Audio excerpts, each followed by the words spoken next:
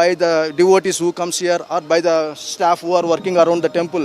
So to excuse from all those things, we do this kind of pavitrosams every year. So already the maximum things are already covered, but yes, there are still some doubts in people's mind. So we don't, if there is any such a news, we don't want to take any more chances. That's why again we decided to go with this kind of Shanti Homam. So one correction, this is not Maha Shanti Homam, this is Shanti Homam. Thank you. So that was Swamiji here with us from Tirumala, who says that Shanti Homam was held at the Tirumala temple and the holy water was sprinkled all across the Tirumala premises and the place where the laddu and the prasadam, Anna Prasadam is being prepared. So now the Swami says that the people do not need to worry as everything has been cleansed and Shanti Homam has been held here at Tirumala. This is Anisha with Virgin Listeners for Republic TV.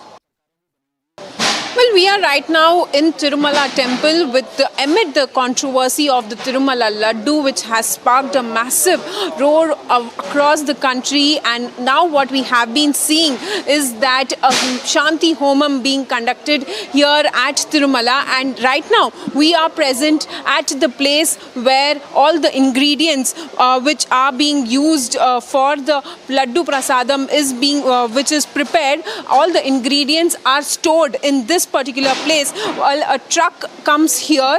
I'll just pan around and show you how the whole process takes place. This is the place. The truck comes here with all the ingredients, and then then everything is scanned here.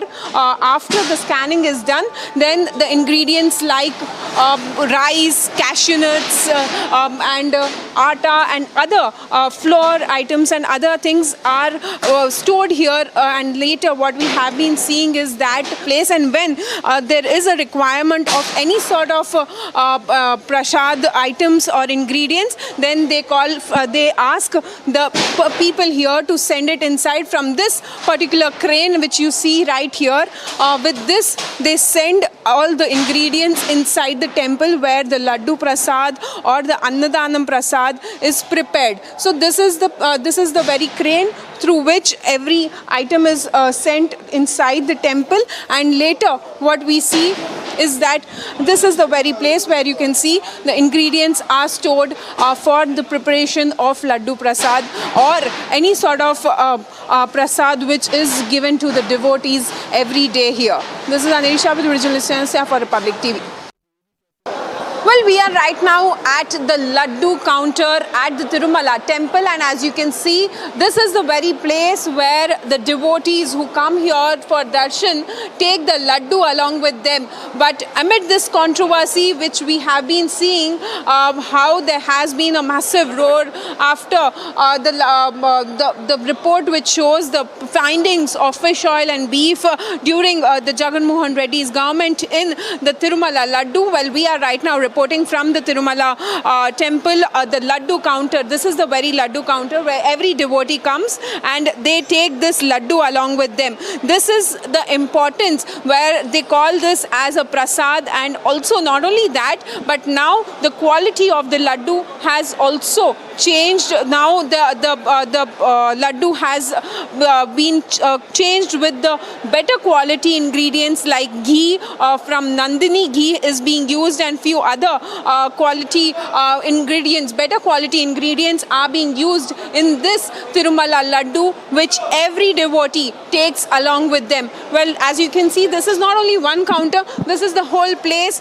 which where you see that the Laddu people take along with them. And also this Laddu is prepared inside the temple in a pot where no one is allowed to go except for the people who prepare the Laddu and also the Anna Prasad. And also at the same time we see that today Shanti Homam was held here in the Tirumala temple amid the controversy, and also at the same time we see that Andhra Pradesh Chief Minister Chandrababu Naidu has said that there will be an IG level SIT team which will be formed to investigate into this particular matter, and further action will be taken by the government. This is Anisha with Original Listeners for Republic TV.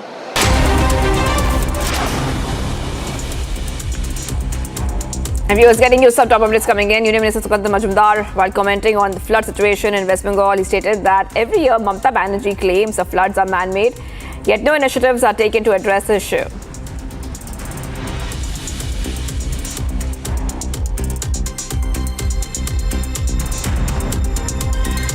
Ghatal and the surrounding area, they get flooded with this. Every time they get flooded. But the thing is that, and Mamata Banerjee used the same word every year. It is a man-made flood. It is a man-made flood. But if it is a man-made flood, you know, in the next year also this man-made flood will happen. Then what initiative have you taken to counter this man-made flood? Rouse Avenue Court extends judicial custody of Aam Aadmi Party MLA Amanatullah Khan till October 7th. He was arrested by the ED on September 2nd, just hours after the Central Probing Agency raided his residence. Lucknow's Mankameshwar temple has banned the offering of prasad bought from market in light of the Tirupati Prasadam controversy. Mahendivya Giri said that the initiative was taken due to frequent instances of food product adulteration. हर खाद्य सामग्री में कहीं ना कहीं किसी न किसी प्रकार की मिलावट अवश्य होती है और इस भ्रष्टाचार को निरंतर ही हम लोग जो कम करने की कोशिश करते हैं वो बढ़ता ही रहता है। आज एक अच्छी पहल हम लोगों ने ये करी है कि कोशिश करिए, अब देखिए कितना पालन ये लोग कर पाते हैं। गर्भगृह में बाहरी जो प्रसाद आएगा वो अंदर नहीं जाएगा। Local authorities in Gujarat's Bhuj demolished several illegal constructions along the Bhuj Mandvi road. These were encroachments on land near the highway and in the city, prompting an order for their demolition. Kutch police were deployed to ensure that there was no law and order situation due to this action.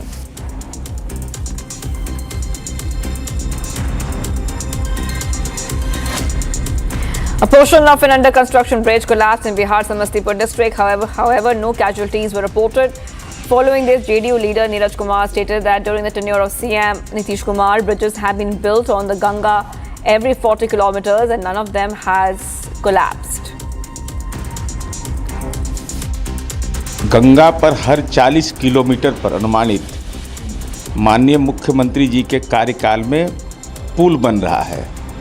Bakhtiyarpur Tajpur पुल जिसकी चर्चा हो रही है, पुल कहाँ गिरा,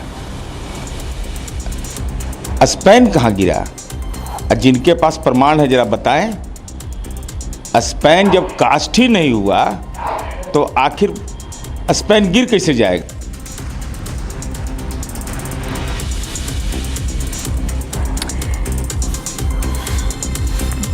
After a road rage incident between the DTC bus and a car in Delhi, people in the car assaulted the bus driver and forcibly took him away in the vehicle. The incident reportedly occurred near Safdarjung Hospital in Delhi.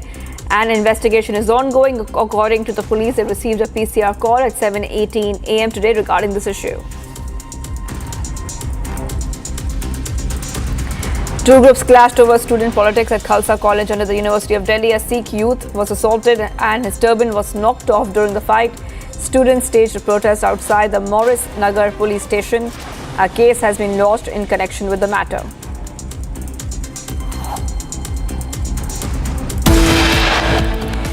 Odisha government orders judicial investigation into the custodial violence against army officers and fiancés. Stay tuned.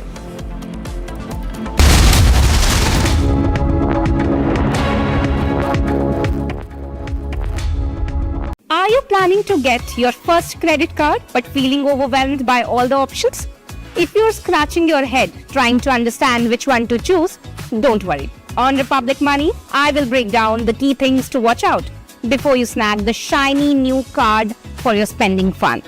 Using credit card is like borrowing money from the bank. Every time you make a purchase, you get a bill at the end of the month to pay it back. But if you don't pay on time, guess what? The bank charges you extra. Which brings me to the first thing you need to know, interest rates. So what are interest rates? Think of it as a fee the bank charges if you don't pay back the full amount on time. For example, if you buy something for ₹1,000 and don't pay it back, that ₹1,000 becomes more expensive. because of the interest. So low interest credit cards can help you save money if you are making a big purchase or if you need extra time to pay off your balance. Usually, rates in the range of 1.5% to 2.99% per month are considered as low when it comes to credit cards. For example, take the SBI Simply Save Advantage. It has an interest rate of 2.5% per month. Not too high, not too low, just a solid middle ground. Then there's the HDFC Infinia credit card.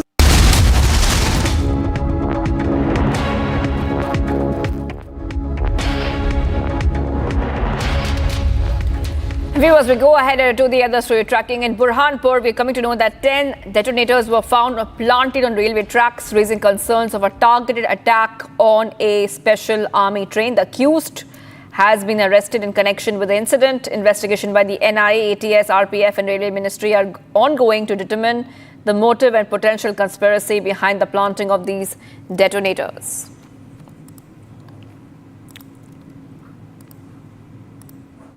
Uttar Pradesh और राजस्थान के बाद मध्य प्रदेश में भी train को Daryl करने की नाकाम साजिश का खुलासा हुआ है। मैं इस समय साग फाटा पर हूं।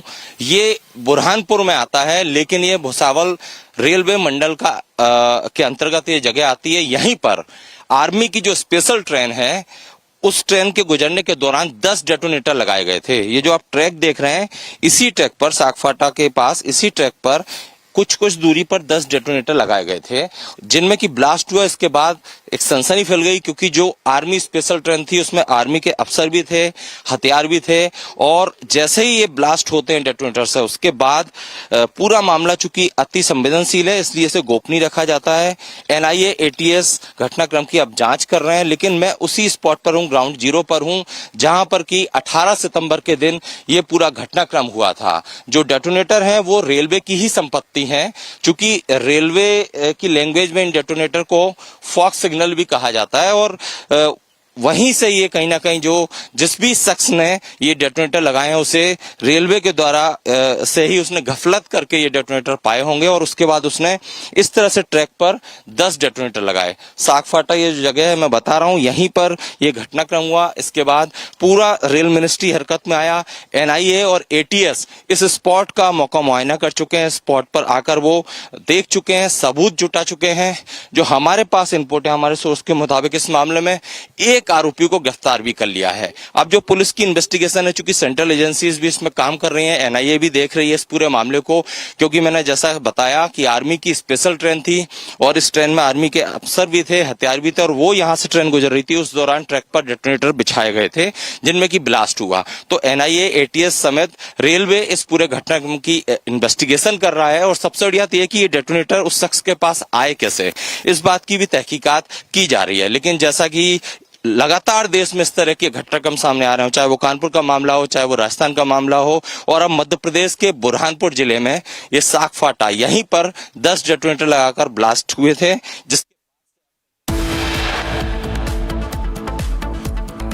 Viewers, much more coming up. It's day 3 of Prime Minister's agenda-packed visit. All eyes on Summit of the Future scheduled for tonight. Stay tuned.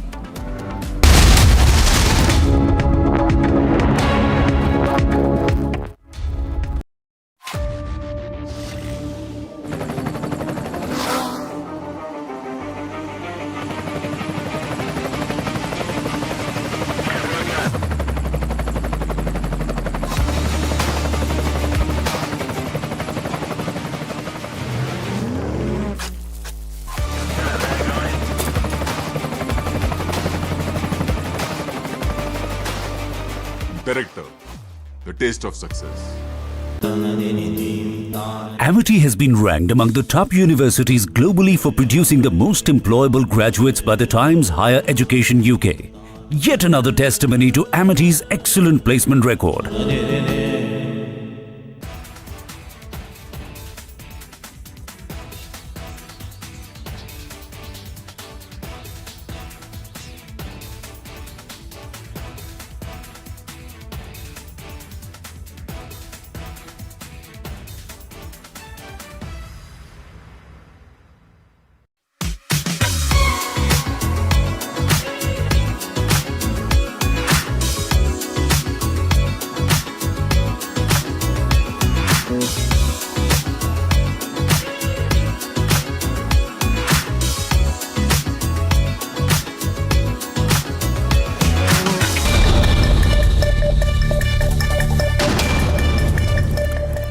getting you the top updates coming in right now from the world of sports. Football Australia has appointed former Asian Championship League winning manager Tony Popovich as the new head coach of the Australian men's team until the end of the World Cup. Popovich, 51, replaces Graham Arnold, who stepped down last week. Four-time Grand Slam champion Carlos Alcaraz overcame Taylor Fritz 62-75 as Team Europe rallied to beat Team World 13-11 and win the cup.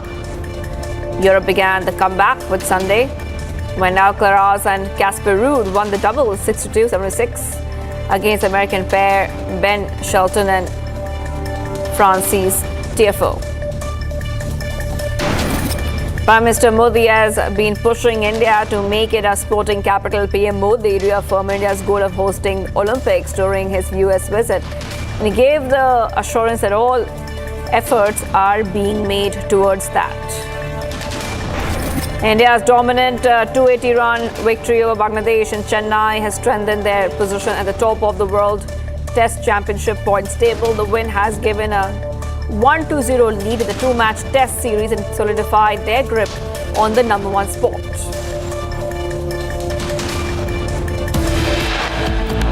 And viewers, we are getting the top updates on India's wanted list. Hate preacher Zakir Naik gets invited by Pakistan government now. Stay tuned.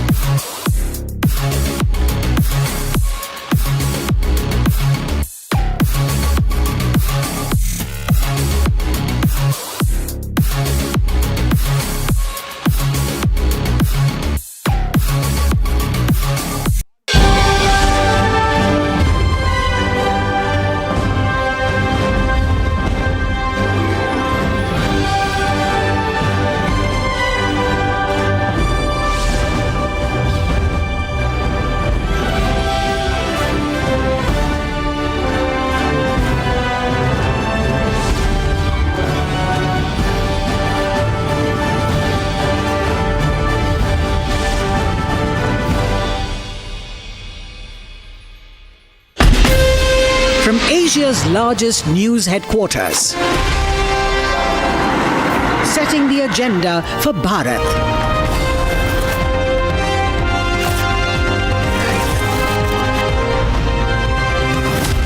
You're watching Republic.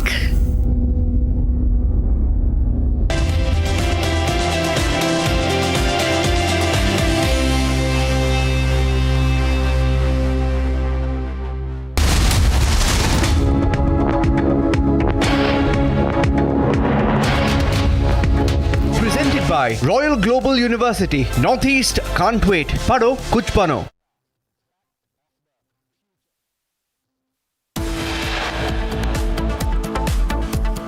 Big revelations come to fore in Tirupati Laddu controversy. A report mentions that adulteration tests were not conducted.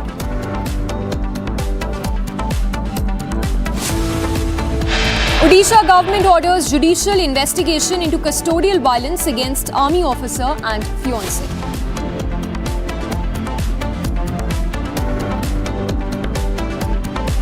Back-to-back train sabotage attempts after Surat, detonators found on train tracks in MP's Ratlam.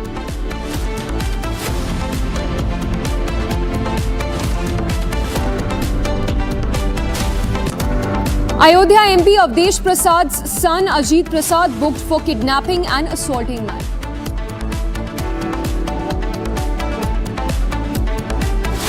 Big development in Arjikar probe. Post-mortem team says member says he was threatened by TMC-linked man.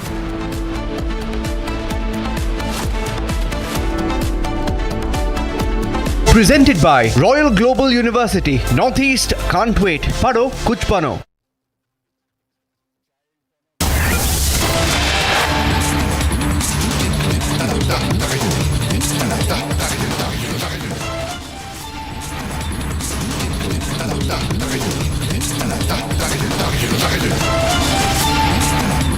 All right, we've cut to these visuals that are coming in. These are protests taking place in Kolkata. Several of those job aspirants who have taken to streets to protest against Mamata Banerjee. So these protests are linked to SSC job scam, which is being probed by the central agency as well. Several hundreds of these job aspirants who are now being detained as they staged a protest march against the TMC government. So as you see, it's crackdown on these protesters who had taken to streets questioning Mamata Banerjee over recruitment in the state and not being enough jobs for the young aspirants. We'll try and go across to our reporters on the ground, but as you see, these are live visuals from Kolkata. Several of these protesters who had taken to streets have been detained by the Bengal police, and Republic speaking to the job aspirants in Kolkata. Let's try and see if we can get that audio up. These protesters who are speaking to Republic and in fact narrating their ordeal, their plight, as they continue to demand answers from the Mamata Banerjee government over lack of jobs in the state.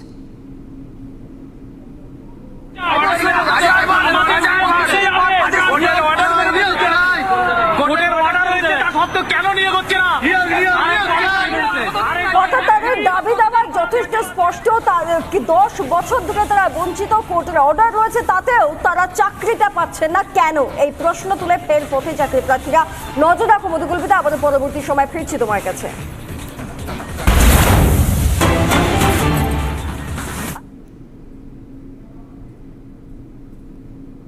Where we see that the job seekers are protesting, and live visuals from Korunamoy, Salt Lake, Kolkata. These are job seekers of SSC, School Service Commission, and other primary teachers, recruitment job seekers who have been deprived of jobs, since we know that there have been large-scale corruption in the SSC recruitment panel, and we know that Partho Chatterjee and other ministers are still now in jail in the job scam case. Now the protesters are saying it's been 10 years that we are protesting and we have been deprived, and since last 3 years we have been sitting on the road, and now we demand answer from the state government. We want jobs, but we are not been given jobs in spite of the fact that we have been protesting since last so many years.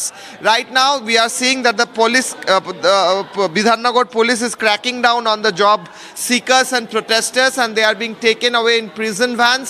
The job seekers are being taken away right now from Salt Lake in Kolkata, Korunamoy, and we see women protesters as well. They are also there. So the teachers who have been deprived of their jobs in spite of clearing their exams and in spite of passing SSC recruitment exam, they are protesting right now. Now we know that jobs were sold away. Jobs were sold away for money, and the job scam or the SSC scam has been one of the most talked about issues, most talked about scams in West Bengal. In fact, very important personalities like Partho Chatterjee himself, the education minister of West Bengal, is in jail in this particular scam case. So, but however, these job seekers did not get jobs. They did not get their deserving jobs which they had to get, which were supposed to be given to them in a matter of a few years of time. But it's been 10 years, they are saying, that we are waiting for jobs, and it's high time that the government thinks about us and gives jobs. So right now, live visuals from Kolkata, where we see that the protesters have become sick. Kishle. Some of these women protesters are lying on the streets, and police is cracking down on them. Right. Back to the studio. Kishle, thank you for the moment. We will, of course, keep coming back to you. But as we speak, these are live visuals from Kolkata, where you see those protesters being detained by the Bengal police.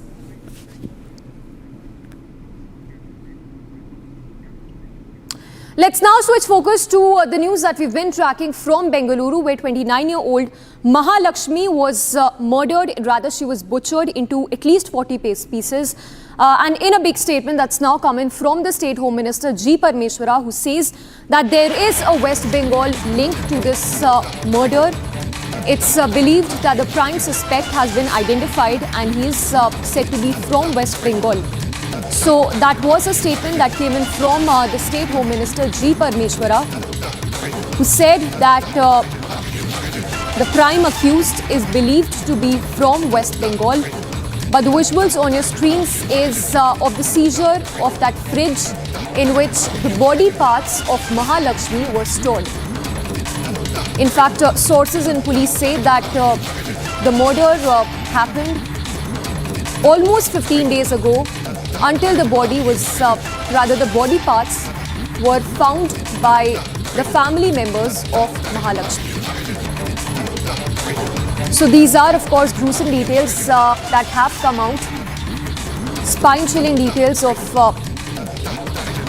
the crime which was carried out. The visuals on your screens are of that fridge, the refrigerator that has been seized by the police, in which body parts of Mahalakshmi were stored. Her body was chopped into at least 40 pieces and stored in that refrigerator.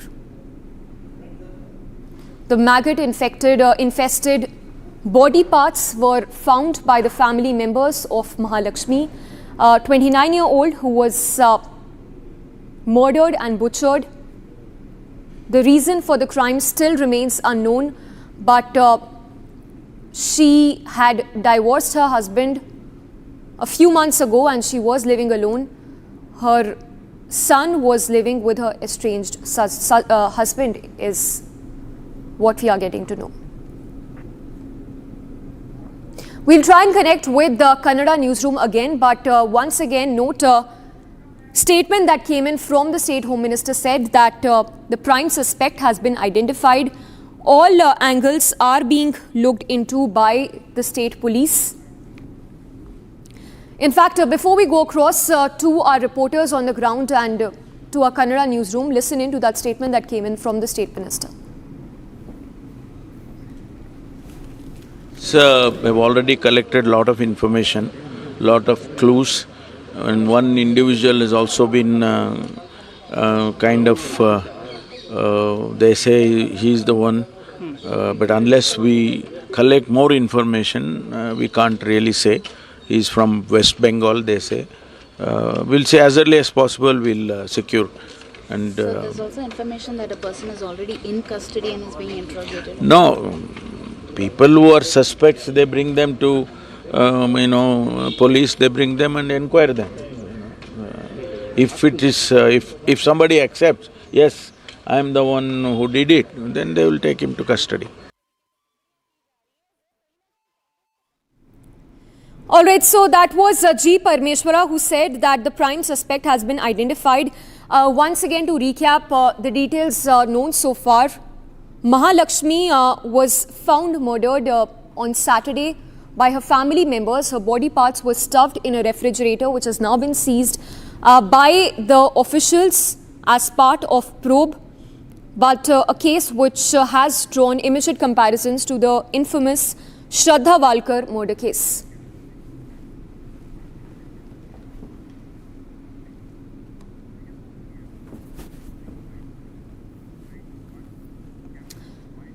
All right, let's now switch focus to the state of West Bengal. In the latest that we are tracking in the Archakar rape and murder case, a sensational charge that's been made by the BJP saying that the forensic doctor who was part of the post-mortem team was allegedly threatened by an ex-councillor who's said to be linked to the TMC party. A sensational charge that's been made by BJP's Shoendu Adhikari that a forensic doctor who was part of the post-mortem team was threatened by an ex-councillor linked to the TMC party. In fact, listen in to a statement also that's come in from a forensic doctor, who's said that the post-mortem team was threatened by people allegedly linked to the TMC party. মেয়ের কাকা পরিচয় একজন ছিল যে বলেছিল ওই দিনকে post-mortem না হলে রক্তগঙ্গা বইয়ে যাবে বাড়ির লোককে বলেছিল তাড়াতাড়ি করতে পেপার আসাতে দেরি হচ্ছে না একটু দেরি হয়েছিল বাড়ির লোক থেকে প্রেসার করা হয়েছিল ওই দিন পিএম না হলে রক্তগঙ্গা বইয়ে যাবে এক্স কাউন্সিলর বলে একজন কেউ ছিলেন নাম বলতে পারবো না এক্স কাউন্সিলর বলেছিলেন কাকে বলেছিলেন আমাকে বলেছিলেন মানে রিলেটিভ একজন ওনার relative not blood related maybe বাইরের লোক আচ্ছা পোস্টমর্টম ওই দিনই করতে হবে ওই দিনই করতে হবে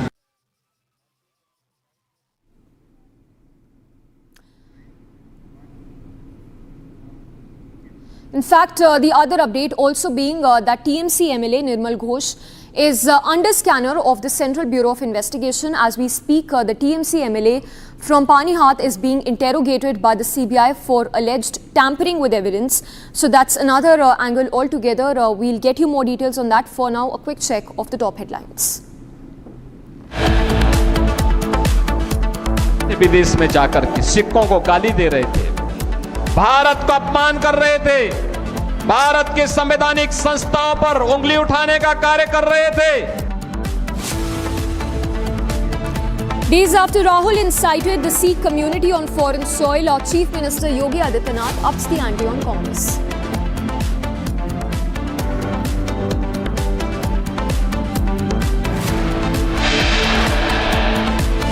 More than 60 people quizzed in connection with the murder of 29-year-old Mahalakshmi in Bengaluru.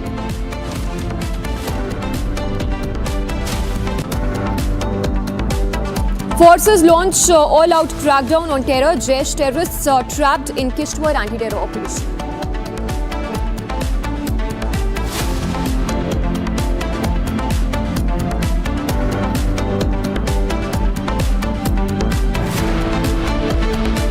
With only a week to go for Haryana elections, Amit Shah leads BJP campaign in the state.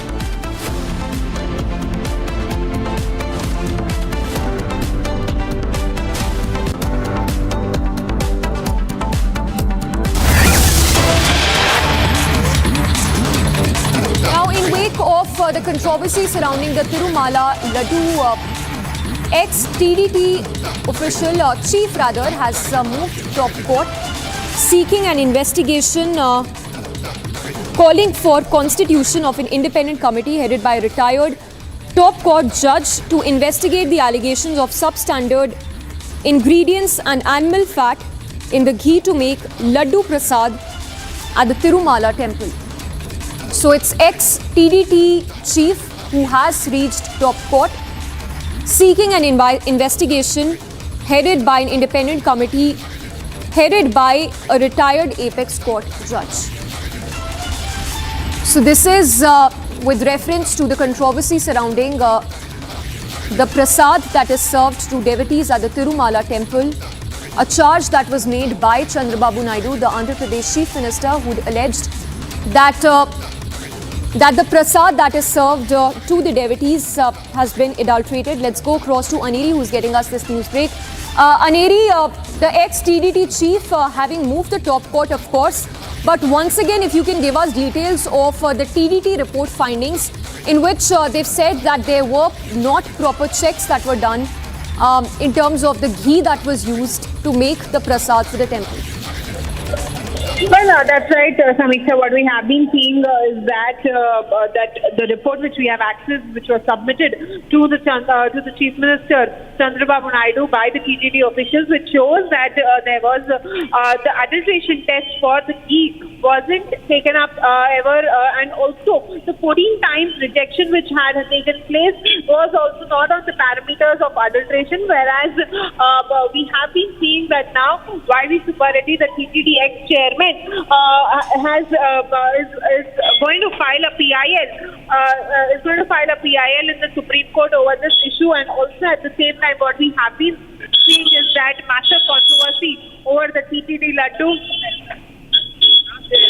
Over the TTD Laddu, on one side we see that there will be an SIT which will be formed to investigate into this matter, and also other side we see that the YSRCP denying these allegations and calling it a vendetta politics by Chandrababu Naidu.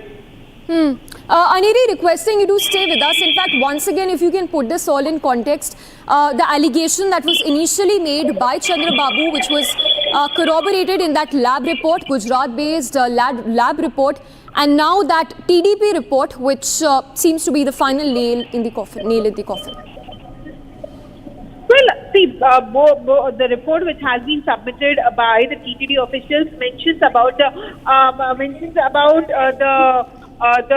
the findings of how there has been fish oil and beef being found, and also over the measures that have been taken by TTD board after we see that Chandrababu Naidu government has come into power, like changing of the companies.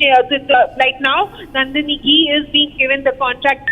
Companies also have been, and also the tests which have been taking place, and also at the same time the NDDB report shows the findings of fish oil and beef tallows, which is said to be found in the NDDB report. So we'll have to wait and watch what's next, as the SIT team will be formed to further investigate into this matter. All right, Aneri, just a quick follow-up question.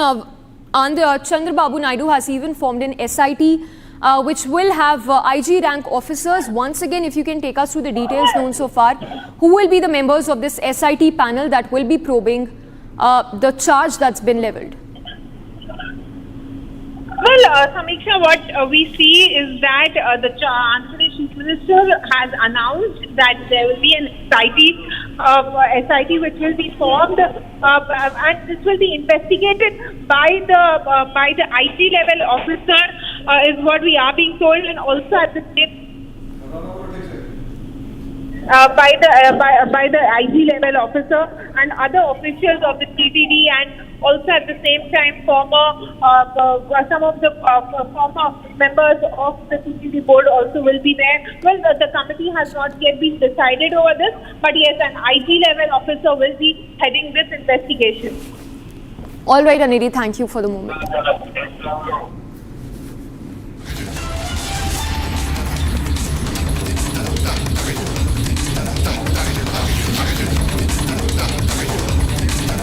In fact, let's once again tell you about this big news break coming in this hour. It's ex-TDT chief who's moved the top court seeking an inquiry headed by retired SC judge. In fact, we even spoke to one of the priests at Tirumala temple on the substandard ingredients that were used in making the prasad for the devotees.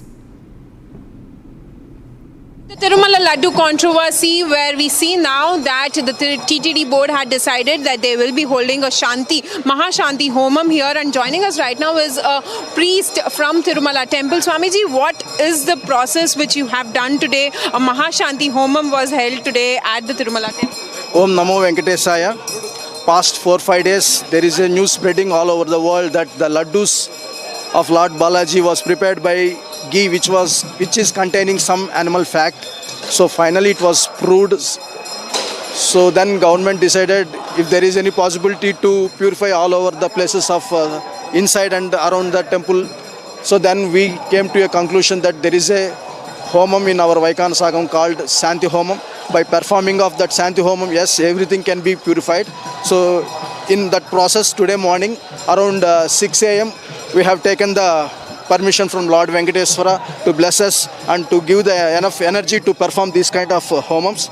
So with Punyavachanam. We have started with Punyavachanam, Raksha Bandhanam, and then Vastu Homam. In between that, we came out with Vastu fire stick along with Panchagavyas, means the 5 items which comes from cow. So using all those things, we went a round around the inside where the prasadams are being prepared inside the temple. We have used that fire stick, the Vastu fire stick, and the Panchagavyas we have sprinkling all over the places. Laddu, where the laddus are prepared and where the Anna Prasadams used to prepare. So we made that everything, make paka that everything is purified now. After that we came out of the temple, and in the same this way only we went, and there is some other places where we used to prepare the bundi, and there also we went and sprinkle the water, and we want to make sure each and every corner where the prasadams are being prepared, we want to make everything, every corner, we want to make it perfect, and we want to show that everything has been, even if there is anything, a small particle, if it is there also, we don't want to take any chance. So that's why each and every corner we went and we made it perfectly purified. So now is everything cleansed, because there is a lot of shock to the people, to the devotees who have come, who have taken the prasadam with them, the laddu prasadam. How do you assure that now everything is cleansed? So from now onwards, need not to worry. Actually last month itself we have performed the annual Pavitrosams to Lord. The reason behind the Pavitrosams is if there is any mistake knowingly or unknowingly by the priest or by the devotees who comes here or by the staff who are working around the temple. So to excuse from all those things, we do this kind of Pavitrosams every year. So already the maximum things are already covered, but yes, there are still some doubts in people's mind. So we don't, if there is any such a news, we don't want to take any more chances. That's why again we decided to go with this kind of Shanti Homam. So one correction, this is not Maha Shanti Homam, this is Shanti Homam. Thank you. So that was Swamiji here with us from Tirumala, who says that Shanti Homam was held at the Tirumala temple, and the holy water was sprinkled all across the Tirumala premises and the place where the laddu and the prasadam, Anna Prasadam is being prepared. So now the Swami says that the people do not need to worry as everything has been cleansed and a Shanti Homam has been held here at Tirumala. This is Anisha with Regional Listeners for Republic TV. Let's now switch focus to news that we are tracking from Odisha. The Chief Minister has now the Chief Minister has now ordered judicial inquiry into the assault and harassment that was faced by the army officer and his fiancée at the Bharatpur police station on 15th of September. After meeting the Honorable Chief Minister, where he gave me a patient audience and hearing, he has heard all my grievances, and still till date my complaint remains against those 7 Bharatpur police officials who wronged me and who have molested me, and he has assured me with a judicial inquiry that I will be given justice, fair, and to be looking after the truth. Following the incident, 5 police officers were suspended and several youths were arrested. However, bail was granted to 7 engineering students accused of the attack. Meanwhile, the BJD has announced a 6-hour bandh in Bhubaneswar from 6 a.m. to 1 p.m. tomorrow. As it didn't materialize and a lot of things were done by the government, and we smell foul that government is not interested in getting the truth. So we announced from BJD as the responsible opposition to do the hartal, 6 hours hartal in protest from tomorrow. But in view of this, we reviewed the situation, and for the time being, the hartal. Further probe into the incident is underway.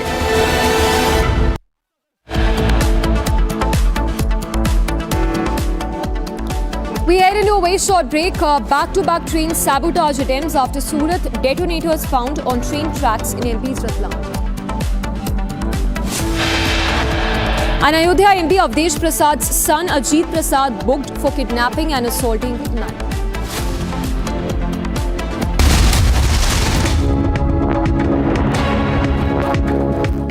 Are you planning to get your first credit card but feeling overwhelmed by all the options?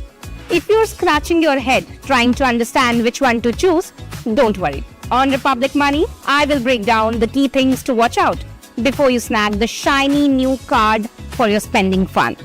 Using credit card is like borrowing money from the bank. Every time you make a purchase, you get a bill at the end of the month to pay it back. But if you don't pay on time, guess what? The bank charges you extra. Which brings me to the first thing you need to know, interest rates. So what are interest rates? Think of it as a fee the bank charges if you don't pay back the full amount on time. For example, if you buy something for rupees 1,000 and don't pay it back, that rupees 1,000 becomes more expensive because of the interest. So low interest credit cards can help you save money if you are making a big purchase or if you need extra time to pay off your balance. Usually, rates in the range of 1.5% to 2.99% per month are considered as low when it comes to credit cards. For example, take the SBI Simply Save Advantage. It has an interest rate of 2.5% per month. Not too high, not too low, just a solid middle ground. Then there's the HDFC Infinia credit card. Hello, Moto. Motorola, India's best 5G smartphone brand, brings you the latest breaking news updates from across the country only on Republic TV. I am Suesha Saul.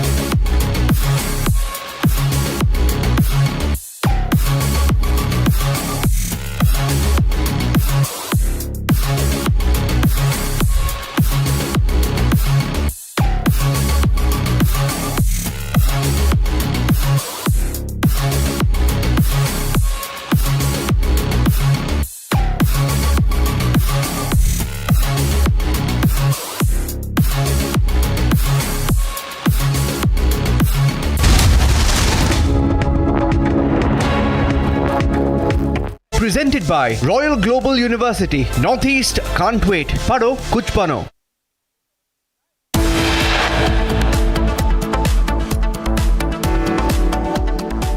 Big revelations come to fore in Tirupati Laddu. Rao report mentions that adulteration tests were not conducted.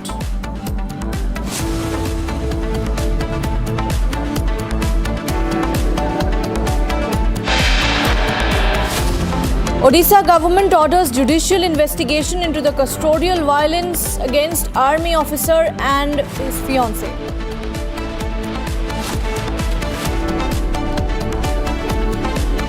Back-to-back train sabotage attempts after Surat, detonators found on train tracks in Madhya Pradesh's Ratlam.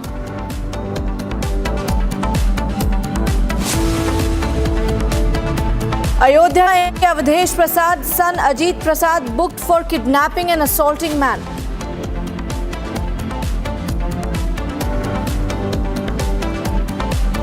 Big development in RG Car probe. Post-mortem team member says he was threatened by TMC-linked man.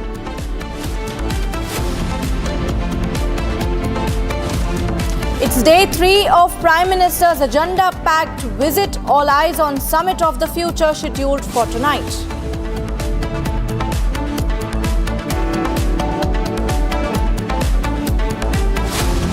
Presented by Royal Global University. Northeast can't wait. Pado kuch bano. We're getting in some breaking news in the Bengaluru murder case. It's a Shraddha Walkar type murder case in Bengaluru that we broke on Saturday. We have now learnt that the cops have confirmed that the suspect is not a resident of Bengaluru and is an outsider. This is the latest coming in the murder case, where the body of a woman was found chopped into at least 30 pieces in a refrigerator, and the landlord had informed the mother of the deceased that a foul smell was emanating from the house. And the latest that we are getting, I'm being joined by my colleague Sri Lakshmi from Republic Kannada. Sri Lakshmi, what is the latest that you have for us in this story? Well, this case reminds us of Shraddha Walkar's murder case, wherein Shraddha Walkar's body was cut into 35 pieces. Here, Mahalakshmi, her body was also cut into 50 pieces and stuffed inside a refrigerator. And recently, police have recovered Mahalakshmi's mobile and conducting investigation for her last calls, social media chatting, and they are investigating her account details. And later on they'll send the mobile to FSL investigation. And they're also investigating the family members of the accused. Mahalakshmi's estranged husband, she was separated from her husband 9 months back, and the husband has suspected that a person named as Ashraf from Nelamangala has done this murder. That's what her husband has suspected, and now police are investigating this case, and they have set a search for him, and it is said that he has eloped to West Bengal. Police have also reached his family members. And now here in Bengaluru, police have taken the refrigerator and they have sent it to FSL also, in which the Mahalakshmi's body was stuffed into pieces. And now it is also said that this Ashraf was a friend of Mahalakshmi, and the nature of their relationship is yet to be known. There were a couple of other friends also. Why did, if at all, the accused has conducted this murder, why did he, why has he done such a brutal act? It is yet to be known, and police are on an investigation. Sri Lakshmi, please continue to stay with us. Another question that I have for you on this is whether we have the details of Mahalakshmi's life after separation from her husband. Where was she living? We have another breaking news, in fact, coming in on this story. I am being informed by our desk here that another breaking news is coming in. The NCW has taken cognizance of the murder of Mahalakshmi in Bengaluru. NCW has demanded arrest of all accused involved in the case. All right, Sri Lakshmi, coming back to you. Fast-paced developments taking place. If you could, coming back to the question, if you could take us through, the life of Mahalakshmi after she separated from her husband. Do we have any update on the developments? Is there any probe that is being conducted on the husband? Has he been questioned? And a little about the property and the area where she was living in. Well, Suesha, it is said that after separating from her husband, she used to visit her husband once in a month or once in 25 days to see her daughter, who used to stay with her husband. And her husband had lodged a complaint against this Mahalakshmi, saying that she comes and she frequently keeps asking for money, and she harassed him regarding that. There was quite number of incidences that where quite a lot of domestic violence had happened between the couple, and Mahalakshmi had also launched a complaint against her husband. It is said that she used to live separately from her family, even from her mother and from her husband's family. She used to work in an IT company, and she was having this friendship with this guy called Ashraf, who used to work in a salon near Nelmangla. It is said that he is from a different state, and Mahalakshmi's husband says that he had kept track of life happenings of Mahalakshmi, saying that he knew that this Ashraf was in in a relationship with Mahalakshmi, and this Ashraf used to visit Mahalakshmi, and her husband has also said that a few days back there was a quarrel between Mahalakshmi and Ashraf. So tentatively, Mahalakshmi's husband has also said that it is very much likely that this Ashraf has done this murder. Right, Sri Lakshmi, thank you so much for that information. We will keep coming back to you as we continue to follow this story closely. We have a reaction also coming in from Karnataka Home Minister G. Parmeshwara. Let's listen in. Yes, we've already collected a lot of information, lot of clues, and one individual has also been they say he's the one, but unless we collect more information, we can't really say. He's from West Bengal, they say.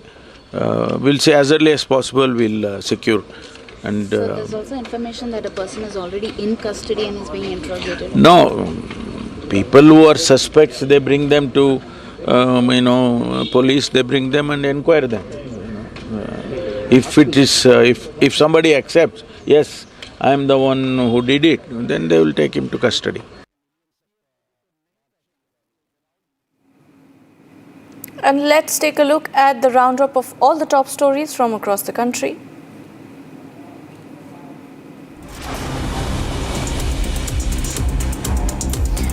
Union Minister Sukanta Majumdar, while commenting on the flood situation in West Bengal, has stated that every year Mamata Banerjee claims the floods are man-made, yet no initiatives are taken to address the issue.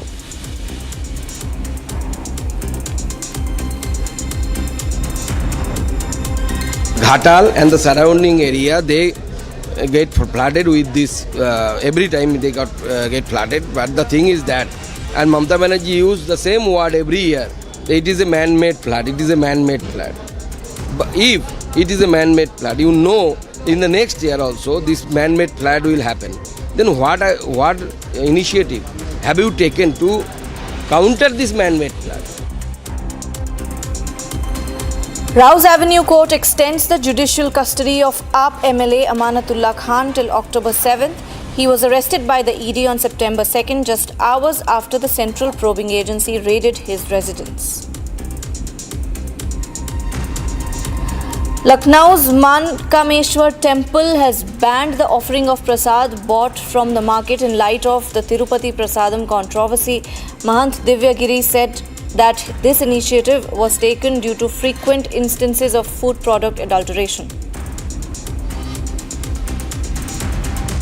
हर खाद्य सामग्री में कहीं ना कहीं किसी न किसी प्रकार की मिलावट अवश्य होती है और इस भ्रष्टाचार को निरंतर ही हम लोग जो कम करने की कोशिश करते हैं वो बढ़ता ही रहता है। आज एक अच्छी पहल हम लोगों ने ये करी है कि कोशिश करिए, अब देखिए कितना पालन ये लोग कर पाते हैं। गर्भगृह में बाहरी जो प्रसाद आएगा वो अंदर नहीं जाएगा। Local authorities in Gujarat's Bhuj demolished several illegal constructions of mazars and dargahs along the Bhuj-Mandvi road. These were encroachments on land near the highway and in the city, prompting an order for their demolition. Kutch police were deployed to ensure there was no law and order situation due to this action.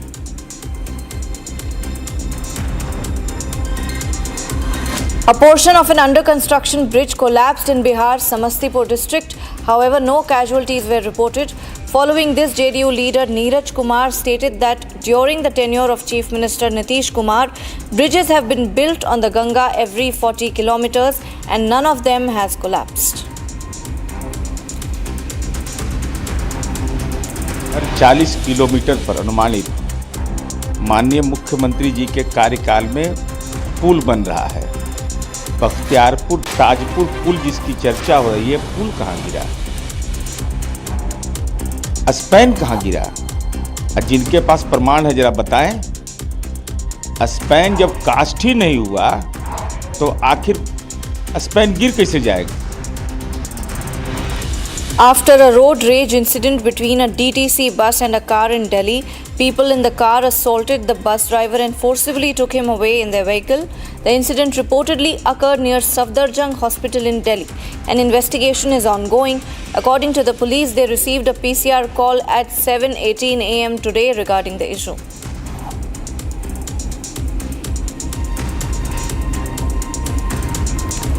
Two groups clashed over student politics at Khalsa College under the University of Delhi.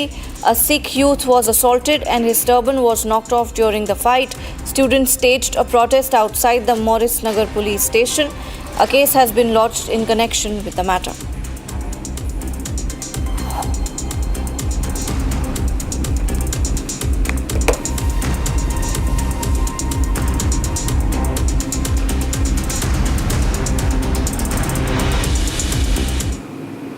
A man has been arrested for placing detonators on train tracks in Madhya Pradesh. Let's have a look at this report from Ground Zero.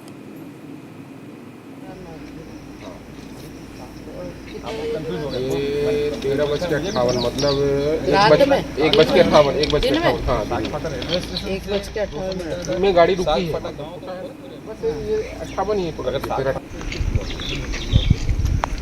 फाटा पर हूँ, ये बुरहानपुर में आता है, लेकिन ये Bhusawal railway मंडल का के अंतर्गत ये जगह आती है। यहीं पर आर्मी की जो स्पेशल ट्रेन है, उस ट्रेन के गुजरने के दौरान 10 डेटोनेटर लगाए गए थे। ये जो आप ट्रैक देख रहे हैं, इसी ट्रैक पर सागफाटा के पास इसी ट्रैक पर कुछ दूरी पर 10 डेटोनेटर लगाए गए थे, जिनमें कि ब्लास्ट हुआ। इसके बाद एक सनसनी फैल गई, क्योंकि जो आर्मी स्पेशल ट्रेन थी उसमें आर्मी के अफसर भी थे, हथियार भी थे। और जैसे ही ये ब्लास्ट होते हैं डेटोनेटर से, उसके बाद पूरा मामला चूंकि अति संवेदनशील है, इसलिए इसे गोपनीय रखा जाता है। NIA ATS घटनाक्रम की अब जांच कर रहे हैं, लेकिन मैं उसी स्पॉट पर हूँ, ग्राउंड जीरो पर हूँ, जहां पर कि 18 सितंबर के दिन ये पूरा घटनाक्रम हुआ था। रेलवे की लैंग्वेज में इन डेटोनेटर को फॉक्स सिग्नल भी कहा जाता है। और वहीं से ये कहीं ना कहीं जो जिस भी शख्स ने ये डेटोनेटर लगाए हैं, उसे रेलवे के द्वारा से ही उसने गफलत करके ये डेटोनेटर पाए होंगे, और उसके बाद उसने इस तरह से ट्रैक पर 10 डेटोनेटर लगाए। I'm being joined by my colleague Satya Vijay. Satya Vijay, इस स्टेशन के बारे में बताइए. Is it a very busy railway station? 10 detonator मिलना, it's a very big thing. What were the risks? What was the kind of risk involved? How busy is the Burhanpur railway station? जी हाँ, बिल्कुल। देखिए, जो घटनाक्रम है वो 18 सितंबर का है। 18 सितंबर को बुरहानपुर जिले के नेपानगर के आगे सागपाटा करके जो जगह है, वहां से कुछ दूरी पर 10 डेटोनेटर लगाए गए। और सबसे बड़ी बात यह कि आर्मी की स्पेशल ट्रेन थी जो वहां से गुजर रही थी, उससे पहले ये डेटोनेटर लगाए गए। डेटोनेटर में जब ब्लास्ट होता है, इसके बाद पुलिस हरकत में आती है, GRP हरकत में आती है, RPF एक्टिव होती है। चूंकि मामला आर्मी से जुड़ा हुआ है और रेलवे के खिलाफ लगातार जिस तरह की साजिश हो रही है, चाहे वो कानपुर हो, चाहे वो राजस्थान और अब मध्य प्रदेश, तो इसी के चलते इस मामले में NIA और ATS ने मोर्चा संभाला है। NIA ATS पूरे मामले की इन्वेस्टिगेशन कर रही है। फिलहाल जो अपडेट है उसके मुताबिक साबिर नाम का एक शख्स है, जो कि रेलवे का ही कर्मचारी है, उसने ये 10 डेटोनेटर प्लांट किए थे।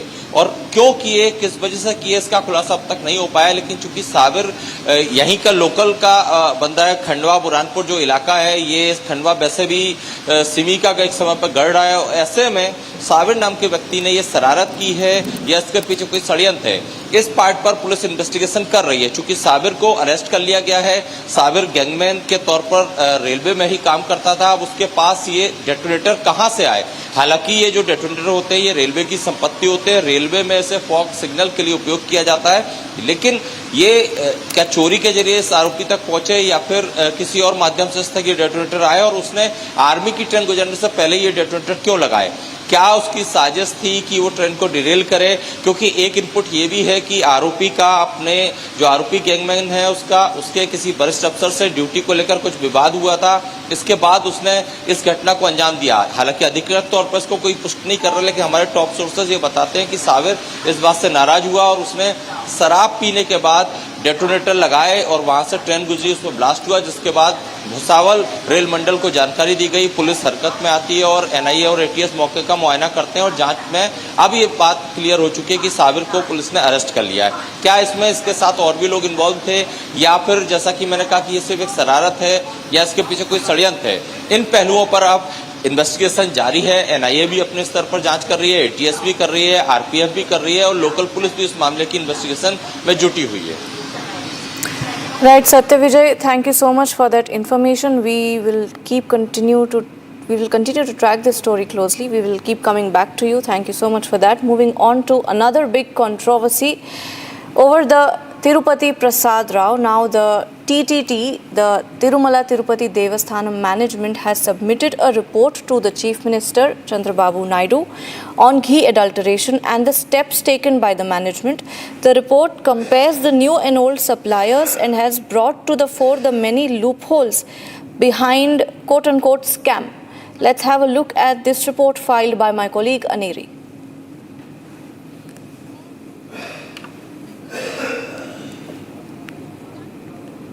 Amid the Tirumala Laddu controversy, well, now we see that the Tirumala Tirupati Devasthanam officials have announced that they are holding a Mahashanti Homam, and as you can see right now, Mahashanti Homam is being held here to cleanse the impurity and the misdeeds of the previous government, the misuse of power which was done back then. And also at the same time, what we are seeing is that Andhra Pradesh Chief Minister Chandrababu Naidu had announced that they will be forming an SIT which will be held by the IG level officer. And also we have been seeing that how there is Shanti Homam, which you can see here, is being held by the priest, by the top priest, to make sure all the impurities are cleansed. And also massive outrage over this Tirumala Laddu, where the report shows the presence of fish oil and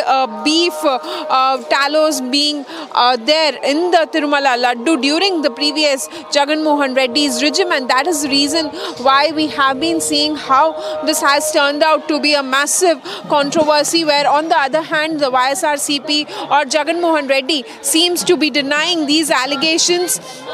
And also we have been seeing that Jagan Mohan Reddy has written a letter to Prime Minister Modi also to take action, where we have been seeing a Mahashanti Yogam being held here in Tirumala, right as we are reporting, right outside the Tirumala temple, where thousands of devotees visit the temple on a daily basis. Near about 60 to 70,000 devotees visit the temple and take the Tirumala Laddu with them as a prasadam. Well, now we'll have to wait and watch what's next, as SIT team will be formed to investigate into this matter, and Chandrababu Naidu very clearly says that the culprits will be punished. A strict punishment will be taken over those who are guilty in this. With video journalist Chennai for Republic TV. With the Tirumala Laddu controversy, where we see now that the TTD board had decided that they will be holding a Mahashanti Homam here, and joining us right now is a priest from Tirumala temple. Swamiji, what is the process which you have done today? A Mahashanti Homam was held today at the Tirumala temple. Om Namo Venkatesaya. Past 4-5 days, there is a news spreading all over the world that the laddus of Lord Balaji was prepared by ghee which is containing some animal fat. So finally it was proved. So then government decided if there is any possibility to purify all over the places of inside and around the temple. So then we came to a conclusion that there is a homam in our Vaikana Sagam called Shanti Homam. By performing of that Shanti Homam, yes, everything can be purified. So in that process, today morning around 6 a.m. we have taken the permission from Lord Venkateswara to bless us and to give the enough energy to perform these kind of homams. So with Punya Vachanam, we have started with Punya Vachanam, Raksha Bandhanam, and then Vastu Homam. In between that, we came out with Vastu fire stick along with Panchagavyas, means the 5 items which comes from cow. So using all those things, we went a round around the inside where the prasadams are being prepared inside the temple. We have used that fire stick, the Vastu fire stick, and the Panchagavyas we have sprinkling all over the places. Laddu area. Laddu, where the laddus are prepared and where the Anna Prasadams used to prepare. So we made that everything, make paka that everything is purified now.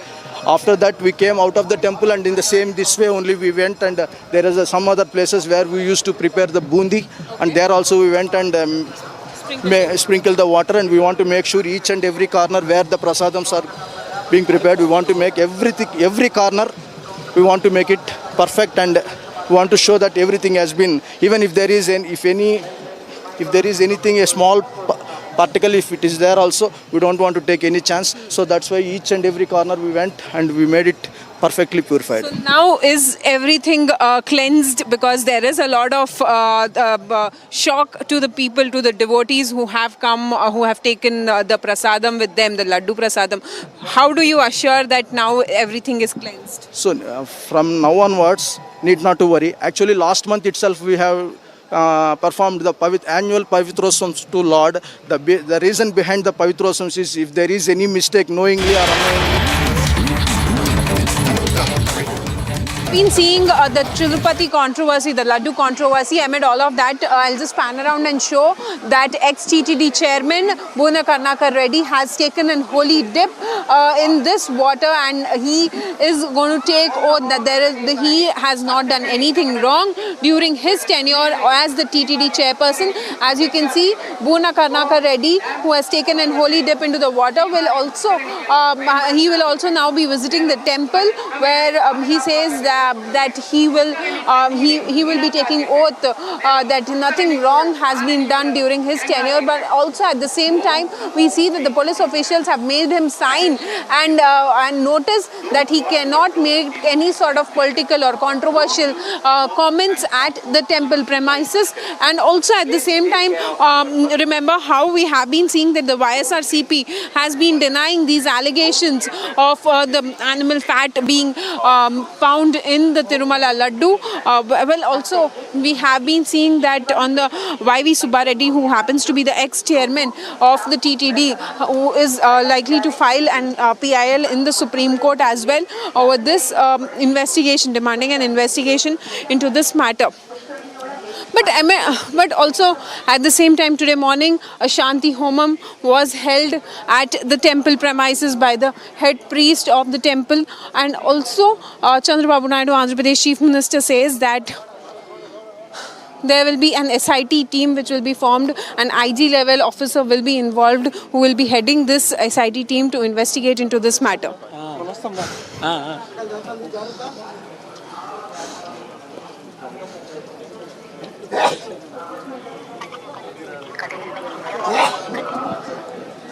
Well, so as you can see right now, Bhuvana Karnakar Reddy, who is the ex-TTD chairperson, has arrived at the Tirumala temple up on the hill shrine, where he visited a Swami temple here, and then he's taken a holy dip in the water, and after which he will be visiting the Tirumala temple, where he will be seeking the blessings, and also he's likely to take oath saying that there's nothing wrong. Well, remember yesterday he has challenged Chandrababu Naidu to do an CBI probe into this matter, and also at the same time he says that the NDDB report which is made is a false report.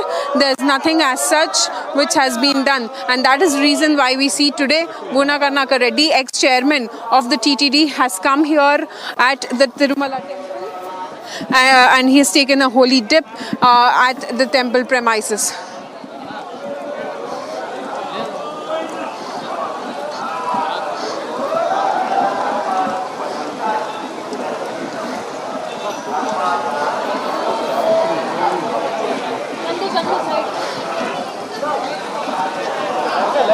Of the former TTD chairman. Well, we have been seeing that how there has been a massive controversy which began after the statement coming in from Andhra Pradesh Chief Minister Chandrababu Naidu, where he had made a statement of animal fat being found in the Tirupati Laddu during Jagan Mohan Reddy's regime, and after which we saw how massive face-off had begun. On one side, we see that YSRCP has been clearly denying these allegations, but also at the same time, we had seen that how Chandrababu Naidu had also yesterday come out with a statement saying that how there has been mixing adulteration which has been done, and low quality ghee was used in the Tirupati Laddu. So now, amid all of this controversy, we see that ex-TTD chairperson Mona Karnakar Reddy has arrived at the temple. He visited the temple, and now he also is going to take oath saying that he has not done anything wrong. But today morning we had seen that how temple head priest had done a Mahashanti Omam to cleanse the temple. We'll be right back after a short break. Keep watching Republic TV.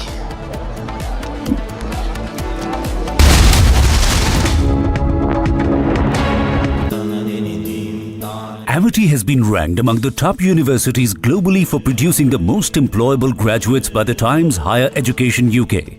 Yet another testimony to Amity's excellent placement record.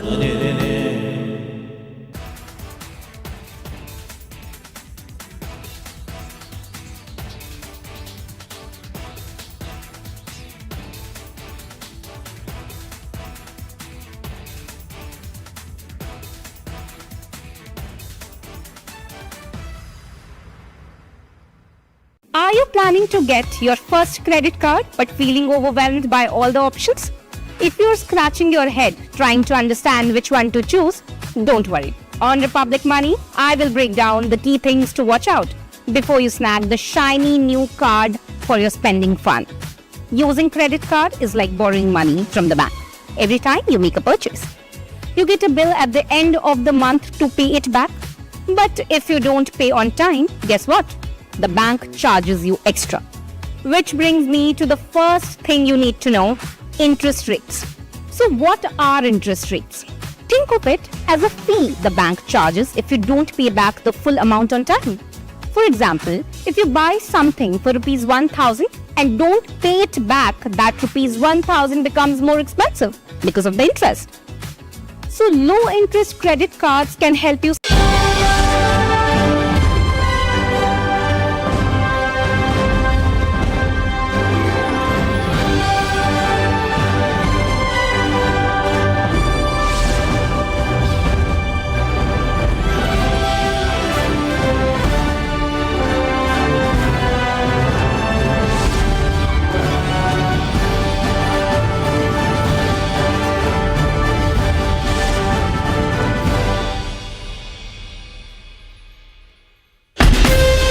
From Asia's largest news headquarters,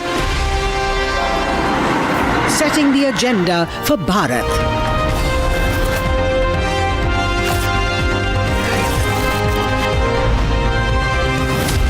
You're watching Republic.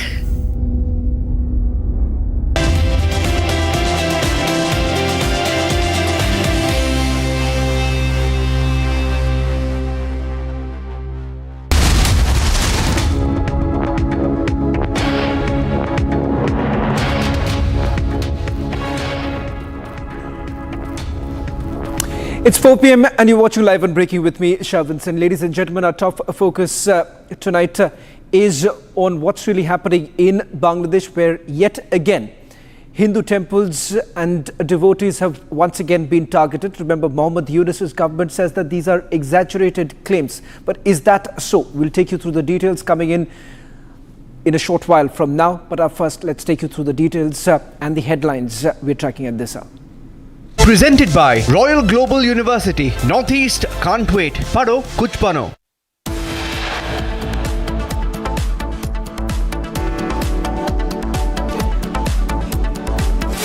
Big revelations coming to fore in the Tirupati Laddu row.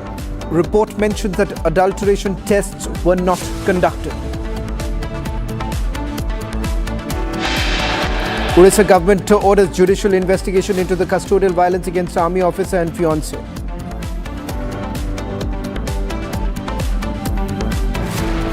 Back-to-back train sabotage attempts after Surat detonators found on tracks in Madhya Pradesh's Ratlam.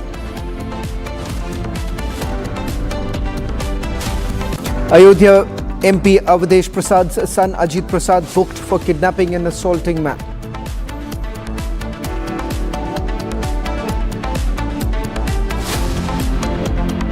Big development in RG Kaur probe. Post-mortem team member says he was threatened by Trinamool Congress linked man. It's day 3 of Prime Minister's agenda-packed visit. All eyes on Summit of the Future scheduled for tonight.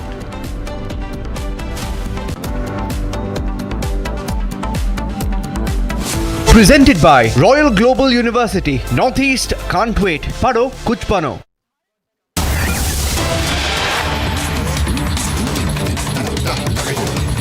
Starting this edition with some breaking news now coming in. This is a story coming in from Bangladesh where there have been yet another incident. In fact, threats against Hindus in Bangladesh where temples are now being targeted ahead of Durga Puja celebrations. Now, in a troubling escalation of harassment against Hindus in Bangladesh, several temples in Khulna have received letters demanding 5 lakh takas to organize Durga Puja. Now, the anonymous letters warn that without payment, the temples will not be allowed to celebrate the festival and severe consequences will follow.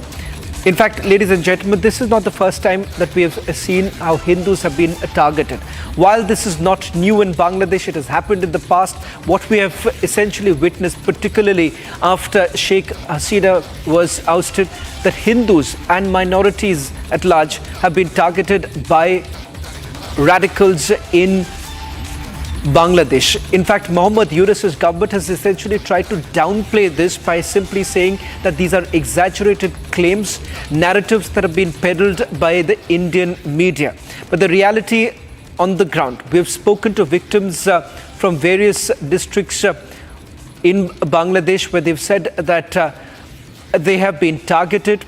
In fact, some groups who have been monitoring these attacks that are taking place in Bangladesh, they themselves have come on record to indicate that about 200 such attacks have taken place since Sheikh Hasina was ousted. Let me just take you through some of the details, incidents that have taken place so far, and in which there is a clear indication of the fact that how Hindus have been targeted.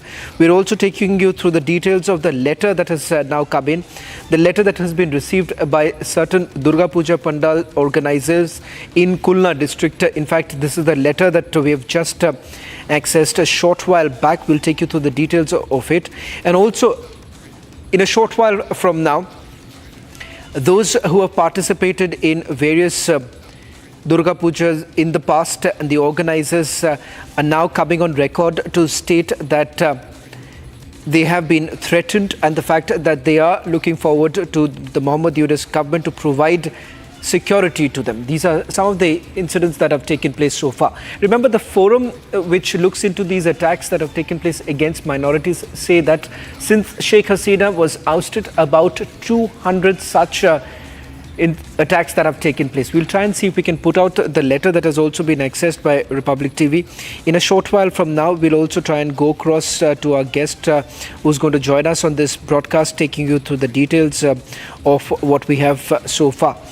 Just a quick recap of what has happened.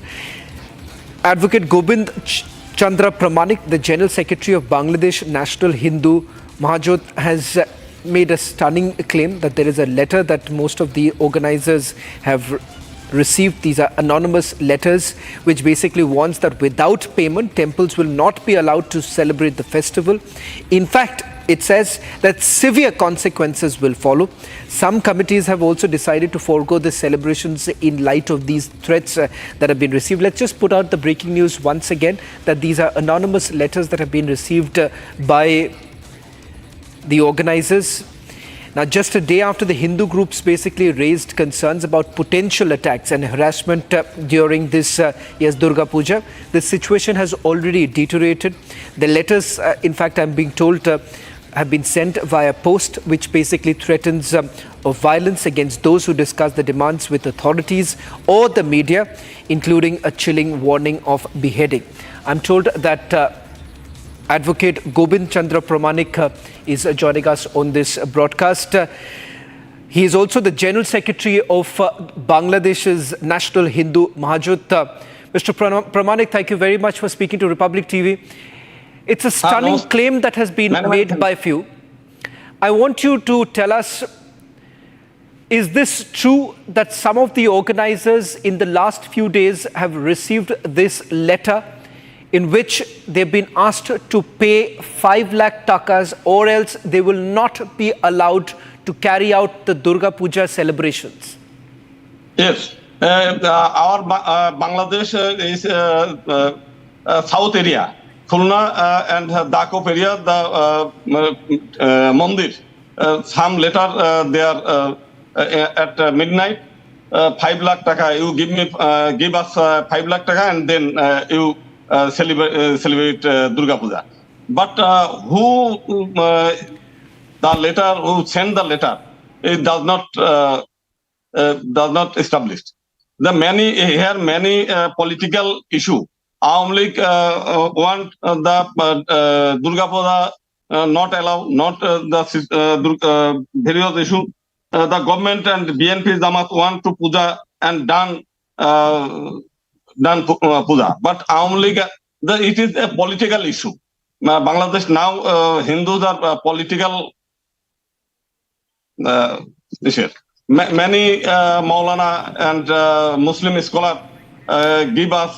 Mr. Pramanik, if I understand, you say that this is a political issue. Hindus have also been targeted during Sheikh Hasina's regime. In fact, Durga Puja pandals have been attacked. What is different this time? Are you saying that the situation has worsened in the last few weeks, particularly after Sheikh Hasina's ouster? Yes. Has the condition worsened? And do you have any evidence? Because all this while, allegation has been leveled against the Indian media, saying that these are false narrative. Is there any evidence that you have by which you can prove the fact that Hindus are being targeted in Bangladesh? Yes, many times. 2021, all over Kumilla, Chatpur and Somohani, Noakhali district, all over Puja Mandap is destroyed. And many, 9 people was killed that time. And all Puja Mandap burned and destroyed all over Bangladesh, 26 districts. Not only that, in 1972, when Bangladesh is just Shadin Bangladesh, that time all over Bangladesh, all temple was vandalized and destroyed. Every year... Mr. Pramanik, what I'm asking you is a little different. Mr. Pramanik, I'm sorry, I'm interrupting you. I'm asking you the condition in the last few weeks. Are you saying that minorities are being targeted specifically in the last few weeks? It has also increased the number of attacks that have taken place?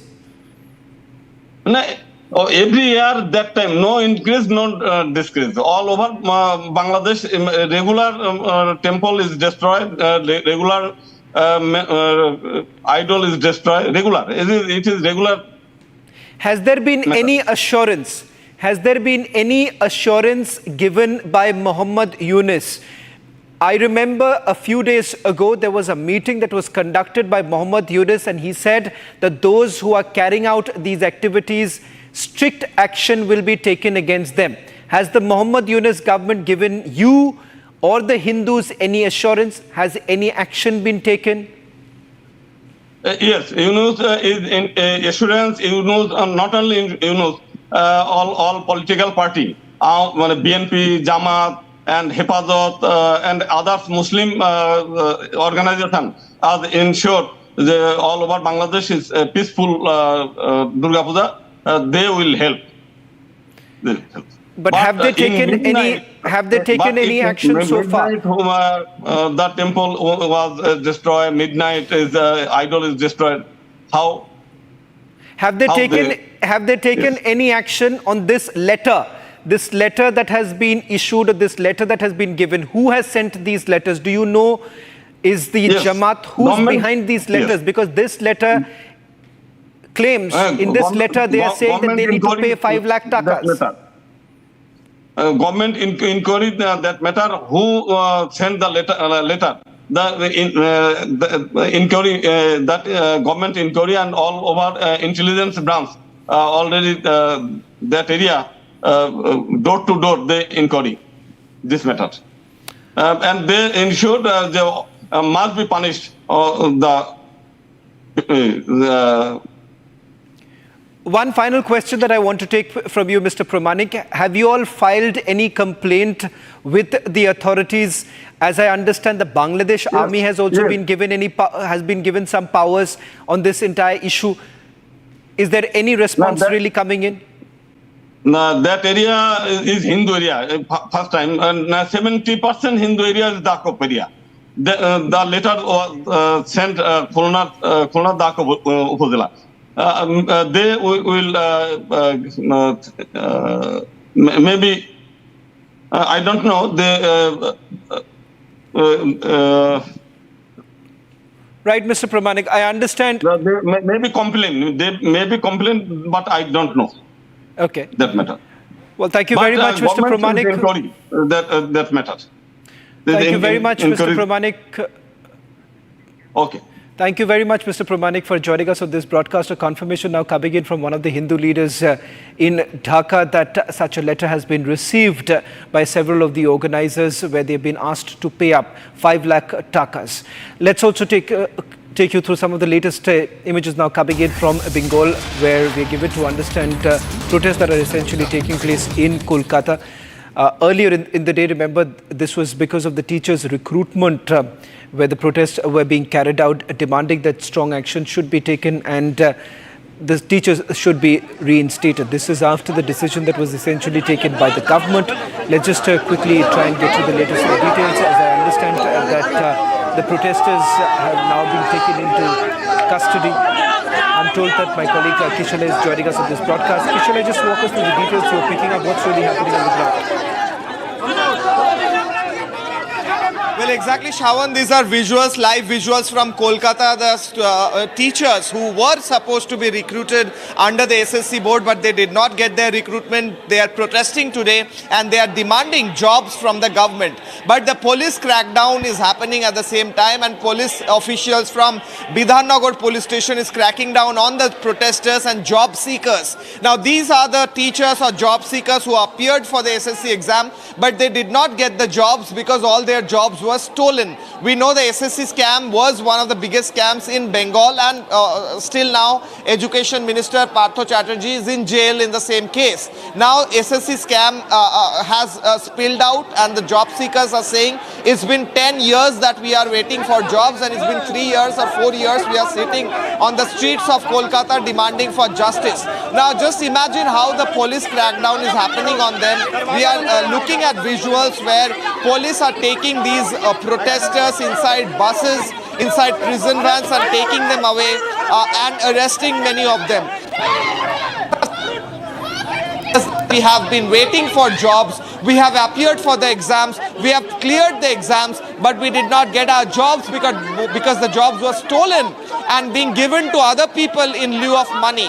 Partho Chatterjee and his associates were the one who gave out our jobs, and now we are waiting for those jobs, but still now we did not get those jobs. So they are on the streets protesting. On the other hand, police is taking them away, taking the protesters away in these buses, arresting them. Still no answers from the state government about why and how these protesters will get back their job, and why did not they get back their job till now, which they were supposed to get deservingly. Shawan. Well, thank you very much, Kishala, for getting us the latest details, as the protesters have now been detained by Mamata's cops. Should we focus now to Jammu and Kashmir, where once again, Omar Abdullah has ducked questions that were posed by Republic TV, reacting on Amit Shah's recent statement that no stone pelter or terrorist will be released from the jail. In a brazen statement, he said that everyone has the right to come out from jail. This is in context of what the National Conference has essentially promised in their manifesto, that they are going to release all political prisoners if voted to power. And this was taken into account by Amit Shah in his recent rally, where he says that no question of any terrorist being released. Listen in, when this question was asked by my colleague Arawat to Omar Abdullah, this is what the leader had to say. हर किसी को हक है कि वो अपनी बेगुनाही का सबूत दे और जेल से बाहर आए।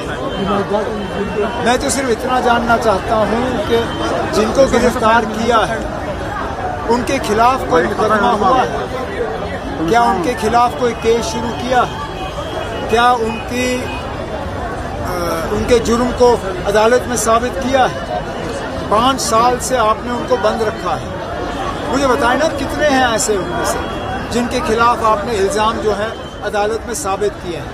ज़्यादातर ऐसे हैं जिनके खिलाफ आज तक केस शुरू हुआ ही नहीं है। मैं तो कहता हूं कि फौरी तौर पर उन सब के जिनके केसों में फिलहाल कोई कार्रवाई नहीं हुई है, ये दोबारा सोचा जाना चाहिए। राजनाथ सिंह ने एक स्टेटमेंट दिया है, कहा है कि राजनाथ सिंह एक स्टेटमेंट दिए है कि पाकिस्तान से कोई बातचीत नहीं होगी। क्यों नहीं होगी ना? आखिरकार मेरी समझ में नहीं आता, और ये खासकर आपके चैनल के लिए है, क्योंकि आप लोग उछल कूद बहुत करते हैं, लेकिन आप हुकूमत से कभी सवाल नहीं पूछते। आपको सिर्फ हिम्मत आती है जब आप हम जैसे लोगों से बात करते हैं। खुदा ना जरा बीजेपी वालों से पूछे ना, जम्मू कश्मीर में मिलिटेंसी के लिए जिम्मेदार कौन है? क्योंकि जब ये लोग जम्मू कश्मीर आते हैं तो मिलिटेंसी के लिए ये 3 परिवारों को कसूरवार ठहराते हैं। कहते हैं ना, अब इन 3 परिवारों ने जम्मू कश्मीर में मिलिटेंसी फैलाई है। लेकिन जब बाकी मुल्क में बात करते हैं तो कहते हैं कि पाकिस्तान कसूरवार है और हम पाकिस्तान से बात नहीं करेंगे। अगर हम 3 खानदान कसूरवार हैं तो आप पाकिस्तान से बात क्यों नहीं कर रहे हो? आखिरकार आपने पाकिस्तान को क्लीन चिट तो दे दिया ना यहाँ से। प्राइम मिनिस्टर ने क्लीन चिट दी, होम मिनिस्टर ने क्लीन चिट दी, राजनाथ सिंह ने क्लीन चिट दी। हम कसूरवार है ना, तो पाकिस्तान से आप बात करिए। ये डबल लाइन जो है ये हम जैसे लोग समझ नहीं पाते। पहले बीजेपी ये क्लियर करे कि पाकिस्तान का कसूर क्या है, और अगर पाकिस्तान कसूरवार है तो हमें क्यों दोषी ठहराया जाता है, बताएं। राजनाथ सिंह ने एक स्टेटमेंट दिया है, कहा है कि राजनाथ सिंह एक स्टेटमेंट दिए है कि पाकिस्तान से कोई बातचीत नहीं होगी। क्यों नहीं होगी ना? आखिरकार मेरी समझ में नहीं आता, और ये खासकर आपके चैनल के लिए है, क्योंकि आप लोग उछल कूद बहुत करते हैं, लेकिन आप हुकूमत से कभी सवाल नहीं पूछते। आपको सिर्फ हिम्मत आती है जब आप हम जैसे लोगों से बात करते हैं। खुदा ना जरा बीजेपी वालों से पूछे ना, जम्मू कश्मीर में मिलिटेंसी के लिए जिम्मेदार कौन है? क्योंकि जब ये लोग जम्मू कश्मीर आते हैं तो मिलिटेंसी के लिए ये 3 परिवारों को कसूरवार ठहराते हैं। कहते हैं ना, अब इन 3 परिवारों ने जम्मू कश्मीर में मिलिटेंसी फैलाई है। लेकिन जब बाकी मुल्क में बात करते हैं तो कहते हैं कि पाकिस्तान कसूरवार है और हम पाकिस्तान से बात नहीं करेंगे। अगर हम 3 खानदान कसूरवार हैं तो आप पाकिस्तान से बात क्यों नहीं कर रहे हो? आखिरकार आपने पाकिस्तान को क्लीन चिट तो दे दिया ना यहाँ से। प्राइम मिनिस्टर ने क्लीन चिट दी, होम मिनिस्टर ने क्लीन चिट दी, राजनाथ सिंह ने क्लीन चिट दी। हम कसूरवार है ना, तो पाकिस्तान से आप बात करिए। ये डबल लाइन जो है ये हम जैसे लोग समझ नहीं पाते। पहले बीजेपी ये क्लियर करे कि पाकिस्तान का कसूर क्या है, और अगर पाकिस्तान कसूरवार है तो हमें क्यों दोषी ठहराया जाता है, बताएं। Let me also bring in my colleague Gursimran, who's joining us on this broadcast. Gursimran, in fact, this was a promise that was made by the National Conference in their manifesto. Have they retracted from the position that they had taken earlier?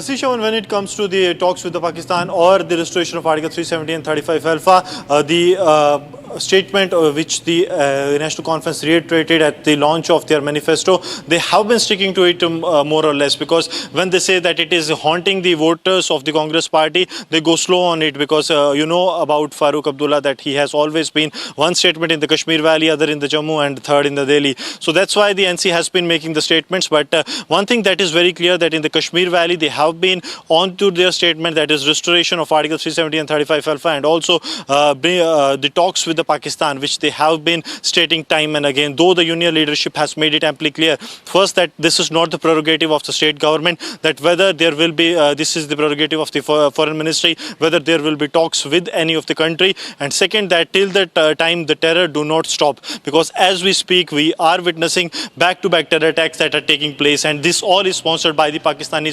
sponsored terrorists that have infiltrated into the Indian territory. So union government has a firm stand that the terror and talks cannot go together. But yes, for the sake of the votes that the National Conference is eyeing in the Kashmir Valley, they have time and again been reiterating that they want the talks with Pakistan should be held, though the Union Home Minister, Prime Minister and the Defence Minister and also the External Affairs Minister, they have completely denied that there is any locus standi of the local government or state government for holding the talks with the Pakistan. And the central government has their stand very clear, that once the terrorism will stop from the Pakistani side, only then the terrorism can go on. Similar is the case with the demands that are being made by the People's Democratic Party, that is restoring the trade, the cross-LOC trades with the Pakistan. They have also made it clear that Union Home Minister in a rally in Jammu said that we cannot allow the money that is being generated from the cross-LOC trade to be used for the terror financing. So till the time the terrorism does not stop, there is no point that the union government will be holding the talks with the Pakistani side.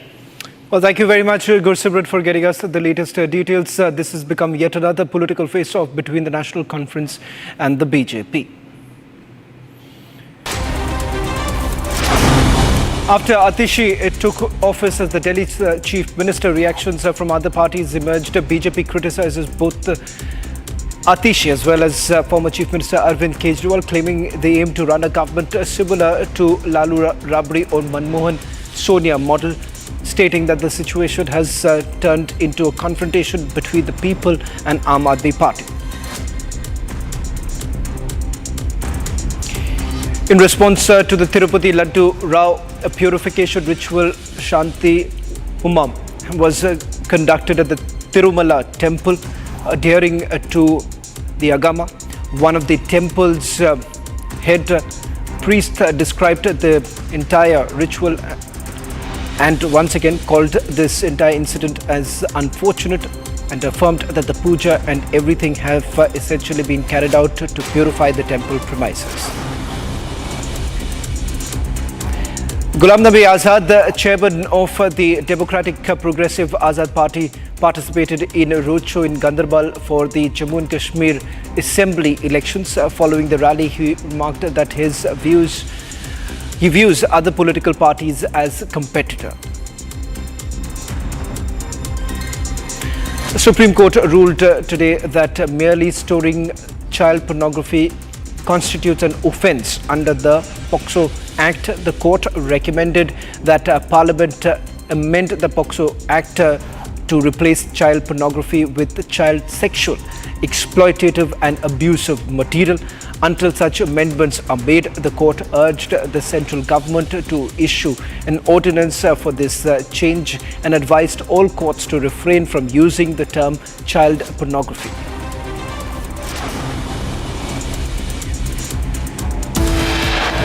Ayodhya parliamentarian Avadesh Prasad's son, Ajit Prasad, booked for kidnapping and assaulting man.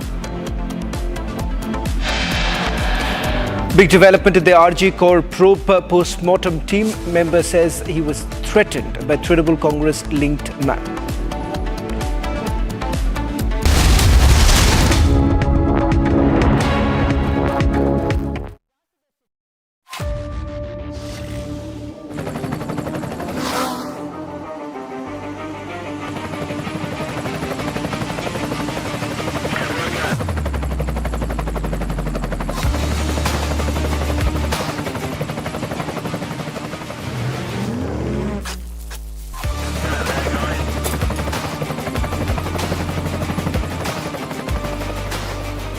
Director, the taste of success. Ladies and gentlemen, today the government of Pakistan came out and openly supported Rahul Gandhi, and that's what I want to talk about on the nation's sharpest opinion. The government of Pakistan, none other than the defense minister of Pakistan, actually came and said that the position of the Congress party on the issue of Kashmir is terrific, and that Pakistan really hopes that the Congress party should come to power in Kashmir so that everything can be changed once again. So that Article 370 can be removed, 35A can be removed, and of course all the other things that the Pakistanis want. Ladies and gentlemen, my question to everyone tonight is, what is your position? You want to look the other way? I know there was a lot of polarization during the elections. The election was whether you're for Modi or against Modi, wasn't it? But today the question is not whether you're for Modi or against Modi. The question is whether you're for the country or against the country. This is Republic Kuchina Studio, your one-stop destination for all the breaking news and updates. I'm Samisha Srivastava, and let's get started.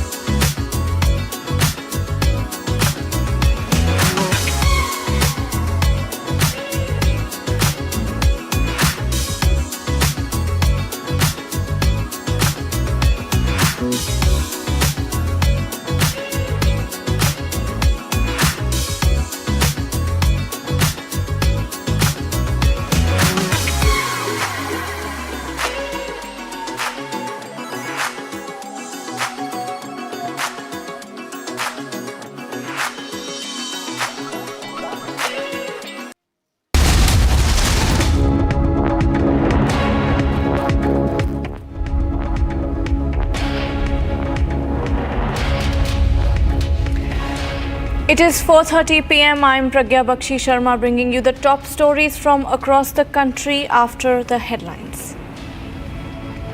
Presented by Royal Global University, Northeast can't wait. Pado kuch bano.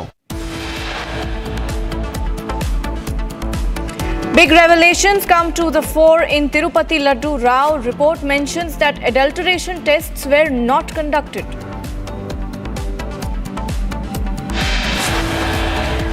Odisha government orders judicial investigation into the custodial violence against army officer and his fiancée. Back-to-back train sabotage attempts after Surat. Now detonators found on train tracks in Madhya Pradesh's Ratlam.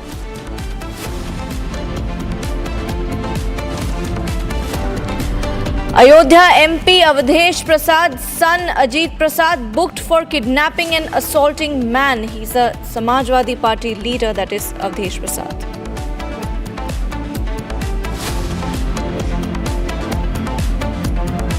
Big development in RG Car Pro. Post-mortem team member says he was threatened by TMC-linked man.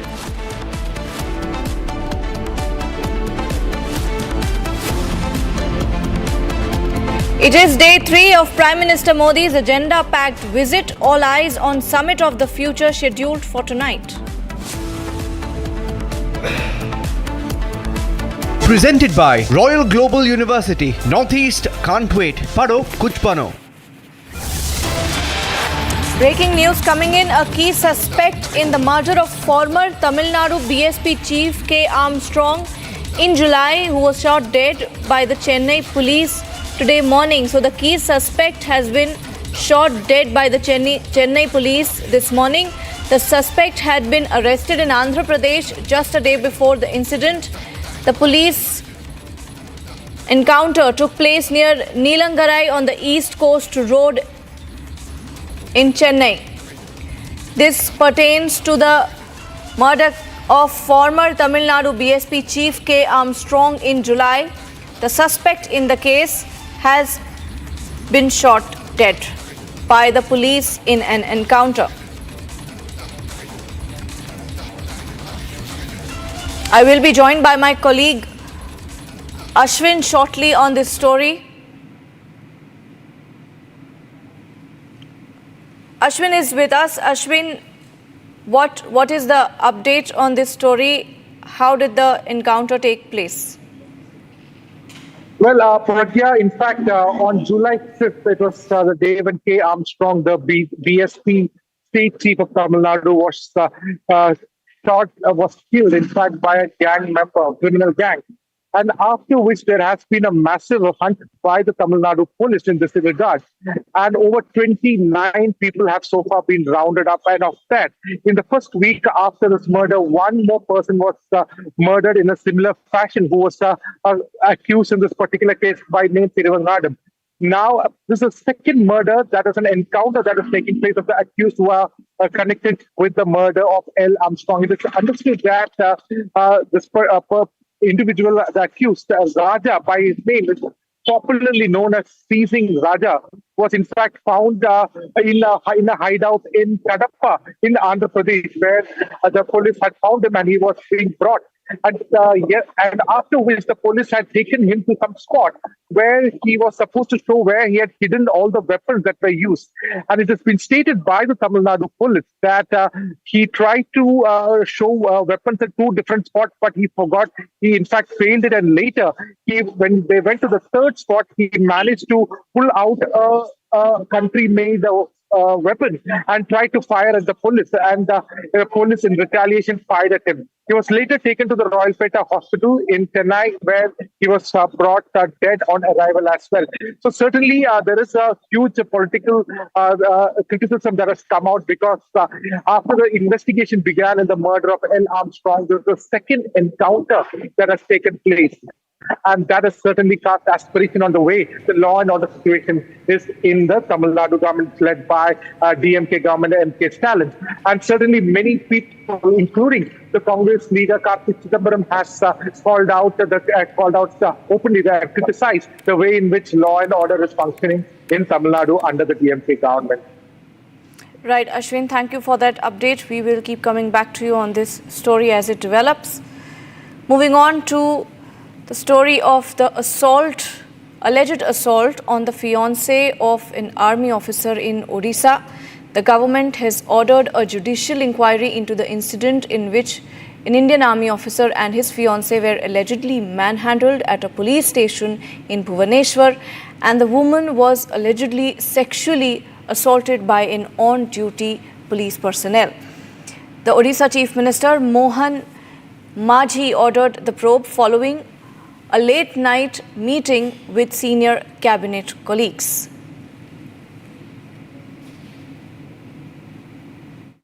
You see, ever since this incident happened, prima facie it was pointing to the 7 police people, 5 of which have been suspended, that there was a dereliction of duty, completely lawlessness, not abiding the law of the land, not abiding by the guidelines of the Supreme Court. That is why they have been suspended. In addition, 2 days back, the police in uniform gave a demonstration. So we had a doubt whether the CBCID inquiry will be partial or impartial. We requested the government of Odisha, ki sir, please see, with the present scenario, a lot of pressure will be mounted on CBCID. So they will not be able to do justice. So we request you to order one judicial inquiry so that it will be impartial and justice will be delivered. The government accepted our proposal and notified accordingly. And this will be the first time in India and in Odisha, that two inquiries will be going simultaneously. One, CPCID, court monitored. Second, the judicial inquiry, that is time bound for 60 days. And for this, we thank the Chief Minister, Honorable Chief Minister, thank the Odisha government for accepting our request and notifying this particular order. Thank you very much. There are several videos that are doing rounds on the social media showing that your daughter is wrong, that she was drunk, that she is creating a nuisance. But when we saw that she was assaulted, we had the medical reports as well. There were several scars and marks on her hand. What do you have to say on that? You see, when somebody is trying to, he's saying that he is going to be cornered and going to be found out that yes, he is the accused becomes guilty. So he will try to find all sources how to tarnish the image of the victim. So that is what is going on, and that is very unfortunate. This point was discussed with the government. Ki selective leak of various clips is harming the reputation of the victim. So government has taken a note of it, and necessary action will be taken. Republic also spoke to the Law Minister of Odisha. Let's listen in. See, the first thing is yesterday we met the army veterans along with the victim and her father. Yesterday we had a detailed discussion. They told their grievances. They have handed over a memorandum to us like what is required for making her available the justice. So, in fact, when late in the evening, the Honorable Chief Minister arrived in Bhubaneswar, like we immediately briefed him, and he decided two major steps he has taken. First is there will be judicial inquiry, a time-bound judicial inquiry, which will be concluded in 60 days. And second is a court-monitored, High Court-monitored crime branch investigation. The crime branch investigation is on, but it was monitored by the police. Now it will be monitored by the Honorable High Court, and it will also be a time-bound investigation process. So these two things we have decided, and I believe in the entire country, in a particular incident, this is a rarest of rare situation where such kind of decision has been taken, where two parallel investigation process will be continuing simultaneously, and a time-bound investigation process which will give justice during a specific time period. We have also seen that incident getting politicized with the fact that BJT had called in for a bandh, but then they had called it off after the judicial inquiry has been given by the Chief Minister. How do you see this development? See, as far as law and order situation is concerned, as far as the crime against the women is concerned, in the last 24 years, I cannot just count the number of situations that has happened. I cannot just count the number of victims. They have faced this kind of situation, worst kind of situation rather than this. But the government was keen on protecting their own people, protecting the criminals, protecting the people involved in this. And that is why, like, they don't have any face value in front of the people of Odisha to say anything related to law and order situation of any government. And whatever they are doing, it's a political drama, and it's a corroborated things they are telling. And this political drama should stop, and we should work together to give justice to the victims who are really facing this kind of problem. And it is our commitment to the people of Odisha, especially the women of Odisha, that we are trying our level best to make it a zero crime state in future. Today the Chief Minister had called all of us, including the girl who had been harmed, and we are very happy that the government has accepted what we wanted, and they have accepted to carry out a judicial inquiry, and within the record time of 60 days they assured us that they will try and get this inquiry completed and bring the culprits to books as per the inquiry decisions. We are extremely happy that the government has taken prompt and timely decision and listened to all our requests. So what is your further demand in terms of justice that is being required for the victim in this case? No, we have told the government that there is an issue of sidetracking the whole event by character assassination of the girl and showing her in a bad light. The government is fully aware of it. They have instructed the police to stop this, and this character judgment and the judgment which is taking place in the social media, it should stop. And the government has given us an assurance that under their jurisdiction, whatever is possible, they will do to stop this scandalous event.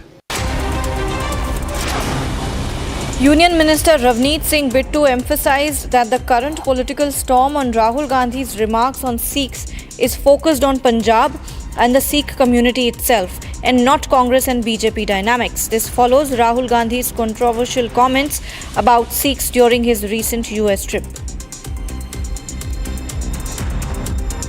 Rahul Gandhi को तो खुद दरबार साहब गुरुद्वारे जाते हैं कितनी बार, कौन रोकता है? तो इसलिए वो पार्टी की बात नहीं है, पार्टी से ऊपर बात है। वो बार बार मिनॉरिटीज को कहीं ना कहीं देश के अंदर वो कुछ ना कुछ उनका मंसूबा क्या है, ये उनसे पूछना। बट आप बताओ मुझे, कोई भी एक आदमी बताओ भी ये कड़ा पहनना हमें किसने रोका है, किसने हमें पगड़ी बांधने रोका है, किसने हमें गुरुद्वारे जाने से रोका है? तो इसलिए विरोध करना है तो कांग्रेस को राहुल गांधी का करना चाहिए। In Jammu and Kashmir, JKNCA Chief Farooq Abdullah criticized the aftermath of Article 370 abrogation, alleging that jobs and land are being taken from locals and are being given to outsiders. He vowed to continue a legal battle, insisting on approaching the Supreme Court for restoration of Article 370. It's a legal battle. अगर आप देखें, पहली दो supreme court की judgements, तीन जजों की, क्या थी कि ये परमानेंट है, ये टेम्परेरी नहीं है। ये इसको सुप्रीम कोर्ट में कहा ये टेम्परेरी। फिर से हम सुप्रीम कोर्ट जाएंगे, बार बार जाएंगे जब तक हम इसको वापस नहीं लाएंगे। In Andhra Pradesh, Chief Minister Chandrababu Naidu announced plans to integrate AI and digital health technologies to improve healthcare delivery, particularly in maternal and child health. This comes on the heels of a productive meeting with Dr. Prateek Sharma and Dr. Rakesh Kalapala regarding advancements in the field.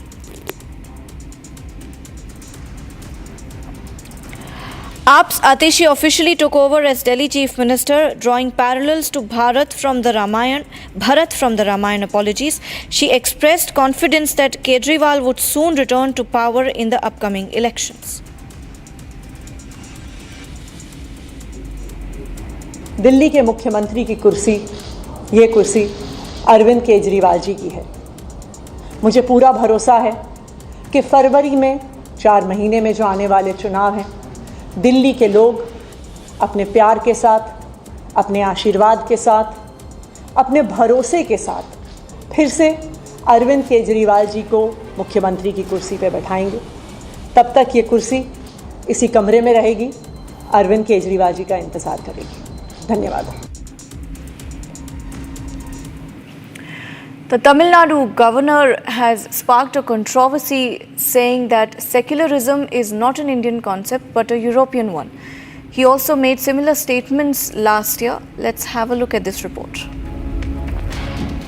A lot of frauds have been committed on the people of this country. And one fraud is they have tried to give a wrong interpretation of secularism. They will tell you we are secular. What does it mean?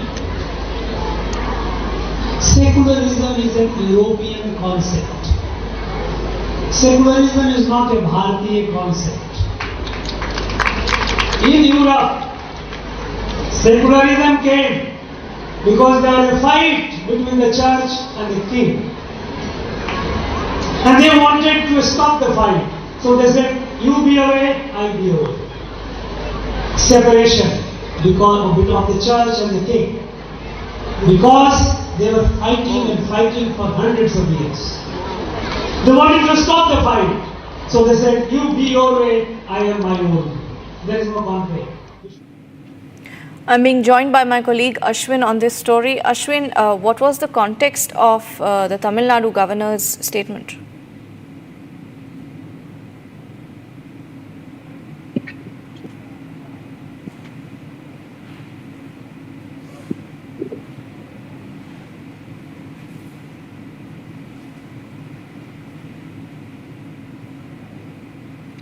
All right, we seem to have some technical difficulty connecting to Ashwin there.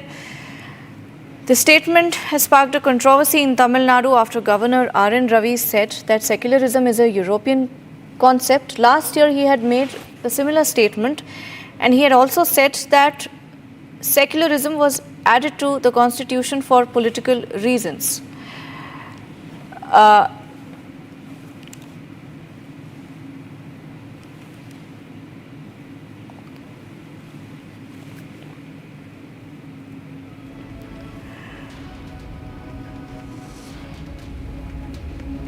Back-to-back incidents of train sabotage, 7 instances targeting the railway operations in less than 5 weeks and no breakthrough in any of these cases. Let's have a look at this report. With the Odisha Chief Minister Mohan Maji now ordering a judicial inquiry in this case, the Bhubaneswar Army fiancé assault case is gaining momentum with each passing hour. Viewers, stay tuned as we'll come right back. Our rolling coverage continues live from Bhubaneswar.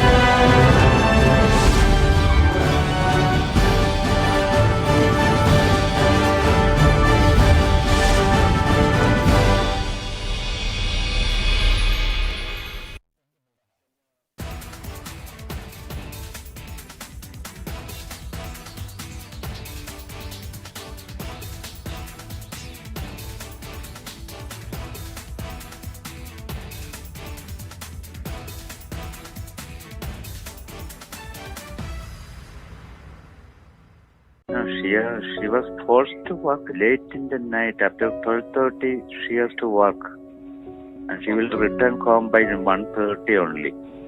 Then also she is given additional work to complete. They demanded that this work should be completed just now, and you should give it now. Even after reaching her PG, they are demanding like that. Sir, who were the people who forced her? Could you name them? Do you know the name of the manager?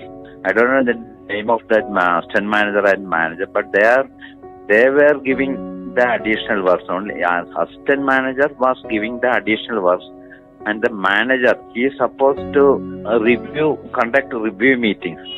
regularly, but he was not conducting it at regularly, and at odd hours he was conducting. After the meeting, she has to sit again to complete the work. So, did she ever get week offs? She has to work in Saturdays or holidays for EY. But Saturdays and in Sundays also she has to work. We went to Pune in 6th July. 7th was her convocation. No, she was staying in a PG in Pune. The next day, after this convocation, we left Pune. We came back. So, what was the exact...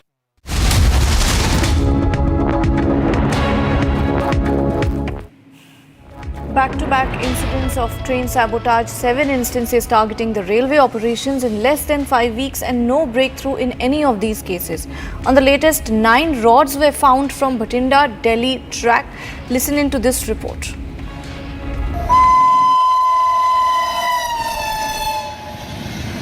Three train derailments have come to fore in the last 48 hours.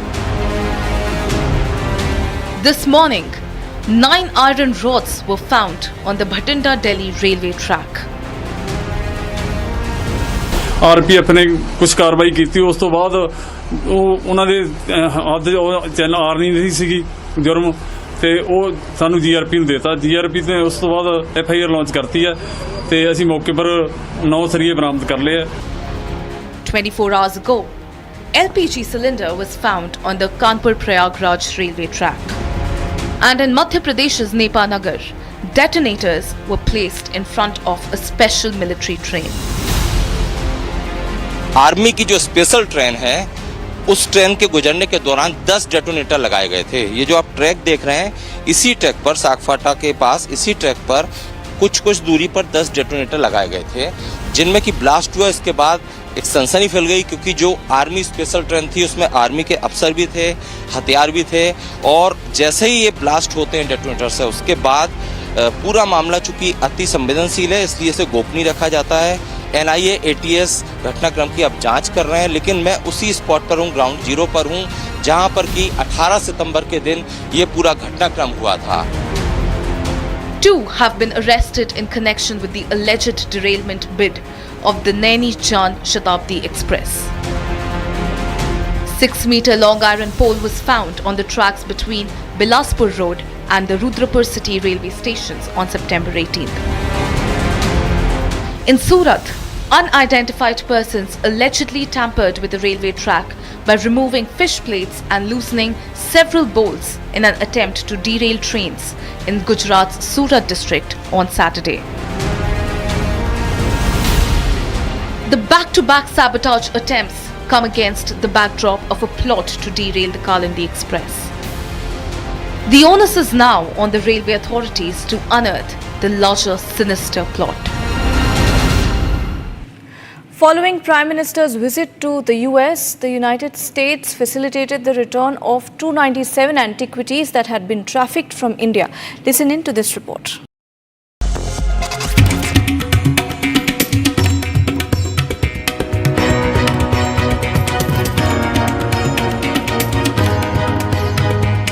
During the visit of the Prime Minister Shri Narendra Modi to the United States from 21st to 23rd September 2024, the United States has handed over 297 pieces of Indian antiquities. Some of these antiquities include a 3rd to 4th century CE terracotta vase from Eastern India depicting seated and standing figures in 2 tiers, 5th to 6th century CE sandstone sculpture from North India depicts Buddha standing holding his robe in Abhay Mudra. 17th to 18th century CE bronze idol from Eastern India shows 4-armed Vishnu on a lotus pedestal. Large copper anthropomorphic figure with folded hands from North India dating to 2000 to 1800 BCE. 17th to 18th century CE bronze idol from South India depicting a Jain Tirthankara standing on a pedestal. 10th to 11th century CE sandstone figure from Central India of a female in Tribhanga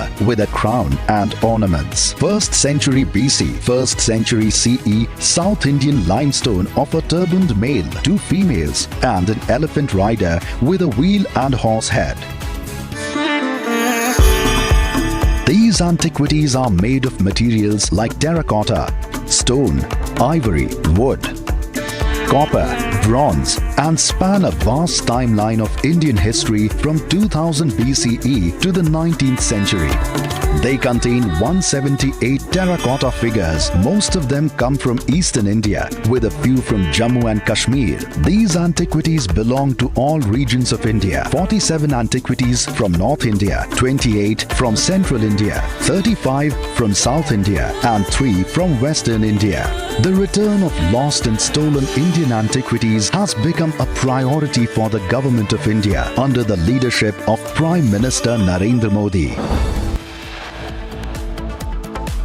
With the Odisha Chief Minister Mohan Majhi now ordering a judicial inquiry in this case, the Bhubaneswar Army fiancé assault case is gaining momentum with each passing hour. Viewers, stay tuned as we'll come right back. Our rolling coverage continues live from Bhubaneswar.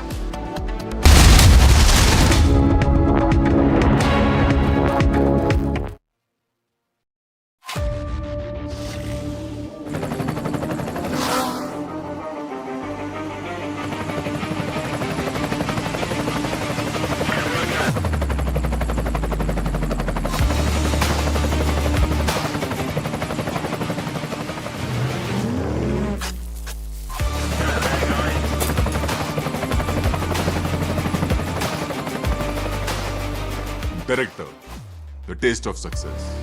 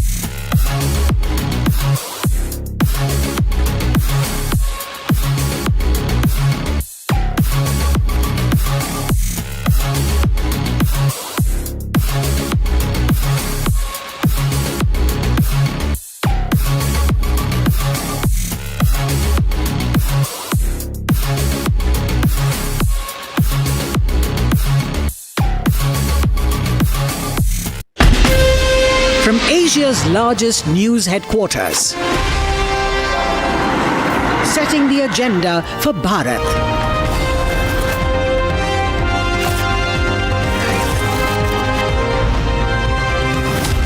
You're watching Republic.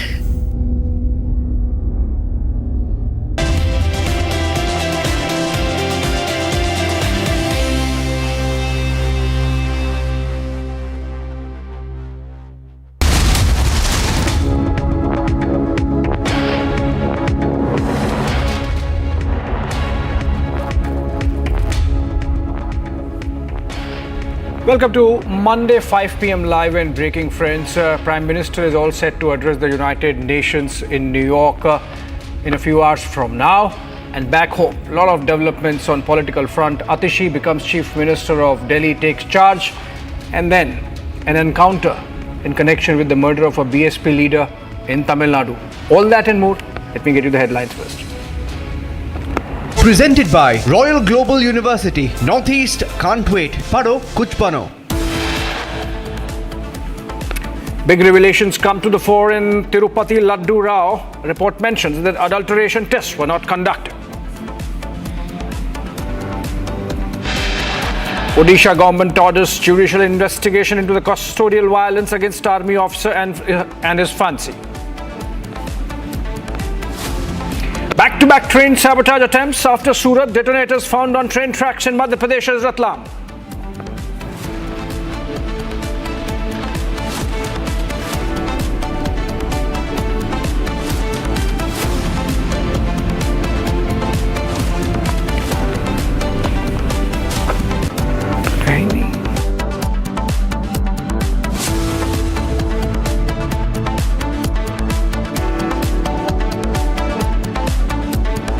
Okay, Bengaluru Mahalakshmi case, over 50 pieces of body found in fridge. Minister says prime suspect traced to Bengal.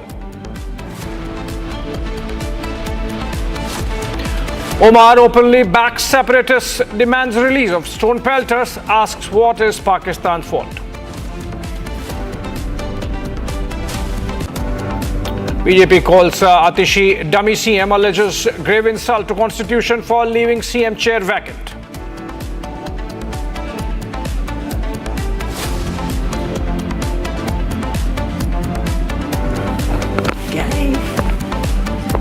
Royal Global University, Northeast can't wait. Pado, kuch bano.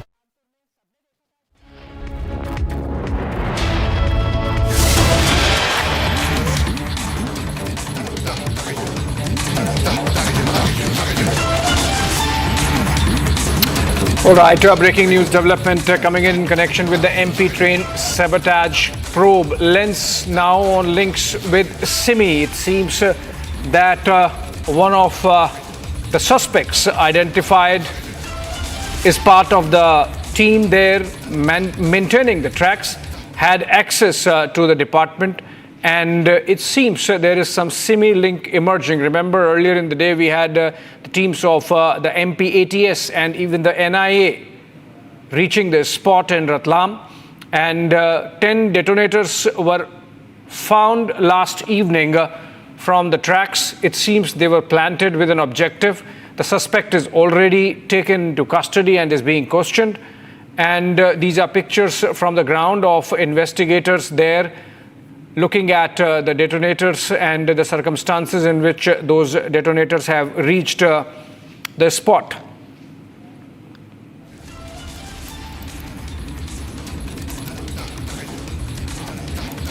Okay, we have our correspondent from Bhopal who has traveled to Ratlam joining us live. Satyavijay, जरा बताएं कि ये क्या हुआ है, ये जो व्यक्ति है जिसको शायद पुलिस ने पकड़ भी लिया है, क्यों इसने वहां डेटोनेटर रखे थे और ये सिमी लिंक कैसे निकल के आ रहा है?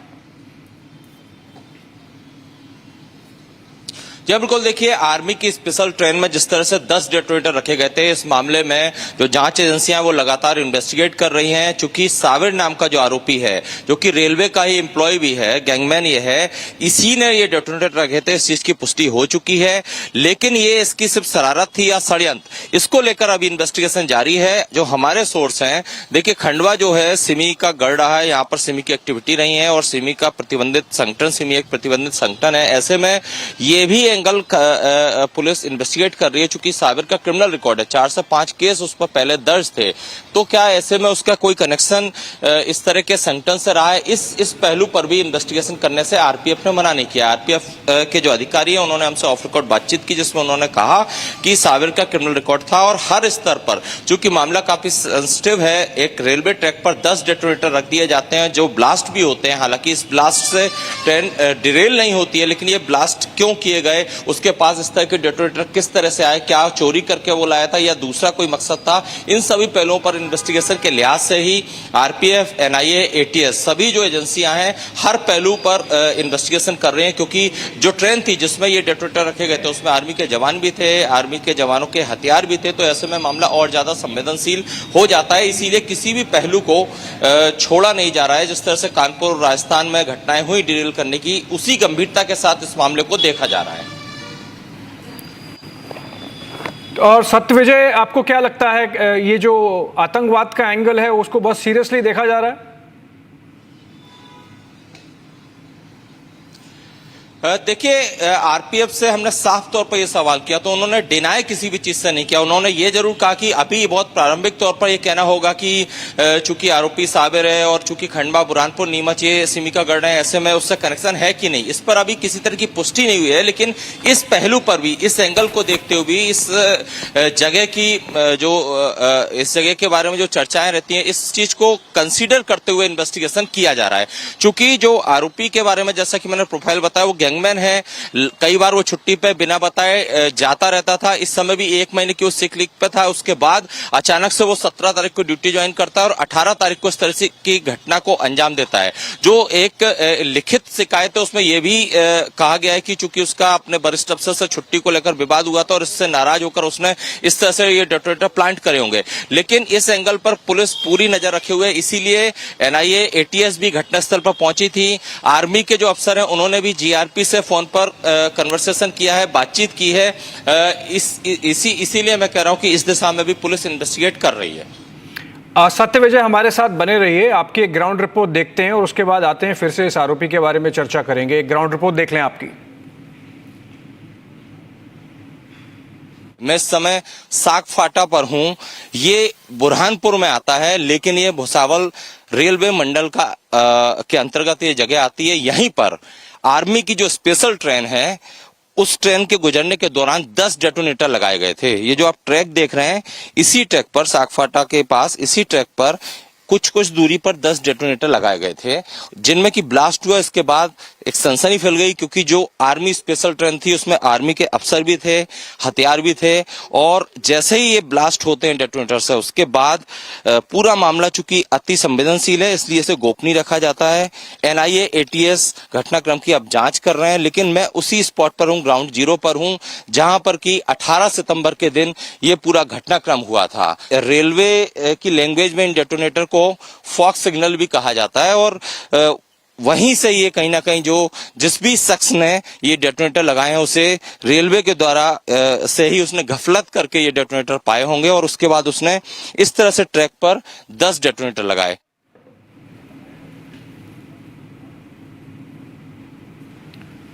Okay, moving on, former Tirupati Devasthanam head Y.V. Subba Reddy has moved the Supreme Court for the constitution of an independent committee headed by a retired apex court judge to investigate the allegations of substandard ingredients and animal fat in the ghee to make Laddu Prasadam at the Sri Venkateshwara Swami temple in Tirumala. I am going to connect with Aneri in a bit and see if we can get more details of what this development is about, the Laddu Rao getting bigger, and in fact it's now being called a scam because it's likely that the substandard ghee at just about 300 plus rupees a kilo was supplied because there was some kind of wheeling dealing between some officials of the TTD and the supplier, and that's why now the story getting bigger with the former TTD chief Y.V. Subba Reddy approaching the Supreme Court. Well, we are right now at the Laddu counter at the Tirumala temple, and as you can see, this is the very place where the devotees who come here for darshan take the Laddu along with them. But amid this controversy which we have been seeing, how there has been a massive roar after the report which shows the findings of fish oil and beef during the Jagan Mohan Reddy's government in the Tirumala Laddu. Well, we are right now reporting from the Tirumala temple, the Laddu counter. This is the very Laddu counter where every devotee comes and they take this Laddu along with them. This is the importance where they call this as a prasad, and also not only that, but now the quality of the Laddu has also changed. Now the Laddu has been changed with the better quality ingredients like ghee from Nandini ghee is being used, and few other quality ingredients, better quality ingredients are being used in this Tirumala Laddu, which every devotee takes along with them. Well, as you can see, this is not only one counter, this is the whole place which where you see that the Laddu people take along with them, and also this Laddu is prepared inside the temple in a pot where no one is allowed to go except for the people who prepare the Laddu and also the Anna Prasad. And also at the same time we see that today Shanti Homam was held here in Tirumala temple amid the controversy, and also at the same time we see that Andhra Pradesh Chief Minister Chandrababu Naidu has said that there will be an IG level SIT team which will be formed to investigate into this particular matter, and further action will be taken by the government. This is Anirisha with Original Listeners for Republic TV. Amid the Tirumala Laddu controversy, well, now we see that the Tirumala Tirupati Devasanam officials have announced that they are holding a Mahashanti Homam, and as you can see right now, Mahashanti Homam is being held here to cleanse the impurity and the misdeeds of the previous government, the misuse of power which was done back then. And also at the same time, what we are seeing is that Andhra Pradesh Chief Minister Chandrababu Naidu had announced that they will be forming an SIT which will be held by the IG level officer. And also we have been seeing that how there is Shanti Homam, which you can see here, is being held by the priest, by the top priest, to make sure all the impurities are cleansed. And also massive outrage over this Tirumala Laddu, where the report shows the presence of fish oil and beef tallows being there in the Tirumala Laddu during the previous Jagan Mohan Reddy's regime, and that is the reason why we have been seeing how this has turned out to be a massive controversy, where on the other hand the YSRCP or Jagan Mohan Reddy seems to be denying these allegations. And also we have been seeing that Jagan Mohan Reddy has written a letter to Prime Minister Modi also to take action, where we have been seeing a Mahashanti Yogam being held here in Tirumala, right as we are reporting, right outside the Tirumala temple, where thousands of devotees visit the temple on a daily basis. Near about 60 to 70,000 devotees visit the temple and take the Tirumala Laddu with them as a prasadam. Well, now we'll have to wait and watch what's next, as SIT team will be formed to investigate into this matter, and Chandrababu Naidu very clearly says that the culprits will be punished. A strict punishment will be taken over those who are guilty in this. With video journalist for Republic TV. With the Tirumala Laddu controversy, where we see now that the TTD board had decided that they will be holding a Mahashanti Homam here, and joining us right now is a priest from Tirumala temple. Swamiji, what is the process which you have done today? A Mahashanti Homam was held today at the Tirumala temple. Om Namo Venkatesaya. Past 4-5 days, there is a news spreading all over the world that the laddus of Lord Balaji was prepared by ghee which is containing some animal fat. So finally it was proved. So then government decided if there is any possibility to purify all over the places of inside and around the temple. So then we came to a conclusion that there is a homam in our Vaikana Sagam called Santi Homam. By performing of that Santi Homam, yes, everything can be purified. So in that process, today morning around 6 a.m. we have taken the permission from Lord Venkateswara to bless us and to give the enough energy to perform these kind of homams. So with Punya Vachanam, we have started with Punya Vachanam, Raksha Bandhanam, and then Vastu Homam. In between that, we came out with Vastu fire stick along with Panchagavyas, means the 5 items which comes from cow. So using all those things, we went a round around the inside where the prasadams are being prepared inside the temple. We have used that fire stick, the Vastu fire stick, and the Panchagavyas we have sprinkling all over the places. Laddu, where the laddus are prepared and where the Anna Prasadams used to prepare. So we made that everything, make paka that everything is purified now. After that we came out of the temple, and in the same this way only we went, and there is some other places where we used to prepare the bundi, and there also we went and sprinkle the water, and we want to make sure each and every corner where the prasadams are being prepared, we want to make everything, every corner, we want to make it perfect, and we want to show that everything has been, even if there is anything, a small particle, if it is there also, we don't want to take any chance. So that's why each and every corner we went and we made it perfectly purified. So now is everything cleansed, because there is a lot of shock to the people, to the devotees who have come, who have taken the prasadam with them, the laddu prasadam. How do you assure that now everything is cleansed? So from now onwards, need not to worry. Actually last month itself we have performed the annual Pavitrosams to Lord. The reason behind the Pavitrosams is if there is any mistake knowingly or unknowingly by the priest or by the devotees who comes here or by the staff who are working around the temple, So to excuse from all those things, we do this kind of pavitrosams every year.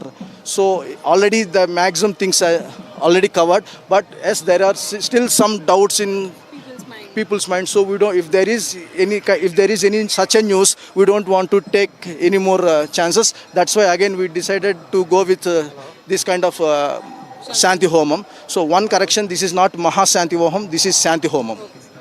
Thank you. So that was Swamiji here with us from Tirumala, who says that Shanti Homam was held at the Tirumala temple and the holy water was sprinkled all across the Tirumala premises and the place where the laddu and the prasadam, Anna Prasadam is being prepared. So now the Swami says that the people do not need to worry as everything has been cleansed and a Shanti Homam has been held here at Tirumala. This is Anisha with Regional Listeners for Republic TV. All right, staying on the same story, a breaking news development coming in. A show-cause notice has been issued to the AR Dairy, the suppliers of the substandard ghee. This is based out of Chennai. And for more on this, let's go to Aneri. She's joining us live. She was reporting from the ground since morning, and you saw those walkthroughs.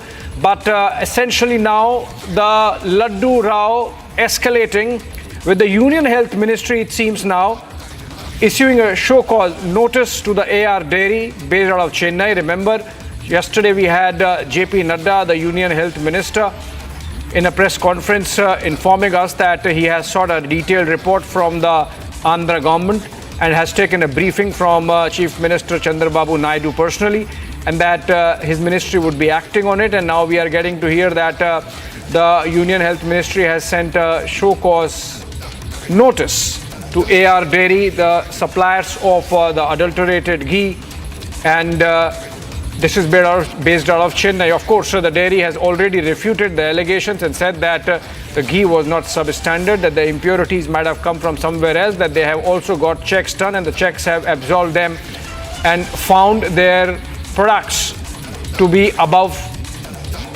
par and not adulterated as is being claimed. In fact, the row broke out after the present government of Andhra Pradesh and the TTD administration under it sent a sample for checks to the NDDB, National Dairy Development Board, one of their labs, and the lab found that the sample failed the test, that it was subpar. It had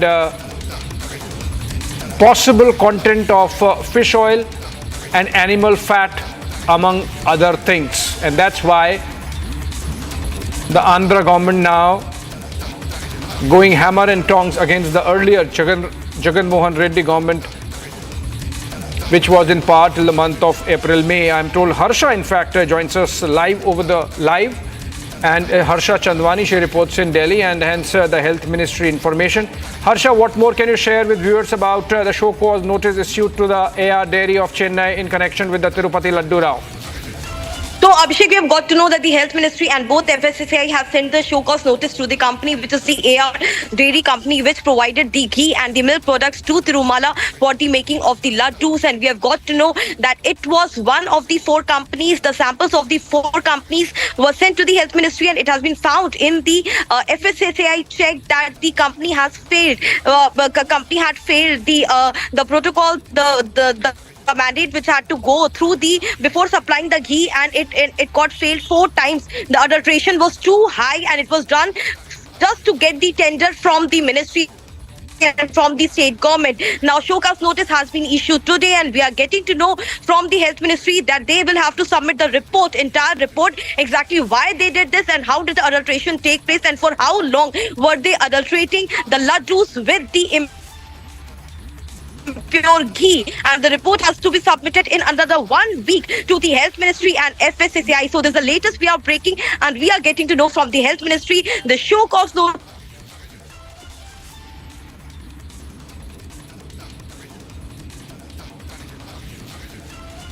All right, I think we lost the line there with Harsha. She was explaining how the Union Health Ministry has come into the picture now and issued a show-cause notice to the Chennai-based AR Dairy, the suppliers of the ghee, which an Andhra Pradesh government test found to be substandard. Aneri, in fact, now joining us live from Tirupati itself. Aneri, now that a show called notice has been issued to the AR Dairy, are you getting to hear anything from their side in terms of what is their defense?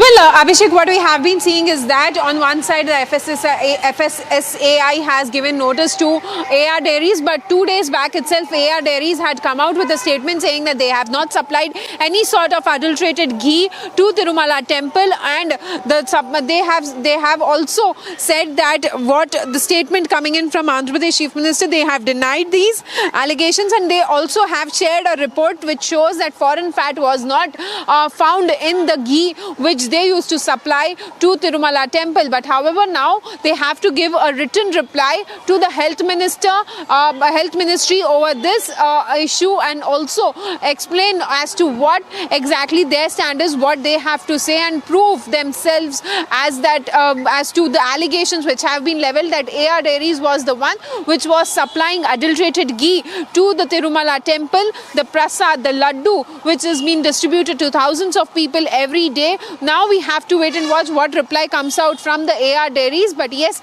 earlier itself AR Dairies, after this controversy had erupted, AR Dairies had come out with a statement saying that they have not supplied any sort of adulterated ghee, whereas this is nothing but a political vendetta is what they had to say. All right, political vendetta claims the dairy now of course issued a show called notice by the Union Health Ministry through the FSSAI, and we of course will keep close track of the developments taking place with Aneri reporting there from the ground in Tirupati. Moving on, let's look at some other stories from across the country in Bharat in 5 minutes.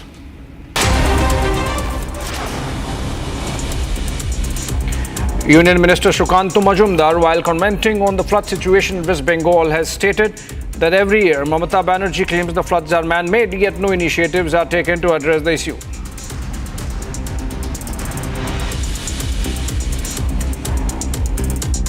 Ghatal and the surrounding area, they get flooded with this, every time they get flooded. But the thing is that, and Mamata Banerjee used the same word every year, it is a man-made flood, it is a man-made flood. But if it is a man-made flood, you know in the next year also this man-made flood will happen. Then what initiative have you taken to counter this man-made flood? Rouse Avenue Court extends the judicial custody of AAP MLA Amanatullah Khan till October 7. He was arrested by the ED on September 2, just hours after the Central Probe Agency raided his residence. Lucknow's Mankameshwar temple has banned the offering of prasad bought from the market in light of the Tirupati Prasadam controversy. Mahant Divyagiri stated that this initiative was taken due to frequent instances of food product adulteration. हर खाद्य सामग्री में कहीं ना कहीं किसी न किसी प्रकार की मिलावट अवश्य होती है, और इस भ्रष्टाचार को निरंतर ही हम लोग जो कम करने की बढ़ता ही रहता है। आज एक अच्छी पहल हम लोगों ने ये करी है कि कोशिश करी है, अब देखिए कितना पालन ये लोग कर पाते हैं। गर्भ गृह में बाहरी जो प्रसाद आएगा वो अंदर नहीं जाएगा। Local authorities in Gujarat's Bhuj demolished several illegal constructions of mazars and dargahs along the Bhuj-Mandvi road. These were encroachments on land near the highway and in the city, prompting an order for their demolition. Kutch police were deployed to ensure there was no law and order situation due to this action. A portion of an under-construction bridge collapsed in Bihar's Samastipur district. However, no casualties were reported. Following this, JDU leader Neeraj Kumar stated that during the tenure of Chief Minister Nitish Kumar, bridges have been built on the Ganga every 40 kilometers and none of them has collapsed. Ganga पर हर 40 kilometre पर अनुमानित माननीय मुख्यमंत्री जी के कार्यकाल में पुल बन रहा है। बख्तियारपुर ताजपुर पुल जिसकी चर्चा हो रही है, पुल कहाँ गिरा, स्पैन कहाँ गिरा? जिनके पास प्रमाण है जरा बताएं। स्पैन जब कास्ट ही नहीं हुआ तो आखिर स्पैन गिर कैसे जाएगा? After a road rage incident between a DTC bus and a car in Delhi, people in the car assaulted the bus driver and forcibly took him away in their vehicle. The incident reportedly occurred near Safdarjung Hospital in Delhi. An investigation is ongoing. According to the police, they received a PCR call at 7:18 a.m. today regarding this issue.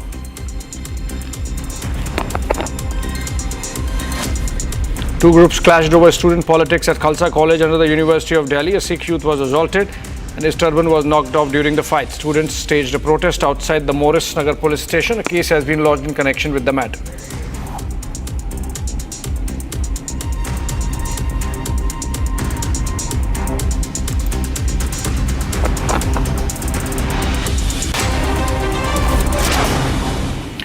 This is all we could pack in this bulletin. Short break. On the other side, more details on the gruesome murder in Bengaluru. 10 detonators on train track in Madhya Pradesh.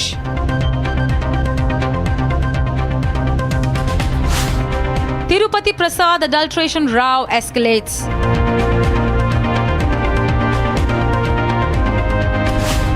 Shraddha rerun in Bengaluru sends shockwaves.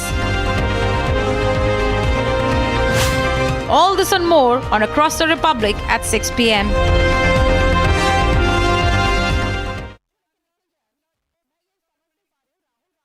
Are you planning to get your first credit card but feeling overwhelmed by all the options? If you're scratching your head trying to understand which one to choose, don't worry. On Republic Money, I will break down the key things to watch out before you snag the shiny new card for your spending fun. Using credit card is like borrowing money from the bank. Every time you make a purchase, you get a bill at the end of the month to pay it back. But if you don't pay on time, guess what? The bank charges you extra. Which brings me to the first thing you need to know, interest rates. So what are interest rates? Think of it as a fee the bank charges if you don't pay back the full amount on time. For example, if you buy something for rupees 1,000 and don't pay it back, that rupees 1,000 becomes more expensive because of the interest. So low interest credit cards can help you save money if you are making a big purchase or if you need extra time to pay off your balance. Usually, rates in the range of 1.5% to 2.99% per month are considered as low when it comes to credit cards. For example, take the SBI.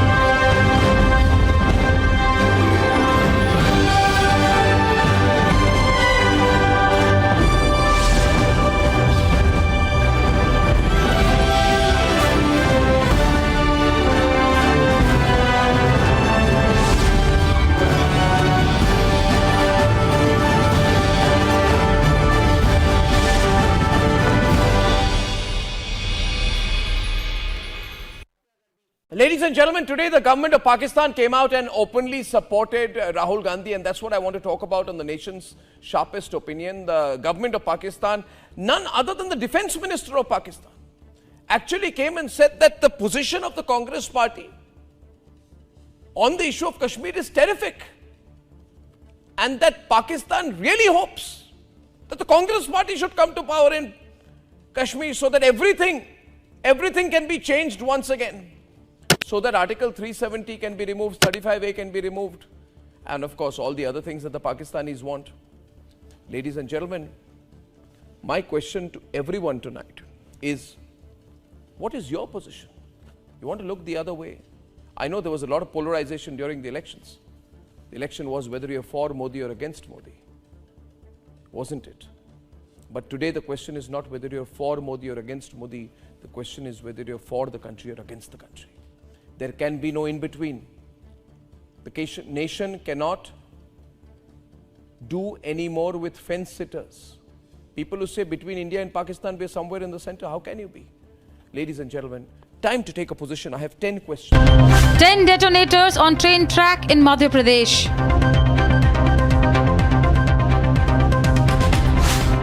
Tirupati Prasadam adulteration row escalates.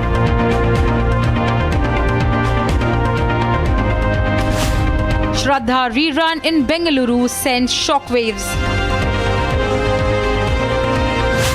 All this and more on Across the Republic at 6 p.m.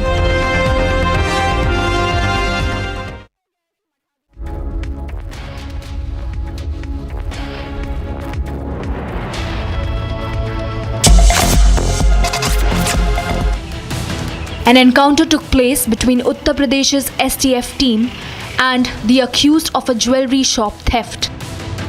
A suspect was killed in the operation, while another managed to escape during the incident.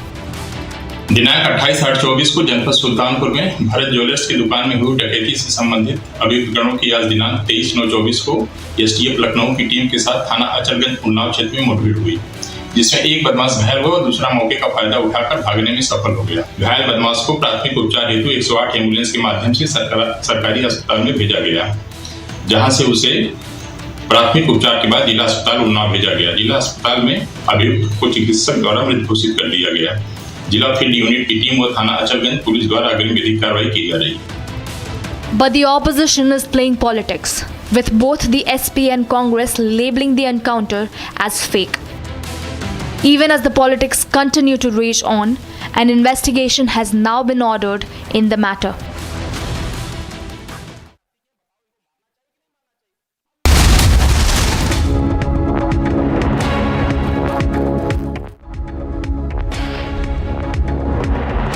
Presented by Royal Global University. Northeast can't wait. Pado kuch pano.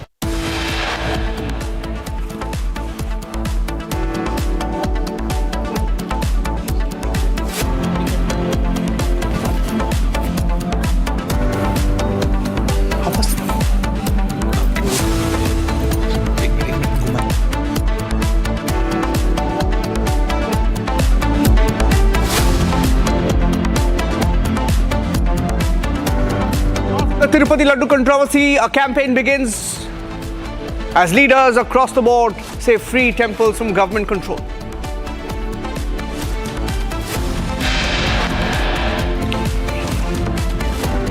After being accused of allowing Tirupati Laddu temples to be mismanaged, Laddus to be adulterated, YSRCP leader, also the former chairman of the TTD, lands up at the temple. He stopped.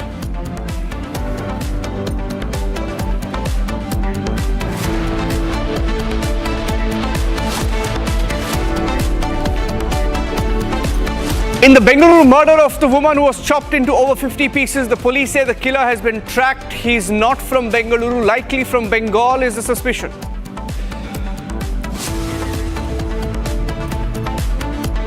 ऐसे हैं जिनके खिलाफ आज तक case शुरू हुआ ही नहीं है। मैं तो कहता हूं कि फौरी तौर पर उन सबके जिनके केसों में फिलहाल कोई कार्रवाई नहीं हुई है, उन्हें दोबारा सोचा जाना चाहिए। Open backing for separatists saying that they too can fight to be released. As Omar Abdullah says, stone pelters can also fight a legal battle.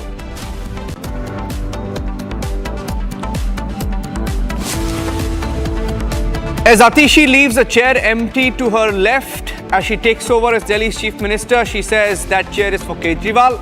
BJP says it's now proven she's a dummy CM.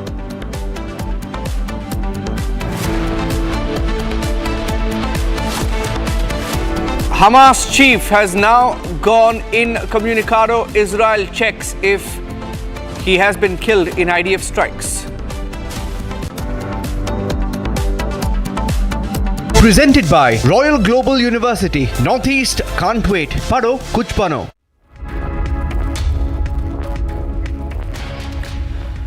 The story that was broken by Republic Kannada of a murder in Bengaluru of a lady called Mahalakshmi.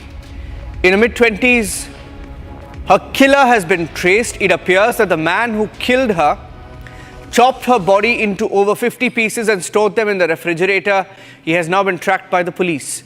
On the left of your screen, ladies and gentlemen, is the visual when the mother and sister of the victim found out that the body was chopped and stored in a refrigerator. On the right of your screen, that's a visual of a truck carrying the refrigerator for examination, for investigation. But here's what we know about the killer or the suspect. Let's play out what the police is saying, what the government in Karnataka is saying about this horrific case.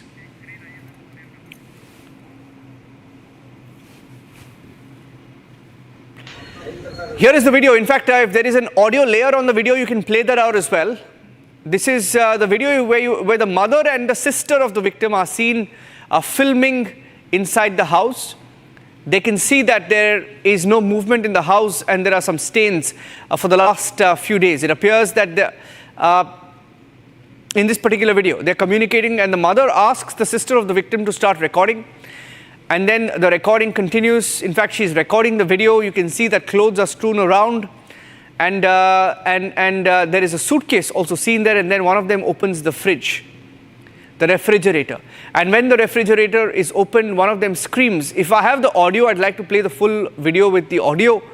They open the fridge and she screams, saying that she has been killed and the body has been chopped. This is the moment they found out when Mahalakshmi, which is the name of the victim, was killed and chopped. I'd like to play that video out with its with the ambience, please.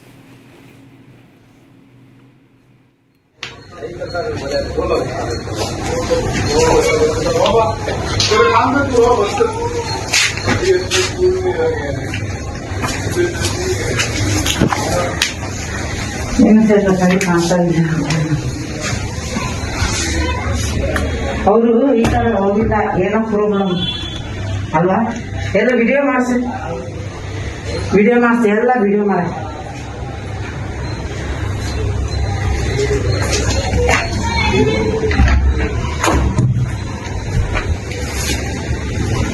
हमारे यहाँ के पूरे चेहरा क्यों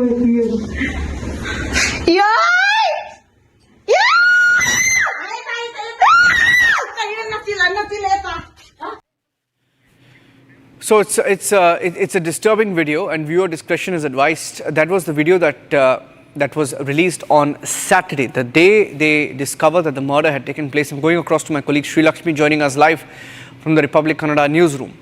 What do we know about the suspect, Sri Lakshmi? What is the police saying on record? Do we know who the killer is? Niranjan, as of now, apart from one point that the investigation is going on quickly and they are after accused person, police have not confirmed anything yet.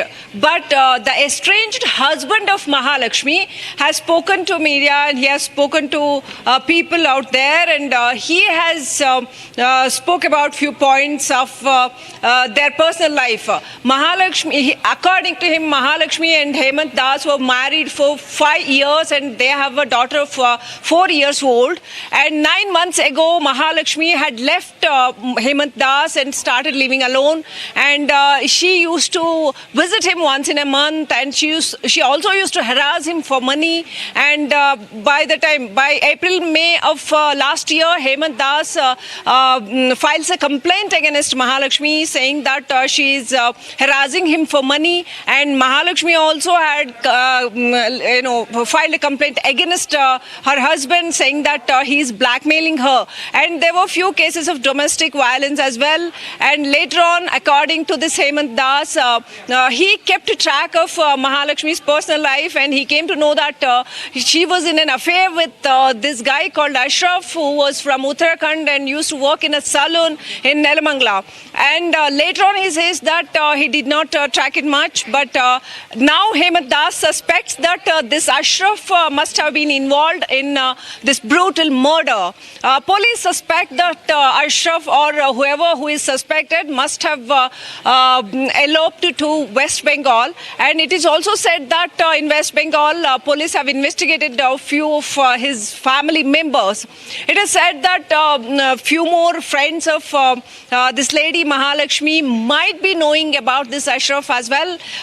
Still, investigation is going on a very quick pace, according to police, and they have transported the refrigerator from her house for FSL investigation, and they have also recovered her mobile, and they have recovered data from her mobile, and they are investigating her call recordings, social media chatting, and investigation is going on. Niranjan. Thank you for joining us with those updates. Let's listen into what the government is saying. The Home Minister in Karnataka had this to say on the murder.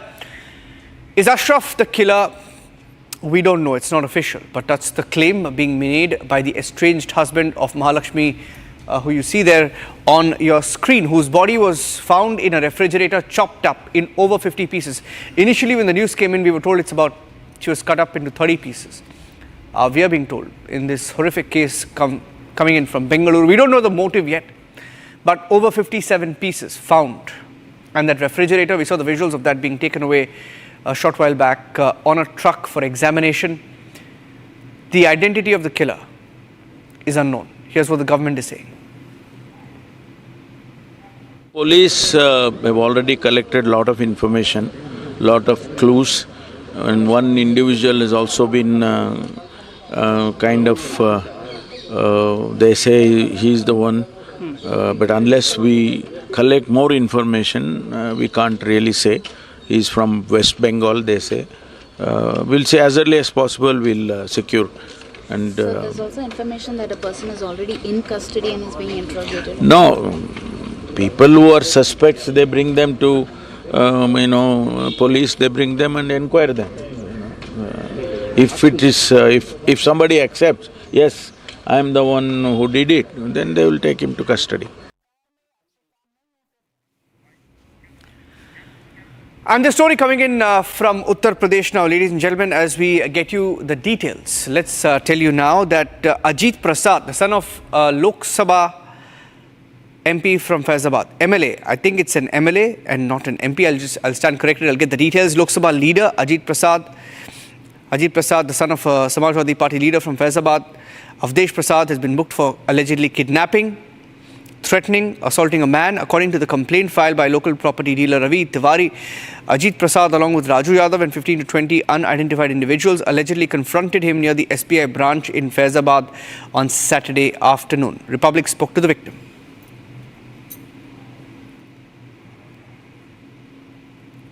लगभग 4-5 महीने पहले मार्च के महीने में एक ज़मीन हमारे ही बगल की ग्राम सभा की शीतला प्रसाद की ज़मीन थी, 4 बिस्सा अखबारा ग्राम सभा के रहने वाले हैं।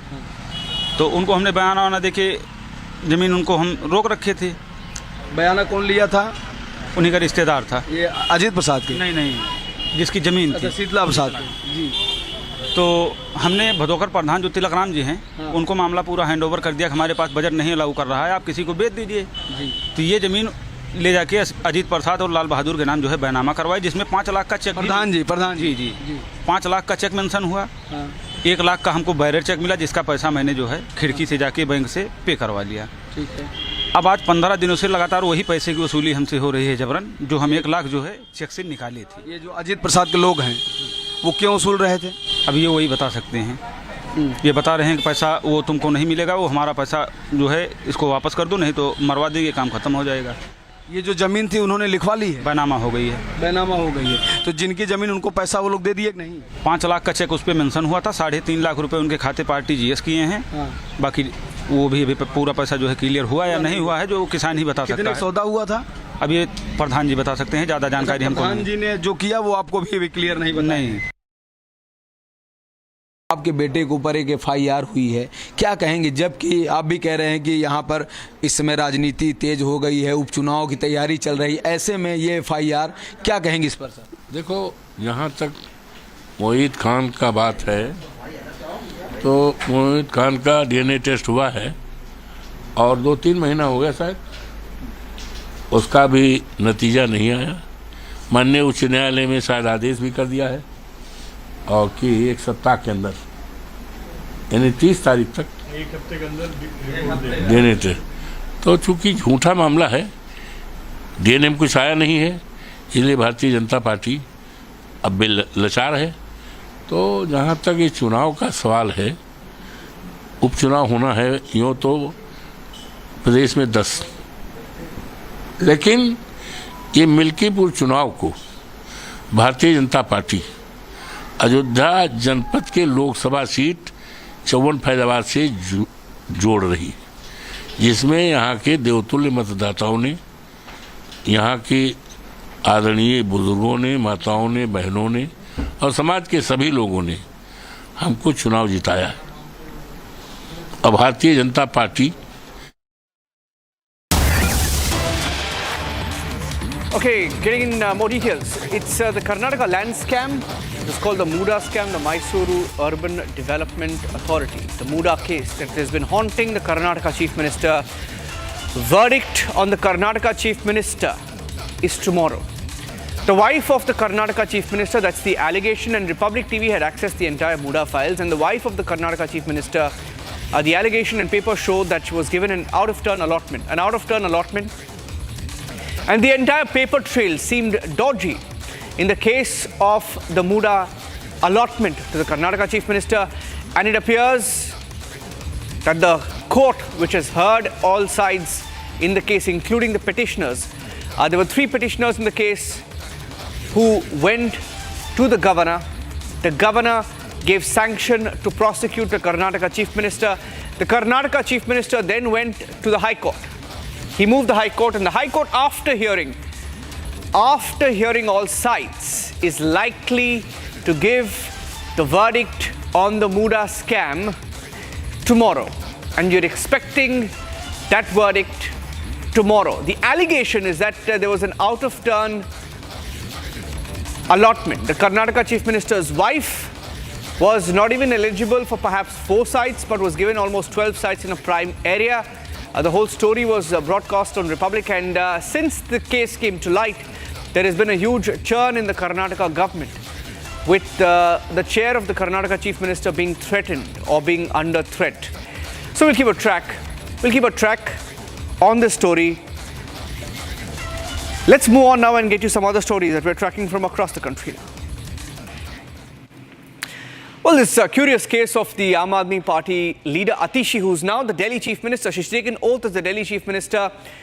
But on taking charge in office, Atishi left Arvind Kejriwal's chair, the former Chief Minister's chair, empty, hoping that he will return after the 2025 election. So the BJP is calling it drama. The BJP is criticized, saying that it's now proven that she was the proxy Chief Minister. So when you sit in office and you leave the chair next to you empty for optics, and you sit on another chair, you leave the chair of Kejriwal empty, they're calling it the dummy chair, while calling Atishi the dummy Chief Minister of Delhi. Here's how the story is playing out.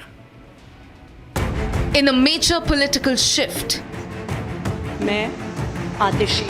Atishi stepped up as Delhi's new Chief Minister. However, she chose not to sit on her predecessor Arvind Kejriwal's chair. She instead sat next to it. Drawing parallels with Bharat from the Ramayana, she expressed confidence that Kejriwal would soon return to power in the upcoming elections. Meanwhile, the BJP wrapped up over the move. देखिए, आज दिल्ली को अपना नया मनमोहन सिंह मिल गया है। जिस प्रकार से मुख्यमंत्री की चेयर खाली रखी गई, तो दिल्ली वासियों को भी इसी प्रकार से मिसिंग इन एक्शन सीएम ही मिला था।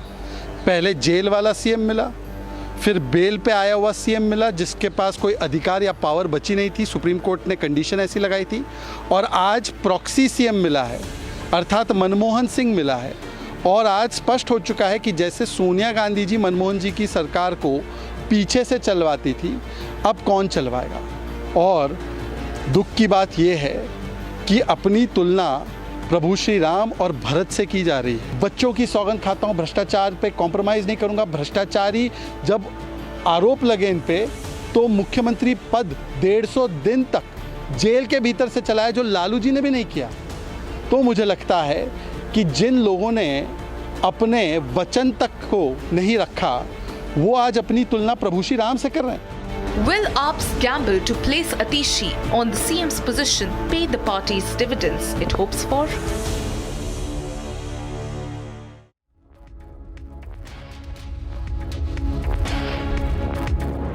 All right, we're getting you some news from the world of cricket now. Here's a Digital Republic World special.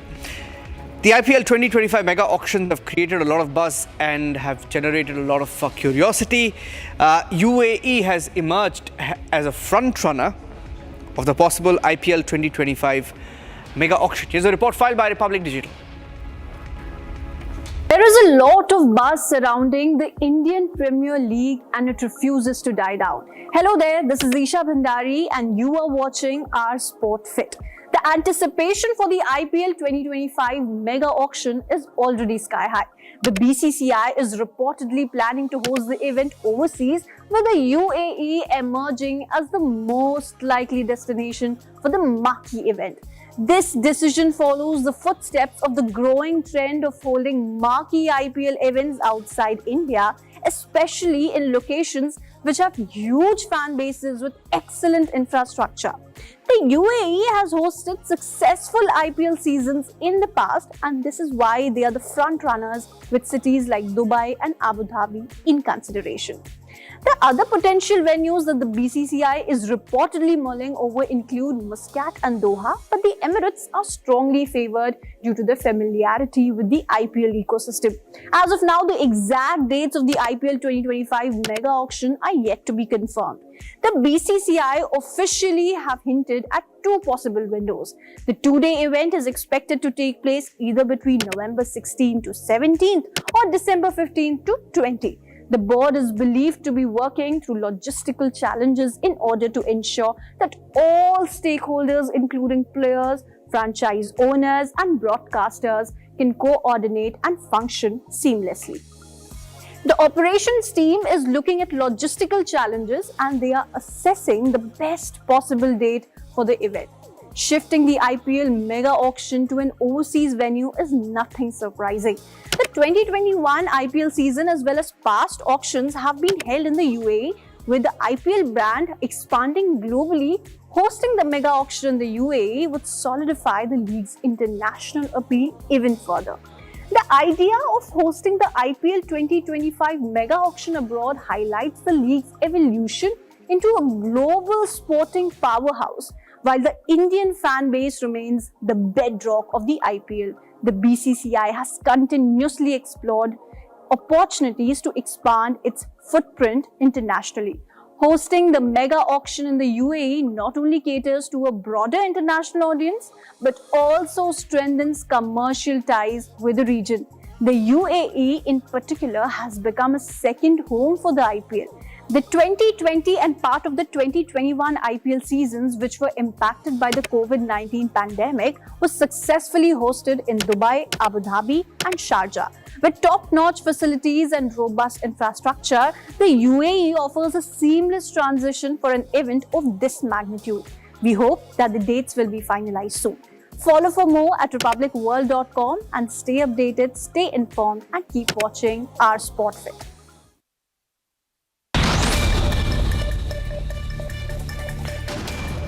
Barcelona defeated host Villarreal 5-1 to pick up their sixth straight victory in the competition.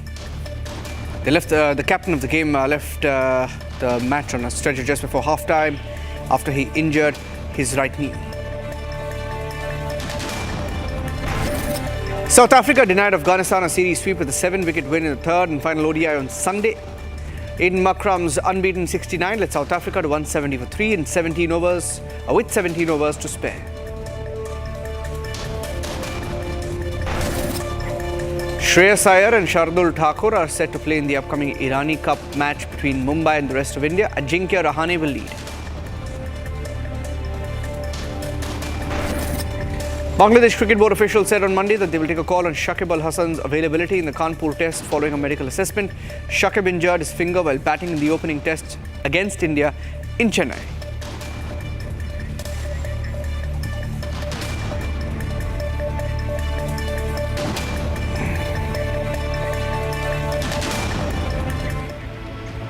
That's it on this edition of the news. Stay tuned, headlines coming up at 6 p.m. from across the Republic. 10 detonators on train track in Madhya Pradesh.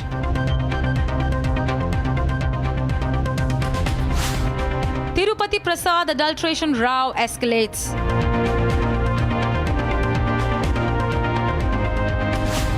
Shraddha rerun in Bengaluru sends shockwaves. All this and more on Across the Republic at 6 p.m.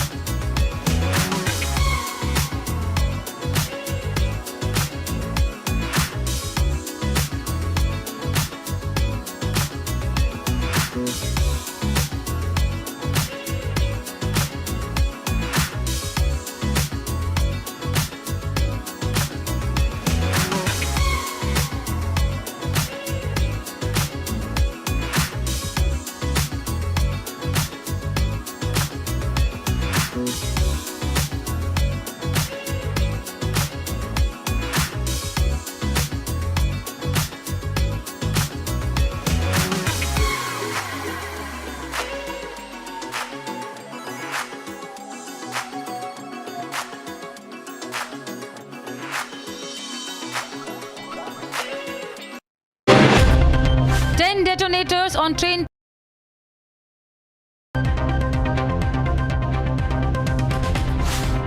Tirupati Prasadam adulteration row escalates.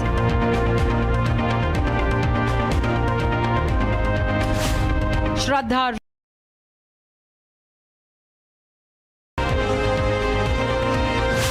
All this and more on Across the Republic at 6 p.m.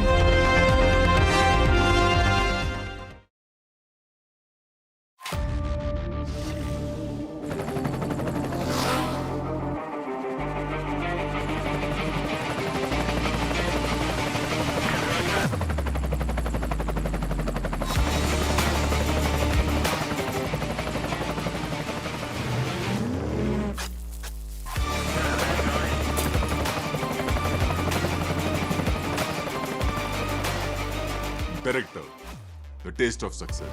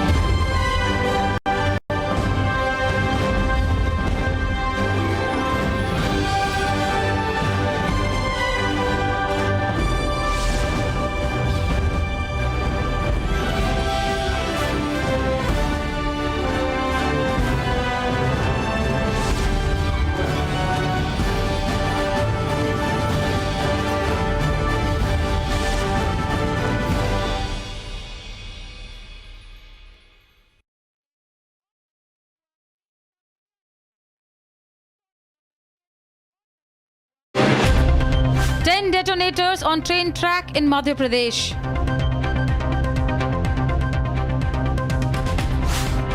Tirupati Prasadam adulteration row escalates.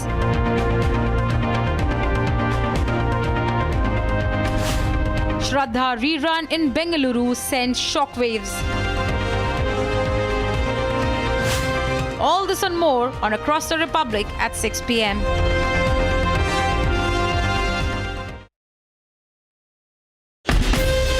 From Asia's largest news headquarters, setting the agenda for Bharat.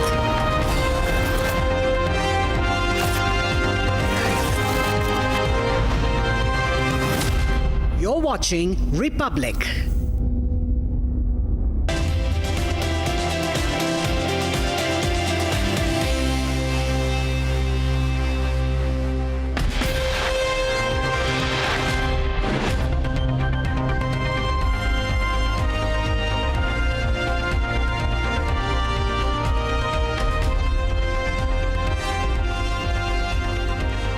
It is 6 p.m. I am Pragya Bakshi Sharma bringing you the top stories on Across the Republic from across the country.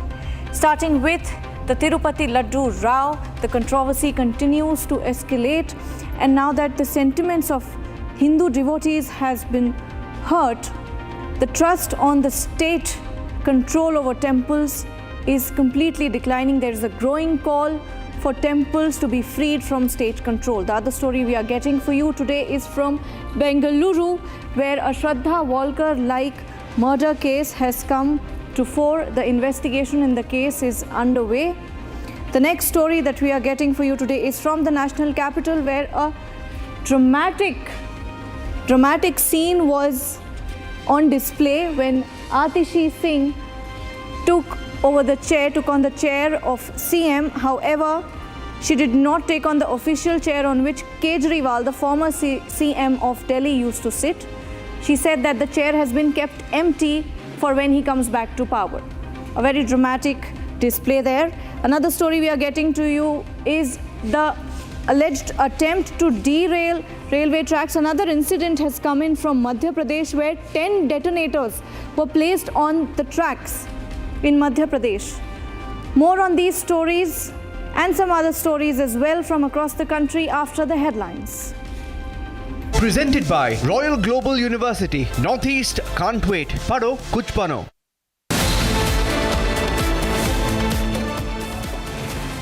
Suspected killer of woman in chilling Bengaluru murder traced to Bengal.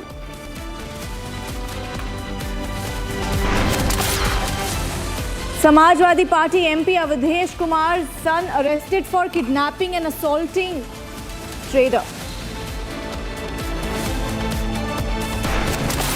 Plot to derail army train. Investigating agencies probe accused Sabir's connection with banned organization Simi.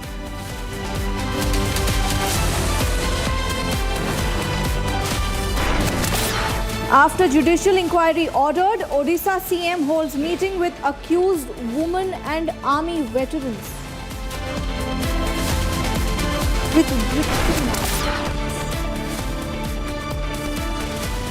AR Dairy issued show cause notice for supplying adulterated ghee for Tirupati Laddu Prasad.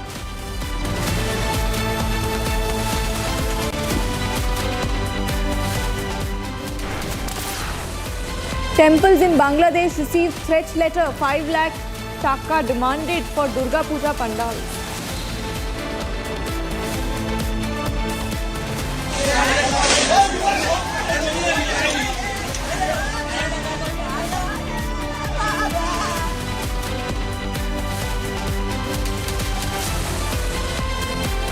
Presented by Royal Global University. Northeast can't wait. Pado kuch bano.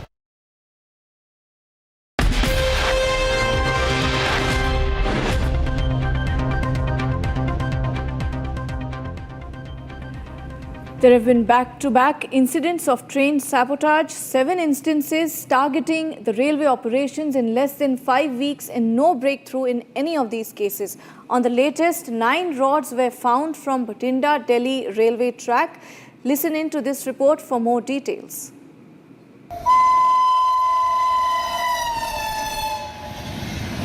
Three train derailments have come to fore in the last 48 hours. This morning, 9 iron rods were found on the Bhatinda Delhi railway track. RPF ने कुछ कार्रवाई की थी, उस तो बाद ਉਹਨਾਂ ਦੇ ਹੱਥ ਚੈਨ ਆਰਨੀ ਨਹੀਂ ਸੀਗੀ ਜੁਰਮ ਤੇ ਉਹ ਸਾਨੂੰ GRP ਨੂੰ ਦੇਤਾ। GRP ਨੇ ਉਸ ਤੋਂ ਬਾਅਦ FIR ਲਾਂਚ ਕਰਤੀ ਹੈ ਤੇ ਅਸੀਂ ਮੌਕੇ ਪਰ 9 ਸਰੀਏ ਬਰਾਮਦ ਕਰ ਲਏ। 24 hours ago, LPG cylinder was found on the Kanpur Prayagraj railway track. And in Madhya Pradesh's Nepanagar, detonators were placed in front of a special military train. Army की जो स्पेशल ट्रेन है उस ट्रेन के गुजरने के दौरान 10 detonator लगाए गए थे। ये जो आप ट्रैक देख रहे हैं, इसी ट्रैक पर सागफाटा के पास इसी ट्रैक पर कुछ दूरी पर 10 डेटोनेटर लगाए गए थे, जिनमें कि ब्लास्ट हुआ। इसके बाद एक सनसनी फैल गई क्योंकि जो आर्मी स्पेशल ट्रेन थी उसमें आर्मी के अफसर भी थे, हथियार भी थे, और जैसे ही ये ब्लास्ट होते हैं डेटोनेटर से, उसके बाद पूरा मामला चूंकि अति संवेदनशील है इसलिए इसे गोपनीय रखा जाता है। NIA ATS घटनाक्रम की अब जांच कर रहे हैं, लेकिन मैं उसी स्पॉट पर हूँ, ग्राउंड जीरो पर हूँ, जहां पर कि 18 सितंबर के दिन ये पूरा घटनाक्रम हुआ था। 2 have been arrested in connection with the alleged derailment bid of the Naini-Jan Shatabdi Express. 6-meter long iron pole was found on the tracks between Bilaspur Road and the Rudrapur City railway stations on September 18th. In Surat, unidentified persons allegedly tampered with the railway track by removing fish plates and loosening several bolts in an attempt to derail trains in Gujarat's Surat district on Saturday. The back-to-back sabotage attempts come against the backdrop of a plot to derail the Kalindi Express. The onus is now on the railway authorities to unearth the larger sinister plot. Even as the controversy over Laddu scam at Tirupati continues, the TTD officials submitted the report copy to Chief Minister Chandrababu Naidu on ghee adulteration and the steps taken by the Tirumala Tirupati Devasthanam management.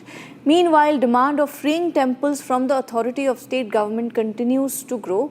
This owing to the growing distrust in the state control and management of Hindu temples. Let's have a look at this report.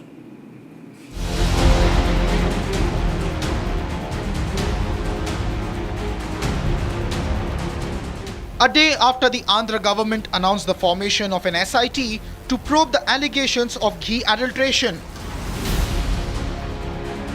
Republic accessed the TTD report submitted to Chief Minister N. Chandrababu Naidu.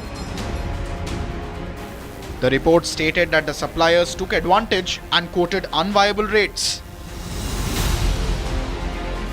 It further stated that the ghee supplied was quoted between Rs 320 per kg to Rs 411 per kg. However, the common knowledge was that ghee cannot be sold at these rates. The report even stated that the suppliers were supplying poor quality and possibly adulterated ghee. Amidst the row, the Vishwa Hindu Parishad has demanded that measures should be brought in to free Hindu temples from government control. On the other hand, the TTD conducted a Mahashanti Homam to restore sanctity amid Tirupati Prasadam controversy. Amid the Tirumala Laddu controversy, well, now we see that the Tirumala Tirupati Devasthanam officials have announced that they are holding a Mahashanti Homam, and as you can see right now, Mahashanti Homam is being held here to cleanse the impurity and the misdeeds of the previous government, the misuse of power which was done back then. And also at the same time, what we are seeing is that Andhra Pradesh Chief Minister Chandrababu Naidu had announced that they will be forming an SIT which will be held by the IG level officer. And also we have been seeing that how there is Shanti Homam, which you can see here, is being held by the priest, by the top priest, to make sure all the impurities are cleansed. Right now we are present at the place where all the ingredients which are being used for the Laddu Prasadam is being which is prepared. All the ingredients are stored in this particular place. While a truck comes here, I'll just pan around and show you how the whole process takes place. This is the place. The truck comes here with all the ingredients, and then then everything is scanned here. After the scanning is done, then the ingredients like rice, cashew nuts, and atta and other flour items and other things are stored here, and later what we have been seeing is that place. And when there is a requirement of any sort of prasad items or ingredients, then they ask the people here to send it inside from this particular crane which you see right here. With this, they send all the ingredients inside the temple where the Laddu Prasad or the Annadanam Prasad is prepared. Executive Officer of TTD Shamala Rao and other officials of the board participated in the Homam along with the priests. So finally it was proved. So then government decided if there is any possibility to purify all over the places of inside and around the temple. So then we came to a conclusion that there is a Homam in our Vaikana Sagam called Santi Homam. By performing of that Santi Homam, yes, everything can be purified.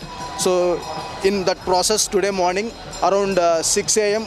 we have taken the permission from Lord Venkateswara to bless us and to give the enough energy to perform these kind of homams. So with Punya Vachanam, we have started with Punya Vachanam, Raksha Bandhanam, and then Vastu Homam. In between that, we came out with Vastu fire stick along with Panchagavyas, means the 5 items which comes from cow. So using all those things, we went a round around the inside where the prasadams are being prepared inside the temple. We have used that fire stick, the Vastu fire stick, and the Panchagavyas we have sprinkling all over the places. Laddu area. Laddu, where the laddus are prepared and where the Anna Prasadams used to prepare. So we made that everything, make paka that everything is purified now. After that, we came out of the temple, and in the same this way only we went, and there is some other places where we used to prepare the bundi, and there also we went and sprinkle the water, and we want to make sure each and every corner where the prasadams are being prepared, we want to make every corner, we want to make it perfect. As the row gets bigger, the question is, could political control be the reason behind the blatant mockery of devotion? Tirupati Balaji मंदिर के लड्डू प्रसादम में मिलावट की खबर के बाद जिस तरह से रिपोर्ट में खुलासा हुआ कि लड्डू में जानवरों की चर्बी थी, इसके बाद हिंदू संगठन, साधु संत सभी खुलकर इसका विरोध कर रहे हैं। विश्व हिंदू परिषद से लेकर बाकी साधु संत ये मांग कर रहे हैं कि जितने भी देश में बड़े मंदिर हैं उन्हें सरकारी तंत्र से मुक्त कर देना चाहिए। सभी मंदिर के ट्रस्ट जो हैं वो साधु संत और मंदिर के पुजारियों के हवाले कर देना चाहिए। इसको लेकर विश्व हिंदू परिषद एक बैठक भी कर रही है जिसमें कि उन्हें कई हिंदू संगठनों का और पार्टियों का समर्थन भी मिलता दिख रहा है। कैमरामैन संजय अंकिल के साथ Satyavijay Singh. In a disturbing news from Bengaluru, a young woman's body was found chopped into pieces and stuffed inside a refrigerator. The horrific discovery has drawn parallels to the infamous Shraddha Walkar murder case. The police have identified the prime suspect, but the search is still underway. Meanwhile, the National Commission for Women has taken cognizance of the matter, calling for swift action. More on this horrifying case in the following report. Chopped into 32 pieces. Stuffed in a fridge. 29-year-old Mahalakshmi was found dismembered in her room in Bengaluru. Her family discovered the body after they noticed the foul smell emanating from the room.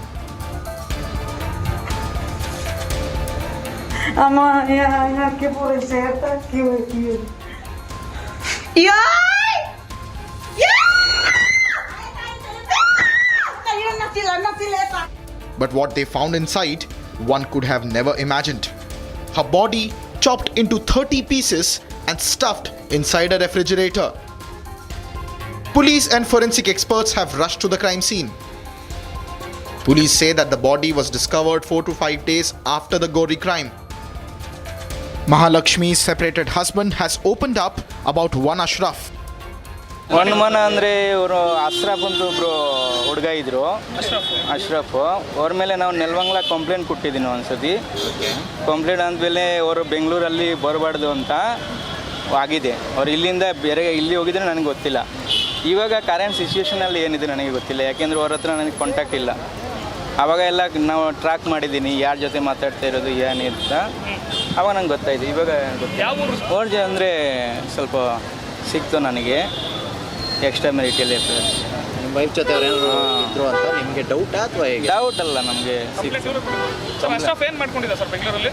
Cutting shop. ನಮಗೆ ಗೊತ್ತಾಗಿದೆ 2023 I think May or April. Contact continues ಏನಿಲ್ಲ, ಅವರ ತಿಂಗಳಿಗೆ ಒಂದ್ಸತಿ ಬರೋದು ಅಂಗಡಿಯಲ್ಲಿ, ಒಂದಿನ ಅದ್ರ ಜೊತೆ ಮೀಟ್ ಮಾಡಿ ಮಾತಾಡೋದು ಅಷ್ಟೇ.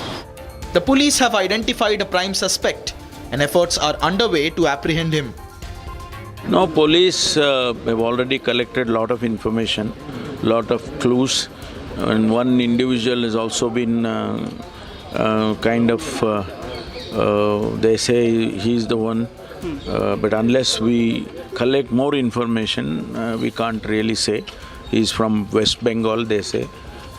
We'll say as early as possible we'll secure. People who are suspects, they bring them to police, they bring them and inquire them. If it is, if somebody accepts, yes, I am the one who did it, then they will take him to custody. The National Commission for Women has taken cognizance of the crime, urging the Bengaluru police to expedite the investigation. The NCW has also sought a detailed report within 3 days. While 67 have been quizzed and 6 special teams have been formed to probe the murder. The case has reawakened the horrific memories of the 2022 Shraddha Walkar case. Concerns over the safety of women are only mounting by the day. Aam Aadmi Party's Atishi took over as Delhi's 8th Chief Minister, but on assuming office, Atishi left Arvind Kejriwal's ex-chair empty. Expressing confidence on his return after the 2025 elections, BJP criticized her move as an attempt to malign the sanctity of the Chief Minister's office. Here's a report.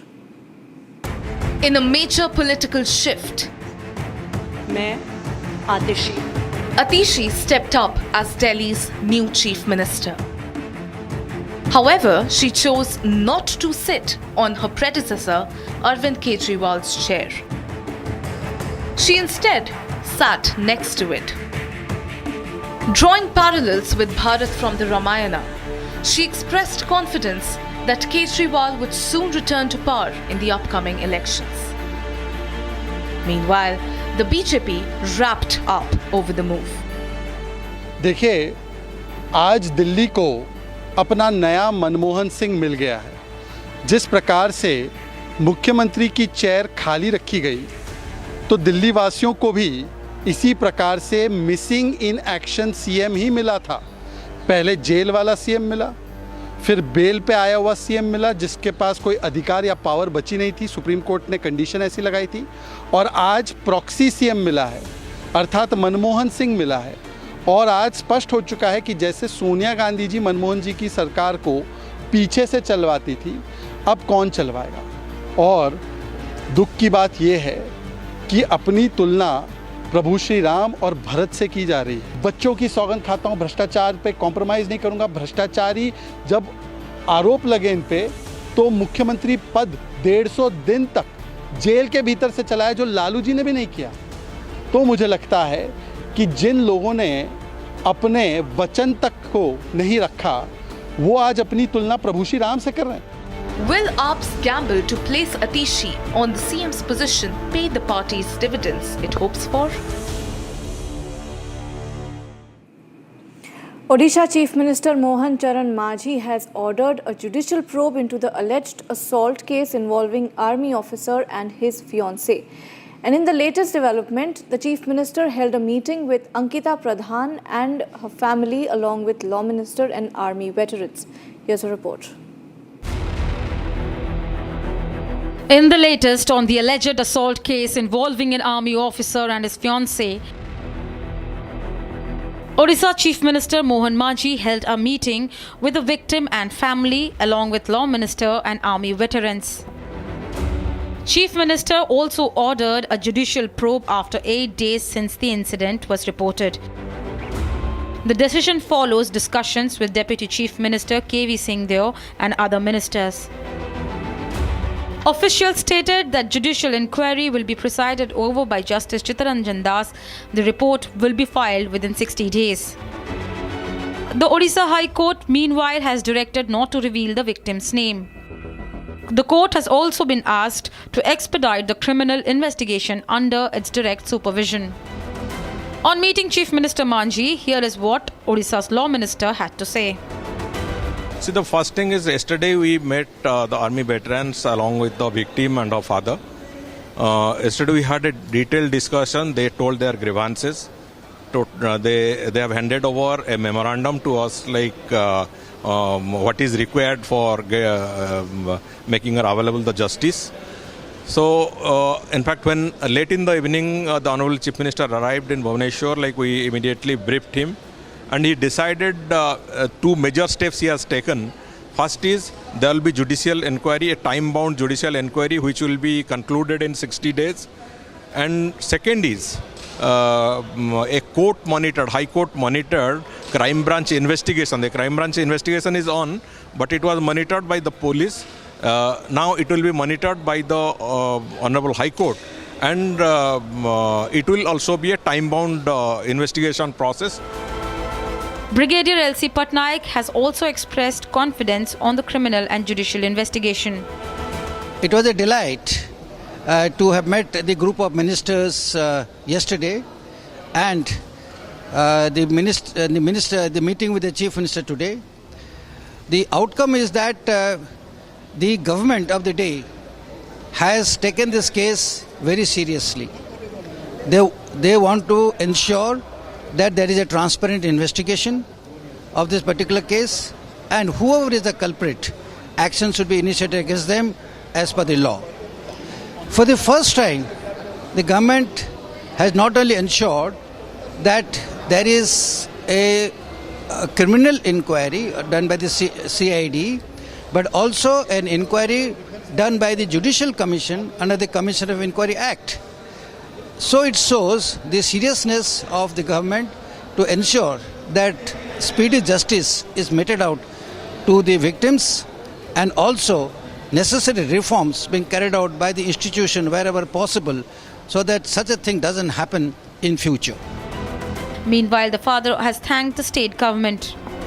You see, ever since this incident happened, prima facie it was pointing to the 7 police people, 5 of which have been suspended, that there was a dereliction of duty, completely lawlessness, not abiding the law of the land, not abiding by the guidelines of the Supreme Court. That is why they have been suspended.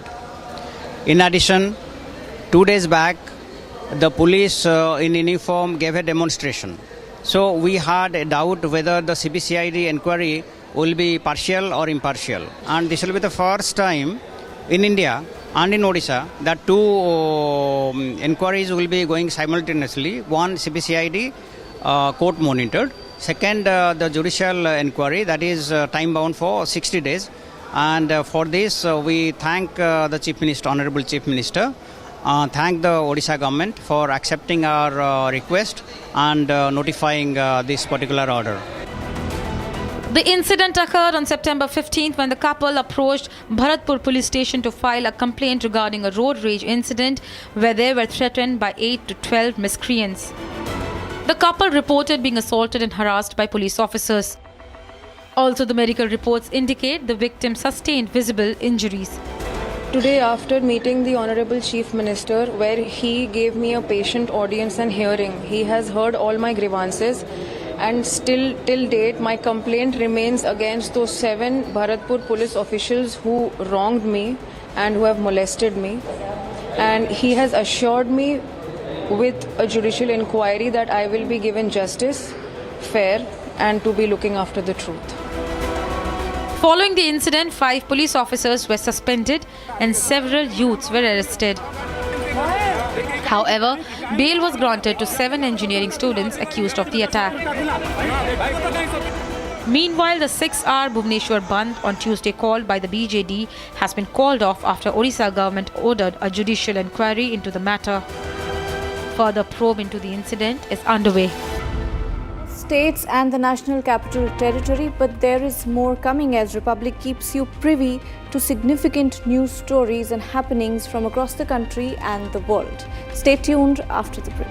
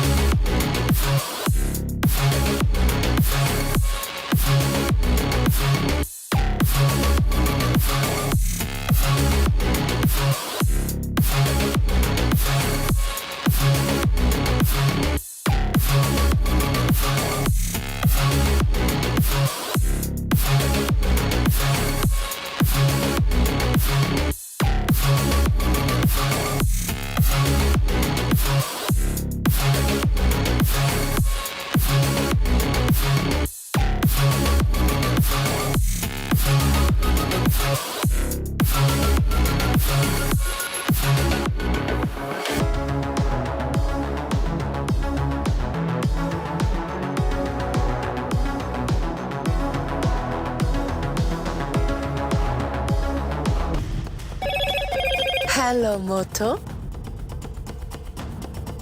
Motorola, India's best 5G smartphone brand, brings you the latest breaking news updates from across the country only on Republic TV. I am Suesha Saul.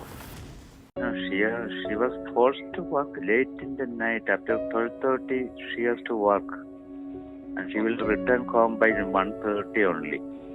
Then also she is given additional work to complete. They demanded that this work should be completed just now, and you should give it now. Even after reaching her PG, they are demanding like that. Sir, who were the people who forced her? Could you name them? Do you know the name of the manager?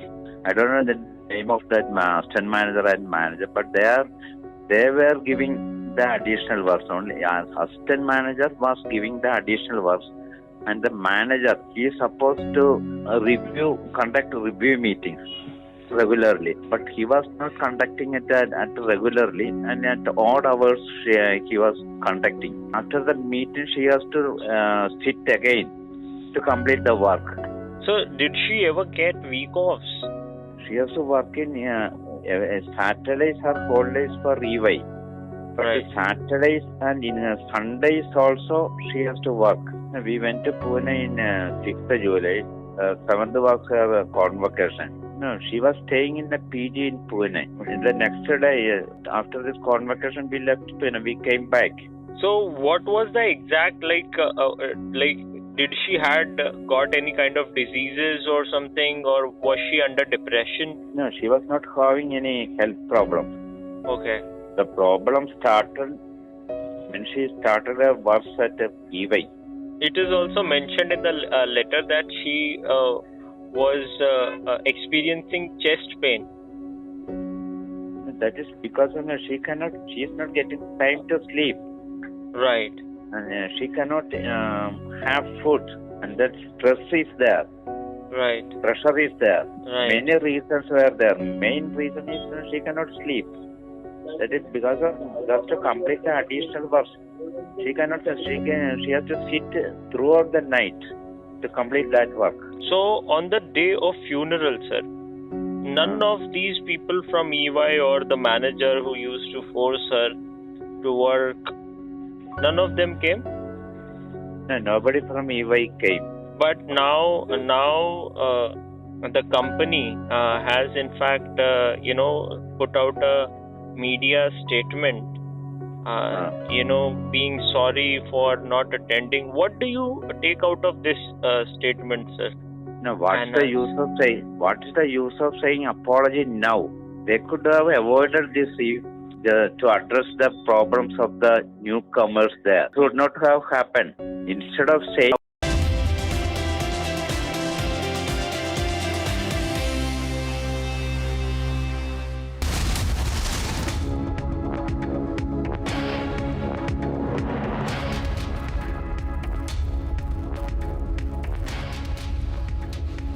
Welcome back. Prime Minister is all set to address the United Nations Summit of Future in a couple of hours from now.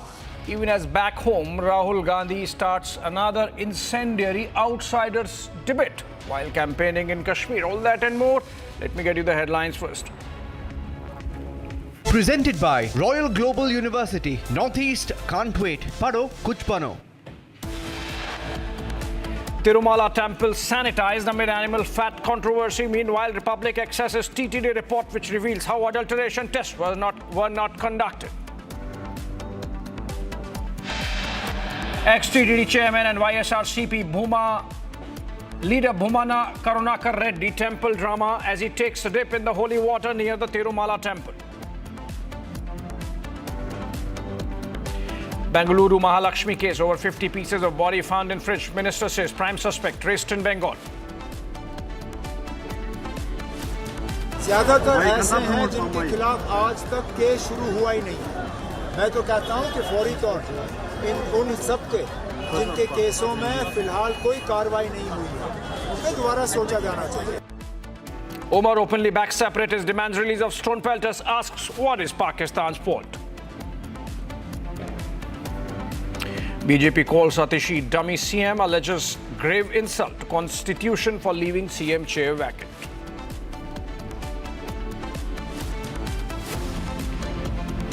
And in Kashmir, Rahul Gandhi reiterates outsider bab, says outsiders are running the show.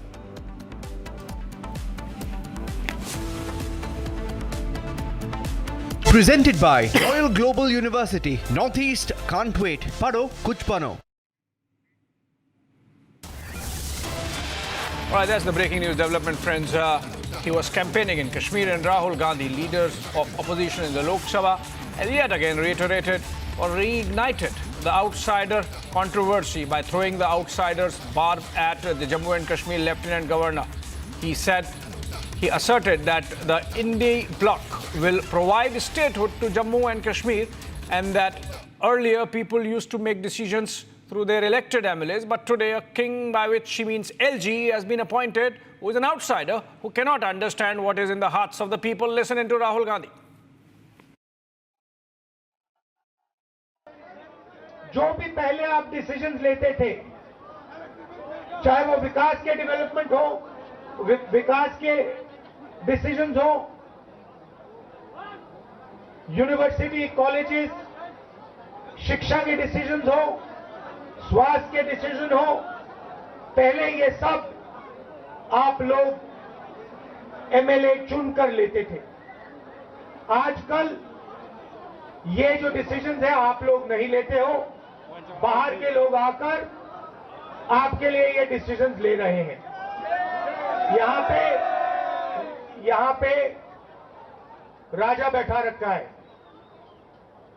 Lieutenant governor है, वो राजा है, वो बाहर का है, वो जम्मू कश्मीर का नहीं है, और जम्मू कश्मीर के लोगों के दिल में जो है, जो विकास जम्मू कश्मीर के लोग चाहते हैं, ये व्यक्ति कर ही नहीं सकता है। इसको मालूम ही नहीं कैसे करना है। इसीलिए हम चाहते हैं कि एक बार फिर जम्मू कश्मीर के लोग अपने नेता चुने, अपने एमएलए चुने, अपनी सरकार चुने, और अपना विकास का काम जम्मू कश्मीर के लोग अपने आप फिर से करना शुरू करें। इसीलिए हम आपको स्टेटहुड वापस देना चाहते हैं। All right, Rahul Gandhi campaigning in Srinagar. Zeenat Zishan Fazil, our Srinagar bureau chief, joins us live. Zeenat, the entire edifice of IAS and IPS officers, the civil services, is built on they moving out of their own state and working in other states. Is Rahul Gandhi getting any traction for starting this outsiders debate in Jammu and Kashmir, knowing fully well the kind of repercussions we have seen in terms of outsiders getting attacked? See, Abhishek, right now we need to understand that it is a poll atmosphere, the poll fever on the ground. And every leader from every political party is trying to gain votes, trying to gain the attention of the audience or the crowd so that they are able to vote for the candidate or for the party.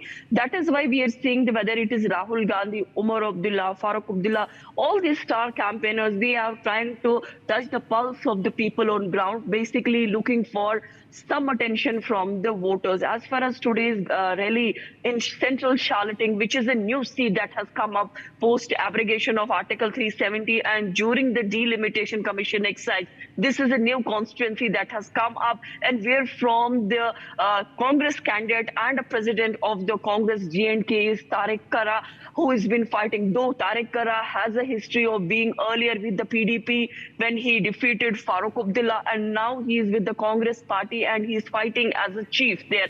Rahul Gandhi had come to Kashmir Valley, to Srinagar, to address the crowd, which was somewhere around 3,000 to 3,200 people who had come to listen to Rahul Gandhi. And he again is trying to touch the pulse of the people, because these kind of rhetorics or the statements or the redundancy that we see, these kind of statements have been coming from every political leader, asking people that they will restore the state, they will restore statehood, will be given back. But the question comes from the BJP that how will any political party restore its statehood unless and until they get nod from the central government, the center which is headed by the BJP. Right. All the leaders from the BJP.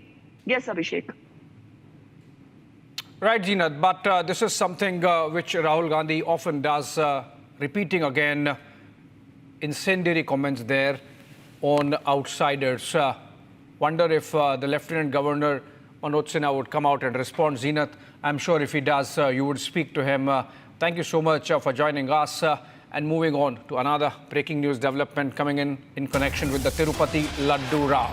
Police has prevented former Tirupati Devasthanam chairman Bhumana Karunakar from completing his oath at the Akhilandan temple after performing sacred bath at Pushkarini Lake. The former TDT chairman has been blocked. Remember, the former chairman was at the helm when the Jagan Mohan Reddy government was in power, and he is a YSR-CP appointee, or was a YSR-CP appointee, now being stopped. Let's cut to the pictures and see why the police has done so.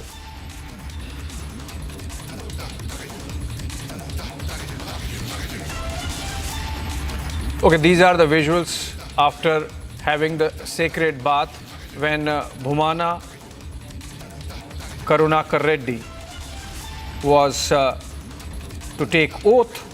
He has been stopped, and we are getting these pictures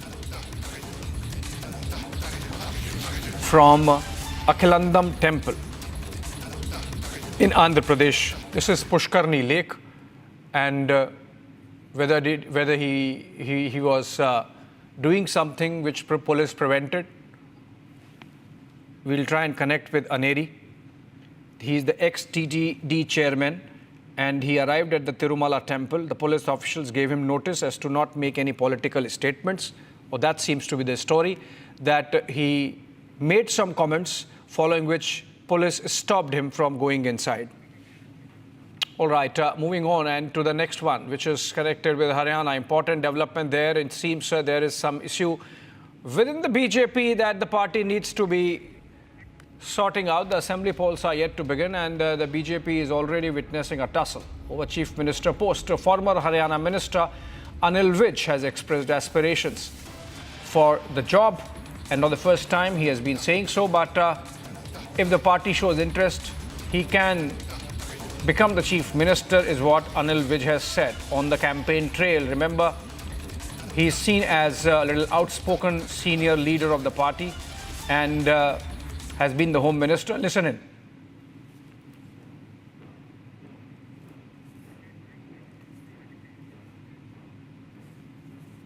Okay, we'll get the audio in a bit, and we are also trying to connect with our correspondent on the ground. But Anil Vij there, repeating his claim to the top job of the state. Let's listen in exactly to what he said.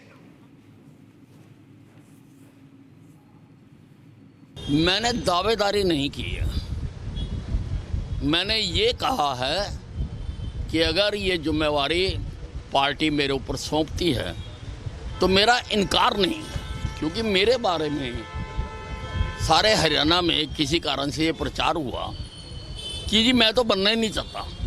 लोगों ने जब पूछा कि भाई senior most तो आप हो, तो कुछ लोगों ने ये जवाब दिया कि वो तो बनना ही नहीं चाहता। तो मेरे पास हरियाणा से कई डेलीगेशंस आए, मेरे शहर के लोग आए, मेरे कार्यकर्ता आए कि भाई आप मांगो मत, पर इनकार क्यों करते हो। तो मैंने वो चीज़ क्लियर की है कि मेरा इनकार नहीं है, पार्टी अगर मुझे मौका देगी, अल्टीमेट फैसला तो पार्टी का, जो पार्टी करेगी, पर अगर मुझे देगी तो मैं हरियाणा की तकदीर और तस्वीर बदल दूंगा। All right, Lalit Sharma, who spoke to Anil Vij earlier, is joining me. Lalit, what's this kabhi haan, kabhi na? Does he want to be CM or not want to be CM? It seems he wants to but does not want to claim it.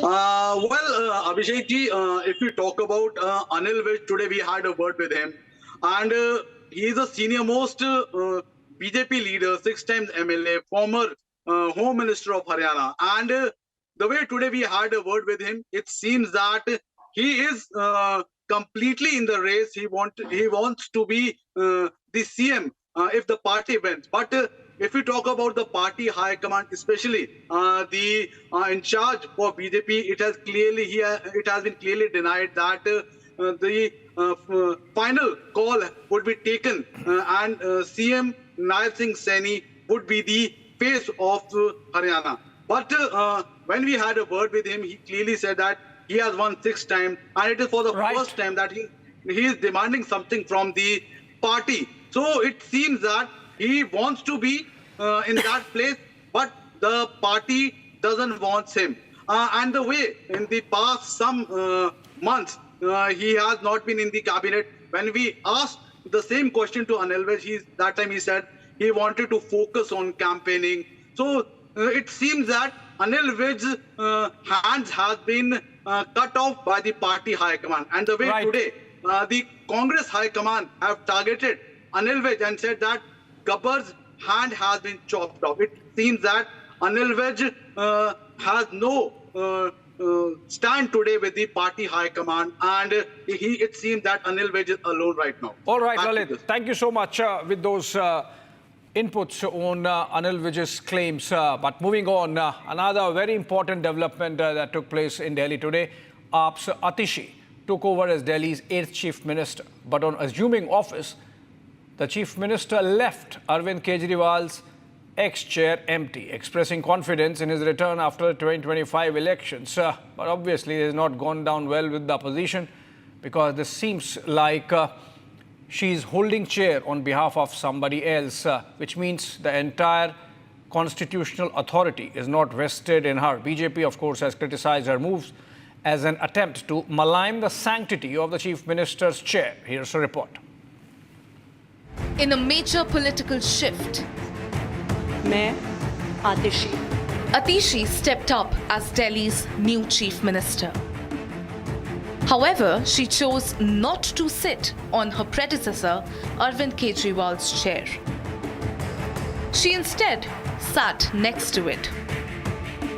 Drawing parallels with Bharat from the Ramayana, she expressed confidence that Kejriwal would soon return to power in the upcoming elections. Meanwhile, the BJP wrapped up over the move. देखिए, आज दिल्ली को अपना नया मनमोहन सिंह मिल गया है। जिस प्रकार से मुख्यमंत्री की चेयर खाली रखी गई, तो दिल्ली वासियों को भी इसी प्रकार से मिसिंग इन एक्शन सीएम ही मिला था।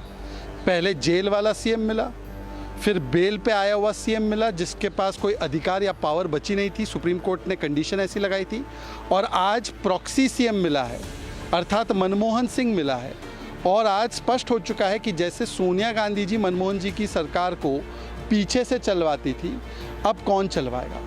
और दुख की बात यह है कि अपनी तुलना प्रभु श्री राम और भरत से की जा रही है। बच्चों की सौगंध खाता हूँ, भ्रष्टाचार पे कॉम्प्रोमाइज़ नहीं करूँगा। भ्रष्टाचारी जब आरोप लगे इन पे, तो मुख्यमंत्री पद 150 दिन तक जेल के भीतर से चलाया, जो लालू जी ने भी नहीं किया। तो मुझे लगता है कि जिन लोगों ने अपने वचन तक को नहीं रखा, वो आज अपनी तुलना प्रभु श्री राम से कर रहे हैं। Will AAP's gamble to place Atishi on the CM's position pay the party's dividends it hopes for? Well, let's look at some other stories in a wrap in 2 minutes. After Atishi took office as Delhi's Chief Minister, reactions from other parties emerged. BJP criticized both Atishi and Arvind Kejriwal, claiming they aim to run a government similar to the Lalu Rabri or Manmohan Sonia model. In response to the Tirupati Laddu Rao, a purification ritual, Shanti Homam, was conducted at the Tirumala temple adhering to the Vaikhanash Agam. One of the temple's head priests described the incident as unfortunate and affirmed that the puja and everything have been purified. So after 6 a.m. we all went to Sanctum and Sanitarium. We taken the blessings of Lord Venkateswara and received a permission from him that we are going to start this Santi Homam today. So we started with Punya Vachanam, Raksha Bandhanam and Vastu Homam. Ghulam Nabi Azad, chairman of the Democratic Progressive Azad Party, participated in a roadshow in Gandarbal of the Jammu and Kashmir for assembly elections. Following the rally, he remarked that he views other political parties as competitors. I don't say none of them is my enemy. Political parties are our competitors. Like in class, we are all good friends.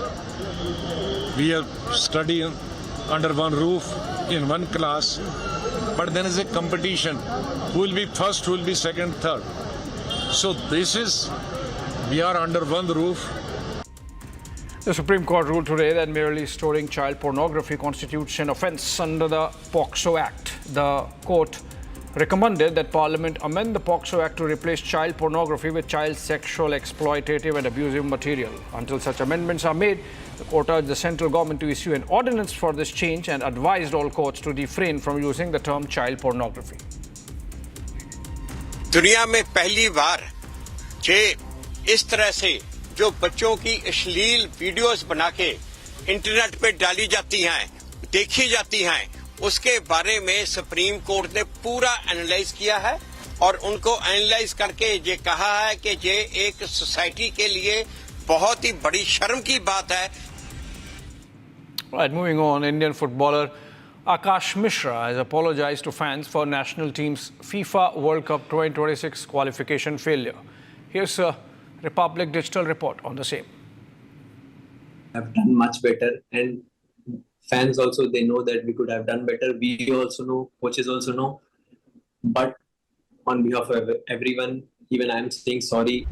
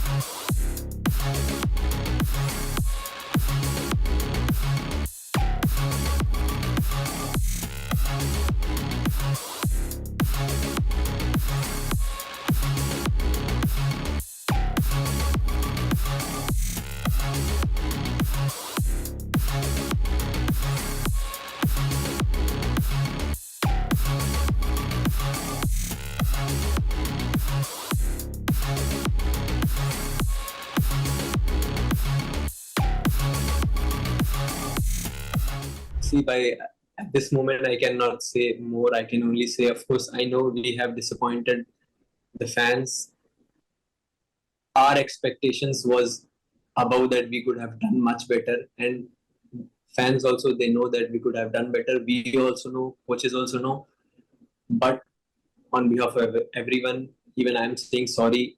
All the players, they feel deep inside that they have let the country down. But yes, be with us, come to the stadium or support however you want, but we'll give you the reason to smile back, and we'll fight for the nation.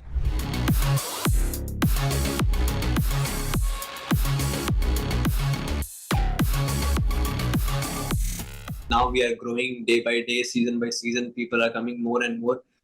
But this I have requested, even whenever I have got a chance to speak, that I have said that how you support Manchester United, how you support Manchester City and other Premier League teams, at least you have to give time to us also, to the national team, to the clubs.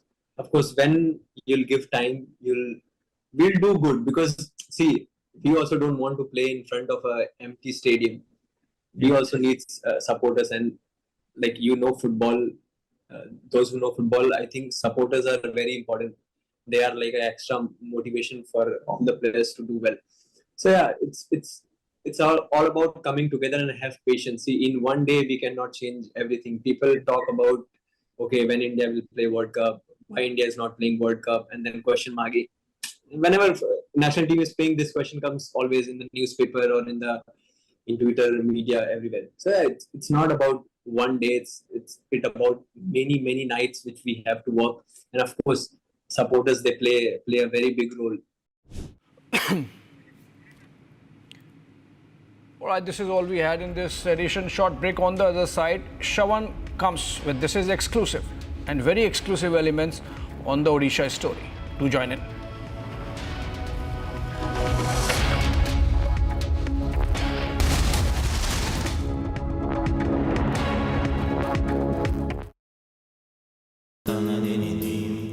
Amity has been ranked among the top universities globally for producing the most employable graduates by the Times Higher Education UK. Yet another testimony to Amity's excellent placement record.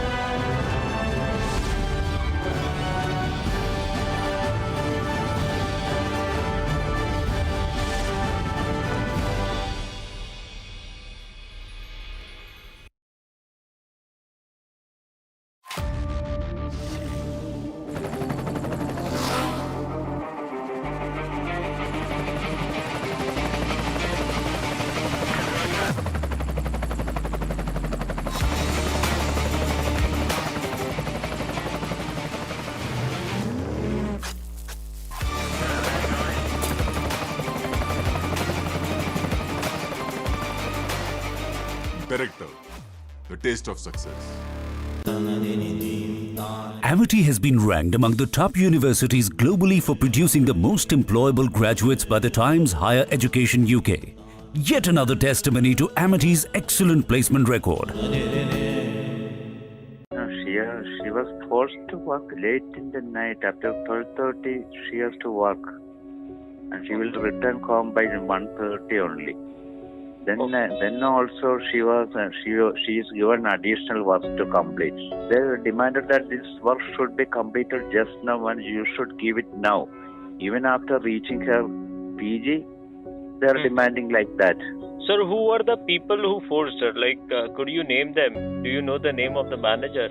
I don't know the name of that assistant manager and manager, but they were giving the additional works only. Assistant manager was giving the additional works, and the manager, he is supposed to conduct review meetings regularly, but he was not conducting it at regularly, and at odd hours he was conducting. After the meeting, she has to sit again to complete the work. So, did she ever get week offs? She has to work in Saturdays or holidays for EY. But Right. Saturdays and in Sundays also she has to work. We went to Pune in 6th July. 7th was her convocation. No, she was staying in the PG in Pune. The next day, after this convocation, we left Pune. We came back. So, what was the exact did she had got any kind of diseases or something, or was she under depression? No, she was not having any health problems. Okay. The problem started when she started her work at EY. It is also mentioned in the letter that she was experiencing chest pain. That is because she is not getting time to sleep. Right. And she cannot have food, and that stress is there. Right. Pressure is there. Right. Many reasons were there. Main reason is she cannot sleep. That is because of. From Asia's largest news headquarters, setting the agenda for Bharat.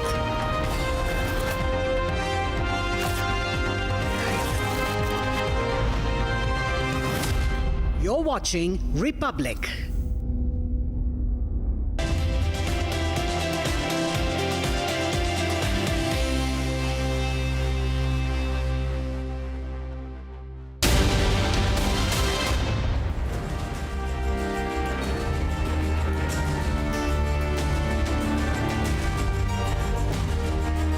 Hello and welcome. You're watching the Monday edition of This is Exclusive with me, Shaivan. Ladies and gentlemen, tonight our focus is on what's the Odisha truth. A wife of an army officer was sexually assaulted, kicked, stripped, illegally detained. And now you have a full narrative that is being peddled by a few in Odisha by simply saying that the couple were actually abusive. Does that really call in for the kind of action that was taken against the couple? An FIR was registered, they were illegally detained. Now, ladies and gentlemen, it'll take 60 days for the truth to come out, as the Odisha government believes a judicial inquiry is required. So just a mere suspension and now 60 days of wait as far as the truth in Odisha is concerned. That's our top focus. And then, of course, we also bring our focus to the other big story that is coming in from the national capital. But all this and much more on this edition of This is Exclusive. But up first, let's take a look at the headlines we're tracking at this hour. Presented by Royal Global University. Northeast can't wait. Pado kuch bano.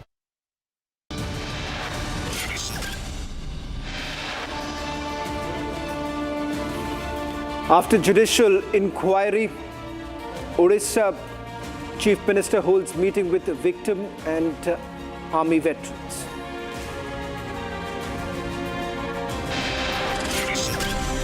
Republic confronts the ACP of Gurugram. Police questions him about the long rope to the SUV killer in the Gurugram crash case.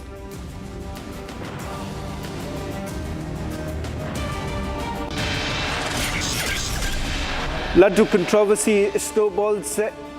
FSSAI issues show cause notice to AR Foods over ghee supply to TTD.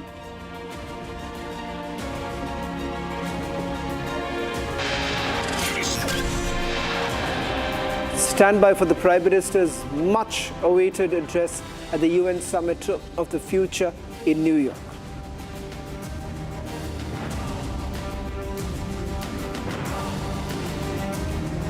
Presented by Royal Global University, Northeast can't wait. Pado, kuch bano.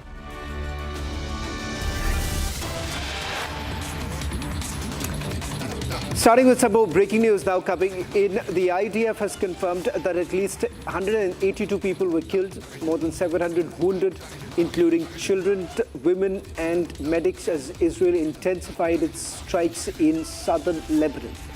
Israel bombarded several areas in Lebanon as its defense force warned people to immediately leave their homes and other buildings where Iran-backed Hezbollah militant group allegedly stores weapons. In fact, over the last few days, multiple attacks that have taken place inside Lebanon, Israel's IDF has finally claimed that they've carried out attacks inside Lebanon, resulting in the death of several people. In fact, we'll try and also go across to our colleague joining us from Tel Aviv. Lav, in fact, is joining us from a shelter right now.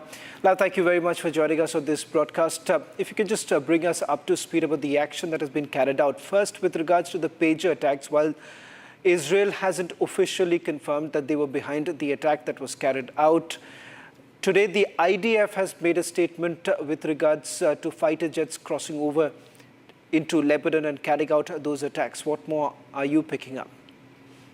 Okay, so Israel, of course, is not saying we did the pager and the walkie-talkie because there is no sense. Everybody understands it was our job, and in a way, I don't think that there is anybody who doesn't see it as in a crystal clear way. This is one. Second thing, for a lot of time, it was the Hezbollah who was fanning the flames in Lebanon and the Israel border. Right now, it is vice versa. Now, Israel is more assertive. Almost 200 people got killed. I guess the 182 is, we will see how the numbers are like jumping in a few hours. And for Israel now attacking not only the border, also attacking Baalbek, which is very far away from the border as far as Lebanon is concerned. And also Israel proved that Hezbollah right now cannot even know who is an Israeli agent and who is a loyal Hezbollah officer. So right now, Israel feels that it can be more assertive than it could be before the pager and the walkie-talkie attack. Well, in fact, Lev, as we understand, a deadline has actually been issued by the IDF, and as the defense minister says, that this is a new phase in the war. What exactly are you picking up in terms of the operations that have been carried out so far? Because over the last few days, they've intensified these attacks, particularly in northern Israel, the border areas. I think you're totally right. Look, since 2006, we had an agreement, the 1701. And according to this agreement, Hezbollah should go beyond the Litani River. Hezbollah was like strong enough to violate this agreement, and their soldiers were on the Israeli border. I guess that until Hezbollah will not say that, okay, we are moving all our forces beyond the Litani River, the defense minister will not tell the dwellers of the villages and towns in the northern border to come back and come back to their homes, because right now we have like half black people on the northern border who do not live in their own homes. They live quite far away because of the war.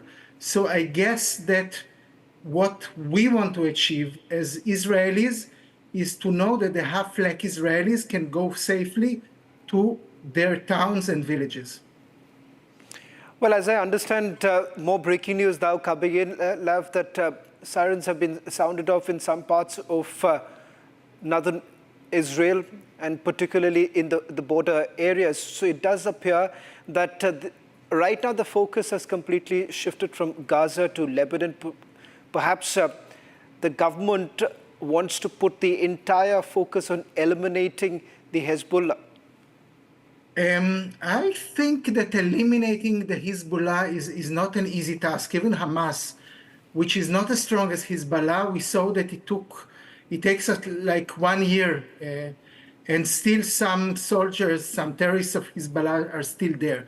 So I believe that since we cannot really, Hezbollah has a border with Syria, and Syria with Iraq, Iraq with Iran. So the task of Hezbollah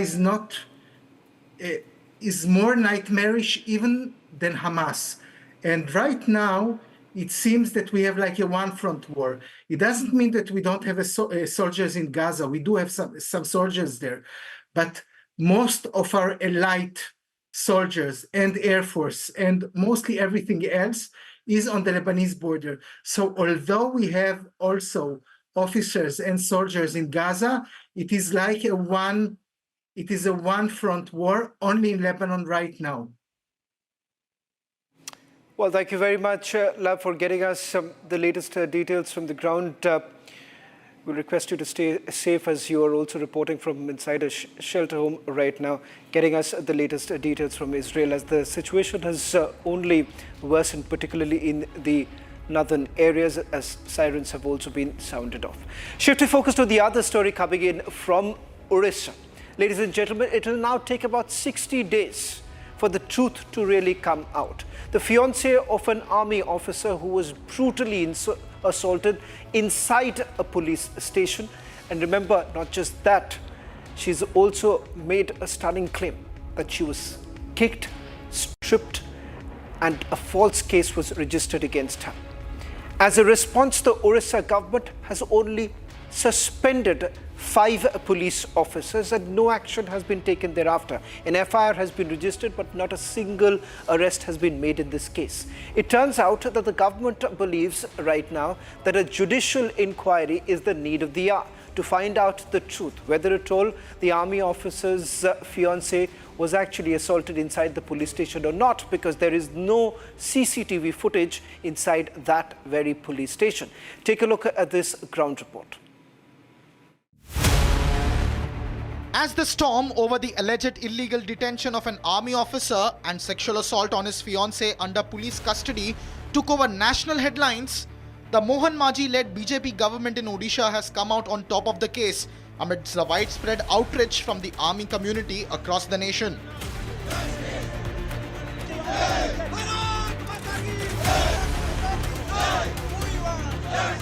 After detailed talks with the state's law minister, today the chief minister met with the victim and her family to address their concerns. In fact, when late in the evening the Honorable Chief Minister arrived in Bhubaneswar, we immediately briefed him, and he decided 2 major steps he has taken. First is there will be judicial inquiry, a time-bound judicial inquiry which will be concluded in 60 days. And second is a court-monitored, High Court-monitored crime branch investigation. The crime branch investigation is on, but it was monitored by the police. Now it will be monitored by the Honorable High Court, and it will also be a time-bound investigation process. The incident occurred on September 15th when the couple approached Bharatpur police station to file a complaint regarding a road rage incident where they were threatened by 10 to 12 miscreants. The couple reported being assaulted and harassed by the police officers. The medical reports also indicated that the victim did sustain visible injuries. After meeting with the chief minister, this is what the victim's father had to say. 2 days back, the police in uniform gave a demonstration. So we had a doubt whether the CBCID inquiry will be partial or impartial. We requested the government of Odisha, ki sir, please see, with the present scenario, a lot of pressure will be mounted on CBCID, so they will not be able to do justice. So we request you to order one judicial inquiry so that it will be impartial and justice will be delivered. Meanwhile, representing the army side, Brigadier L.C. Patnaik, who also attended the meeting with the chief minister, said that the government has heard their demands and has shown interest in ensuring speedy justice. The government of the day has taken this case very seriously. They want to ensure that there is a transparent investigation of this particular case, and whoever is the culprit, action should be initiated against them as per the law. Following the incident, 5 police officers were suspended and several youths were arrested. The Odisha Retired Police Officers Welfare Association claimed that while errant police officers must be punished as per the law, the campaign against Odisha police led by the army is not justified. Amidst this, the Chief Minister has ordered a judicial probe into the matter, which is expected to file a report within the next 60 days.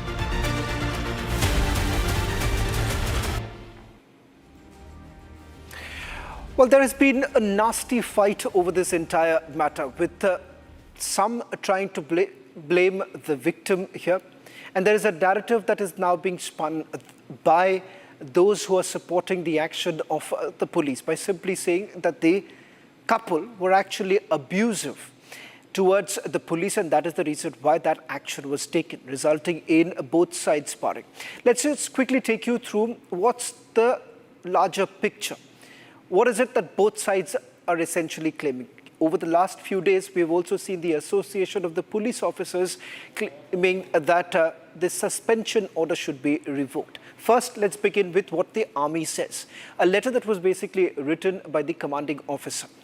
Prestige of the serving army officers have been demeaned by the action that has been taken by the police. Modesty, dignity of the officer's fiancé has been outraged. Remember, this was a letter that was written by the GOC. Police acted in a manner unbecoming of their position, particularly hinting at the FIR that was registered against a serving officer. Police humiliated, molested the officer's fiancé. This after the officer, as well as his fiancée, was illegally detained for several hours put together, and it does not end there. She was sexually assaulted. That was the claim that has been made. Officer put under custody for 14 hours without charges. Remember, a serving officer cannot be arrested without taking full permission. An arrest warrant has to be issued.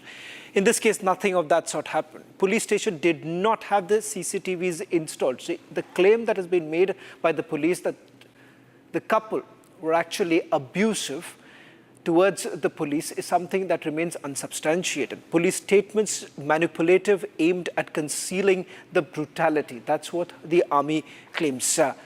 Lady was put through medical examination arbitrarily. Let's take you through the other details. Army officer placed under custody without any offense. Army authorities were not even informed in the matter. That should have been the general protocol. Now let's quickly move to what is it that the police has now been claiming on this entire matter, because they say that their entire picture has not come in, and perhaps they're also alleging that the media has been completely one-sided. So let's take you through what is it that the police has been claiming on this entire matter. This is what the Association of the Police Officers say. Police demands that action against the captain. Action should be taken against the captain. Couple were inebriated state, and that is the reason why they believe that action should have been taken against them. The captain drove the car in an inebriated condition. Now that's another claim that has been made where there is no proof whatsoever. Woman misbehaved and abused the students from the car. So there was the incident of road rage, and because of which the couple wanted to file an FIR. That's why they had gone to the police station. And remember, no FIR was actually registered by the police. So much so, thereafter we've seen the kind of action that was taken. Let me go across to my colleague Riyanka, who's joining us from Bhubaneswar. Just bring us up to speed of all that has happened through the day, Riyanka. That's right. Starting with the Chief Minister day before, I beg your pardon, yesterday night itself, holding a high-level meeting and ordering a judicial inquiry in this case, also requesting for a High Court monitored probe in the crime branch angle as well. Now, on that note, what we saw today morning was a crucial meeting which was held by Chief Minister Mohan Maji along with several army veterans, also with the victim and her father. Now, in this meeting, the Chief Minister had gone ahead and assured speedy justice, and also in 60 days time there will be report from the judicial probe that will be taking place. On the other hand, we also spoke to the law minister, who has also given assurance to the fact that there is the process which is going on, and this case is now currently being investigated, one by the crime branch and two by the judicial investigation that will be taking place. This is for the first time that in this country, and especially in this state, that there are two parallel probes that will be going on. But also in the part that the High Court was requested to monitor the investigation which was being carried out by the crime branch, the High Court, the Odisha High Court, has denied interfering in this case. The High Court has said that they have enough faith in the crime branch. So now that comes to the fact that the crime branch will be solely conducting its investigation, and parallelly the investigation from the side of the judicial inquiry will be going on. On the other hand, we have to report the fact that there were some CCTVs, old CCTVs that were found lying at one of the storerooms at the Bharatpur police station, that also raised eyebrows, and these CCTVs were found after the incident. Whether it is a cover-up or whether these CCTVs have not been installed, that is one question that is being raised. As per the police, they say that these CCTVs were brought in from the old structure, as this Bharatpur police station, which was where the incident happened, it was a newly constructed structure. So there the police trying to save its side, but as we know, there are two sides in this case. One with the victim saying that she was manhandled, she was assaulted, and on the other side the cops saying that the victim and her fiance, the army major, both of them abused the police officials, which is why this strict action was taken against them and they were put in the custody.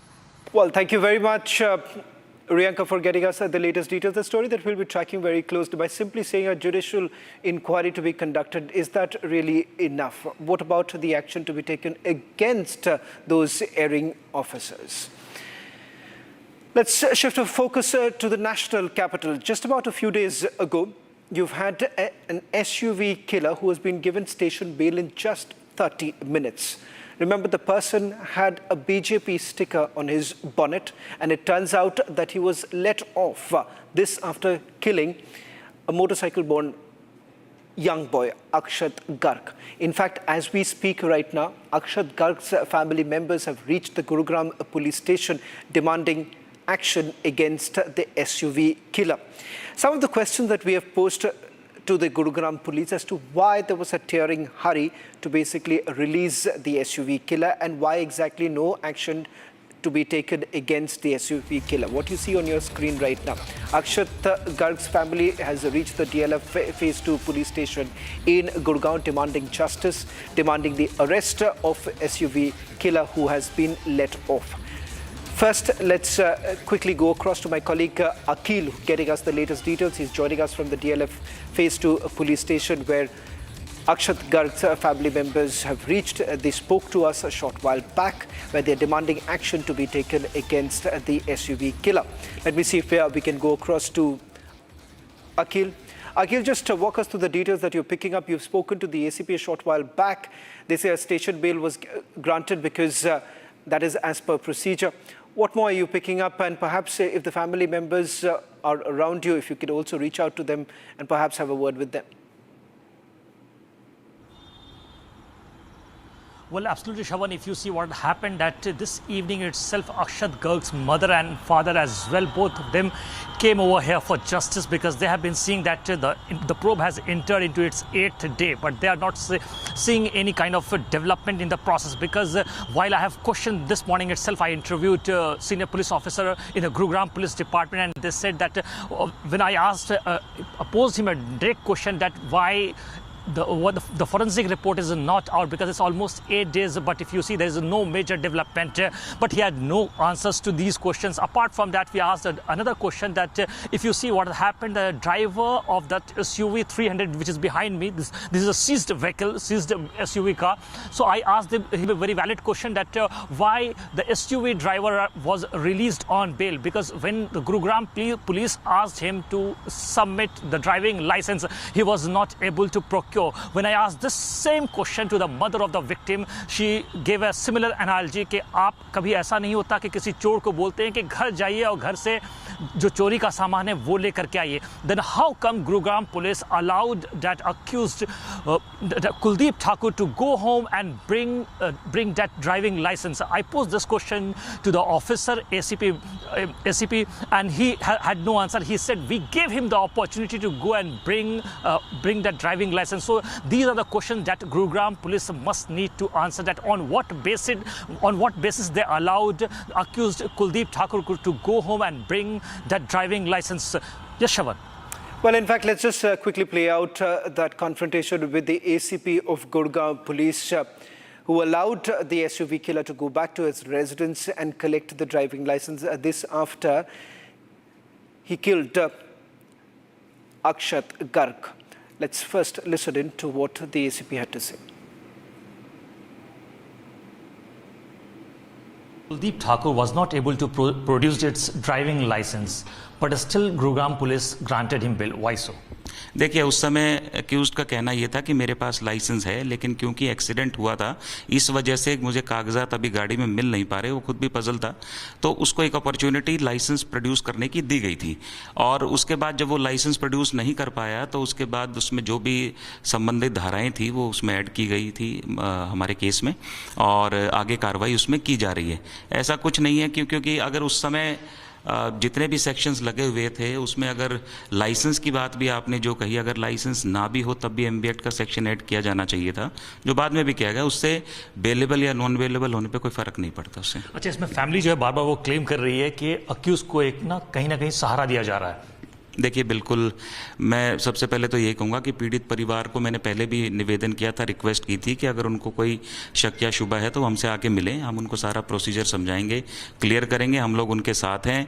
किसी भी तरीके का कोई special treatment accused को नहीं दिया जा रहा, और इस एक्यूज को नहीं, किसी भी केस में हम किसी भी एक्यूज को कोई स्पेशल ट्रीटमेंट, स्पेशल कंसेशन किसी के लिए भी नहीं है. जो कानून सम्मत चीज़ है वही की जा रही है, विधि सम्मत एक्शन लिया जा रहा है, जो धाराएं लगनी चाहिए वो लगी हैं, और आगे भी अगर जरूरत पड़ेगी तो स्ट्रिंजेंट एक्शन लिया जाएगा. So if he was not able to produce driving license, why Gurugram police gave him a long rope? देखिए, ऐसा नहीं है कि हमने अगर मुकदमे की मैं कहूँगा अगर मेरिट पे कोई फ़र्क पड़ता तो शायद एक दिन का भी मौका नहीं दिया जाता, लेकिन क्योंकि मेरिट पे उससे कोई फ़र्क नहीं था तो, और उसकी रिक्वेस्ट थी कि मेरे पास लाइसेंस है, मेरा लाइसेंस गाड़ी में ही था, क्योंकि एक्सीडेंट हुआ तो मुझे भी उसमें मैं भी थोड़ा सा पजल था, तो मैं लाइसेंस ढूंढ नहीं पा रहा हूँ, मैं लाइसेंस दे दूंगा अपना, तो इसलिए उसको एक अपॉर्चुनिटी दी गई थी. जब उसने लाइसेंस नहीं दिया तो हमने संबंधित धारा ऐड कर दी. नहीं, अगर आप ये देखें तो 22 साल का एक नौजवान इस घटना में मारा जाता है, वो एक किलर है, अक्यूज जो है वो एक किलर है. कहीं ना कहीं उसने आपको एक बोला कि हमें एक अपॉर्चुनिटी दीजिए, तो आपने एक अक्यूज को मौका दे दिया. नहीं, हमने अक्यूज को मौका नहीं दिया, और किलर की जहां तक आप बात करें, ये आप और मैं डिसाइड नहीं कर सकते. देश में जो कानून है वो लिखा हुआ है, और हमारी जो भी इंस्टीट्यूशंस हैं उन्होंने एक कानून बनाया, और उस कानून को फॉलो करना, उसको एग्जीक्यूट करना पुलिस का काम है. नहीं, वो जो एक्ट हुआ है उसके अंदर जो अक्यूज है वो कुलदीप ठाकुर है, गाड़ी वो ड्राइव कर रहा था, उसकी गाड़ी से दुर्घटना घटती है, उसके बाद उसकी डेथ हो जाती है. जब वो डेथ होती है उस प्रोसेस के अंदर, तो क्या वो अक्यूज ड्राइविंग लाइसेंस प्रोड्यूस कर पाता है? आपका कहना है, गुरुग्राम पुलिस का कहना है कि वो अक्यूज ड्राइविंग लाइसेंस प्रोड्यूस नहीं कर पाता है. तो गुरुग्राम पुलिस ने जनरली क्या होता है कि अगर कोई हमसे गलती हो गई, अगर हम ओवर ड्राइव कर लेते हैं या फिर रेड लाइट भी क्रॉस करते हैं, तो गुरुग्राम पुलिस हमसे पहला काम क्या करेगी, बोलेगी कि आपकी ड्राइविंग लाइसेंस कहाँ है. नहीं होती है तो चलान करता है. इतने बड़े केस के अंदर जब किसी शख्स की 22 साल नौजवान की जान चली जाती है, तो गुरुग्राम पुलिस उसको कैसे छोड़ सकती है? देखिए, हमने छोड़ा नहीं है. छोड़ने में और कानून के तहत बेल देने में बहुत फ़र्क है. छोड़ने का मतलब ये होता है कि कानून के तहत उसको छोड़ा नहीं जाना चाहिए था, लेकिन हमने छोड़ दिया. हमने कार्रवाई वही की है जो किसी भी अन्य इस तरीके के मुकदमे में आज तक गुड़गांव पुलिस ने की है. हमने किसी भी ऐसे मामले में जिसमें बेल देनी चाहिए हमने डिनाई नहीं करते, और जिसमें नहीं देनी चाहिए हम लोग उस पर बेल पे नहीं छोड़ते. फिर वो कोर्ट का डिस्क्रिप्शन है उसमें डिसाइड करने का कि उसको बेल देनी चाहिए या नहीं देनी चाहिए. इसलिए हमने छोड़ा नहीं, हमने वही किया जो कानून के तहत किया जाना चाहिए. Was the accused drunk at that point in time when that incident took place? देखिए, अभी उसको कंक्लूड नहीं किया जा सकता, लेकिन जो प्राइमरी हमने जो उसका मेडिकल कराया था, प्राइमा फेसाई डॉक्टर ने स्मेल ऑफ एल्कोहल के बेस पे ये कहा है कि उसकी स्मेल तो नहीं थी एल्कोहल की, लेकिन फिर भी हम लोगों ने इस चीज़ को क्रॉस चेक करने के लिए और इसको कंक्लूड करने के लिए उसके ब्लड के सैंपल्स लिए हैं और वो ब्लड सैंपल्स हम लोग लैब में भेज रहे हैं। वहाँ से रिपोर्ट आने के बाद ही हम लोग कह सकते हैं कि उसने कोई नशा किया हुआ था या नहीं किया हुआ था। Well, Connaught police now admits that there were procedural lapses. The fact that they allowed the SUV killer to go back home to get his driving license. That's how the Gurugram police actually carried out an investigation. That's all that we could pack in this edition of This Is Exclusive. We'll be back tomorrow at the same time with more exclusive stories.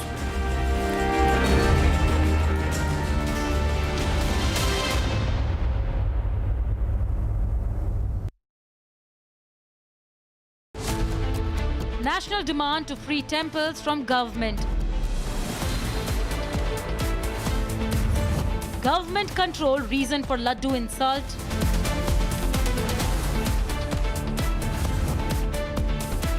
Why can't Hindus decide without interference? Debating tonight at 8 p.m.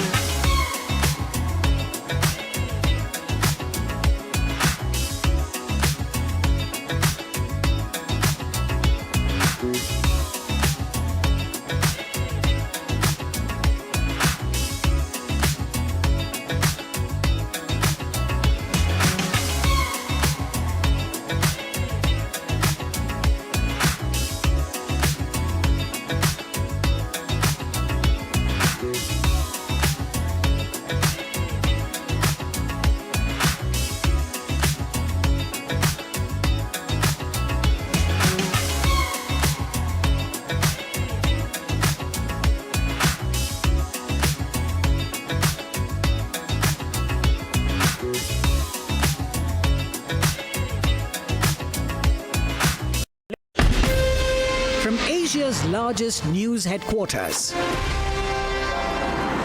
Setting the agenda for Bharat.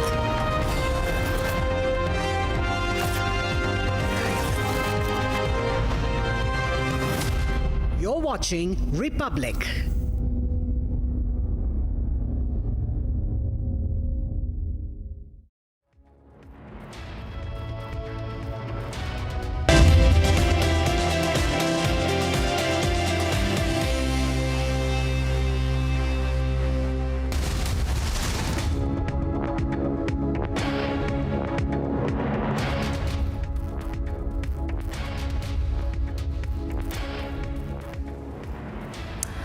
Hello and good evening. You're watching Republic TV. I'm Sujarita Kukreti, and before we take on the big stories for the day, let us have a look at the headlines. Presented by Royal Global University. Northeast can't wait. Pado kuch pano. Tirumala temple sanitized amid animal fat controversy. Meanwhile, Republic accesses TDD report, which reveals how adulteration tests were not conducted. Ex-TDD chairman and YSRCP Bhumana Karunakar Reddy temple drama as he takes a dip in the holy water near the Tirumala temple.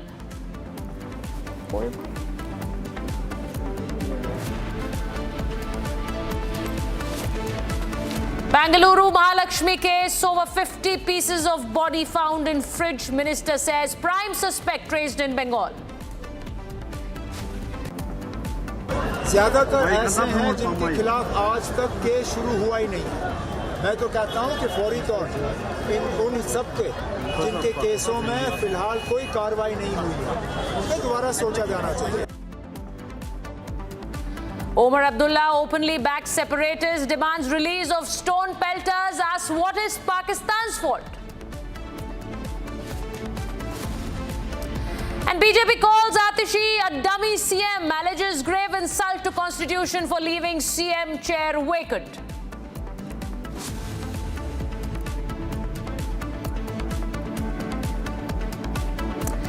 In Kashmir, Rahul Gandhi reiterates outsider. Bab says outsiders are running the show.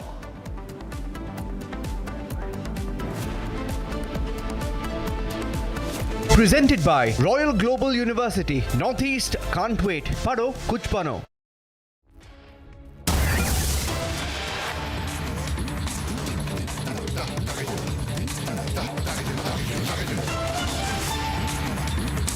And the big story that's coming in from Tirupati, the Tirupati Laddu row has now triggered a bigger debate, with VHP now demanding that the state governments immediately seize their control over the Hindu temples and allow the Hindu society to manage its own religious institutions. Now that is the big story. The VHP now saying that the Hindu society should be taking control of its religious institutions, should be taking control of Hindu temples and not the state governments. I'm joined by my colleague Aneri. Aneri, this big demand by the VHP, the Vishwa Hindu Parishad, they are holding meetings and they are now very clear that they are going to be putting a clear pressure that state governments seize control and the Hindu society should be taking it in their own hands. What is the latest on this? Well, that's right. What we have been seeing is that amid this Tirupati Laddu controversy, which we have been seeing a massive face-off between the TDP and the YSRCP, well, now the Vishwa Hindu Parishad has also come out with a resolution, and they state that that the state government immediately seize their control over the Hindu temples and allow Hindu society to manage its own religious institutions. They have also said that we propose to establish a Dharmika Parishad board that will oversee the management of the temples independently. So very clearly, this is a very clear message which has been put forth by the VHP that the government should not control the temples. It's an independent body is what the VHP has to say. We'll have to wait and watch what comes out next. But yes, VHP has also given a call for thorough and impartial judicial inquiry into the allegations of the animal fat which was found in the Tirumala Laddu. So that is being done. As Andhra Pradesh Chief Minister Chandrababu Naidu has also announced that there will be an SIT which will be formed into this matter, and IG level officer will be heading this SIT investigation, and later a government report would be submitted to the government. Well, when we talk about the VHP's demand, yes, this is one such demand which has been growing not only from now but since many years. This has been the demand that the temples should be an independent body, government shouldn't be controlling it, and now we see that they have come out with a resolution as well into this matter. Now, Aneri, very clearly, Pawan Kalyan, the Deputy CM, very clearly said that there should be a Hindu board, a Sanatan board, and contemplation for it should be at the central level. Now, VHP is saying something very similar. So there seems to be a plan that is in the making, and there is really a call for a Sanatan board there as well. But will it be a possibility? Because it's one temple, Tirumala Tirupati Venkateshwara temple, as a huge trust, and now taking control of all temples in the country will be a huge task.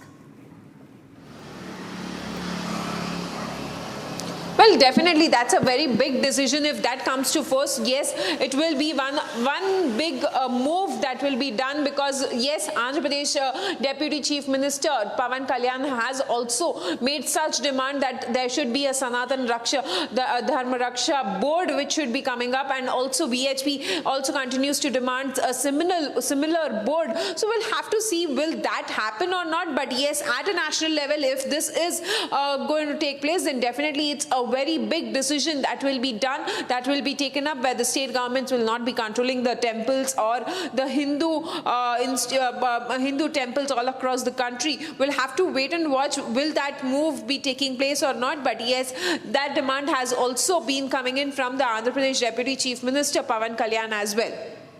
Right, Aneri, thank you so much. That was Aneri joining us live on this story on Tirumala board that the VHP wants to constitute a body that should be taking control of Hindu temples and Hindu institutions. Thank you so much, Aneri. And moving on, with back-to-back attempts at train sabotage, there is a big statement coming in by MOS Railways. He said that there is a deliberate attempt to demean the Indian Railways. Listen in to that reaction coming in.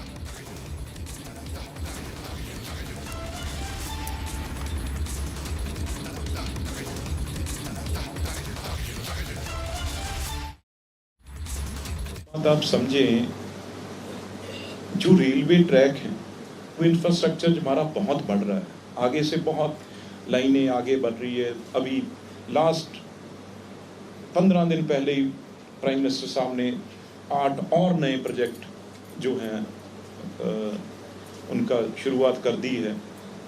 तो ये समस्याएं, problems आएंगी क्योंकि हमारा track बहुत लंबा हो रहा है, डबलिंग हो रही है, ट्रिपलिंग हो रही है। ये चीज़ें देखो, इसमें मेरी खुद भी हमारे डीजी साहब से मीटिंग हुई थी और इस पे हमारे डिफरेंट होम मिनिस्टर की एजेंसीज इसके ऊपर लगातार कोऑर्डिनेशन में हैं, मीटिंग्स हो रही हैं।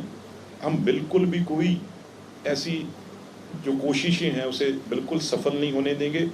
मैं बहुत इसे स्पष्टता से, मैं क्लैरिटी से ये बात कहना चाहूँगा, बिल्कुल किसी को भी इसमें घबराने की, इसमें फिक्र करने की कोई ज़रूरत नहीं है।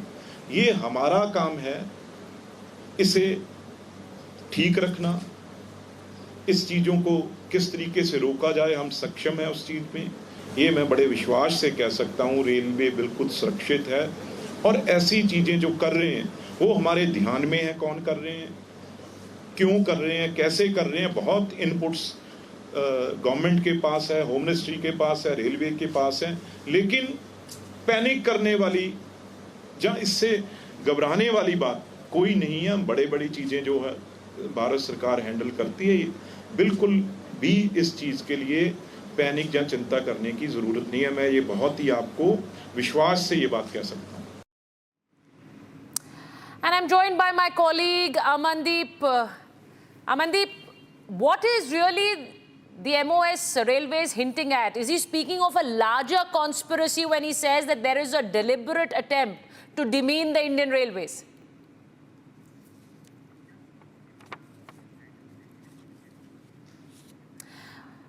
All right, so we are trying to get Amandeep on this story live for you, but that was MOS Railways, Ravneet Singh Bittu, who was clearly giving out a big statement when he says that there are deliberate attempts to demean Indian Railways. He's very clearly saying there are attempts to malign. There are attempts to malign the reputation of Indian Railways, and that is exactly why back-to-back sabotage attempts being made at the Indian Railways. I'm joined by Amandeep. Amandeep, what I was asking was that what is Ravneet Bittu hinting at? Is he talking of a larger conspiracy when it comes to the Indian Railways? And that is exactly attempts being made. Railways.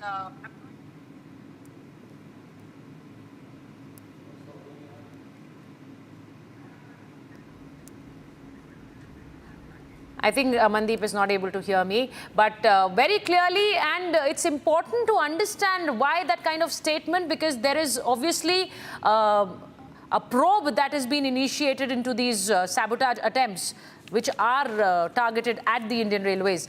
Back-to-back incidents of train sabotage. 7 instances targeting the railway operations in less than 5 weeks and no breakthrough in any of these cases. On the latest, that was found in Bhatinda, 9 rods were found in Bhatinda and Bhatinda Delhi track, and listen into this report for more details on that.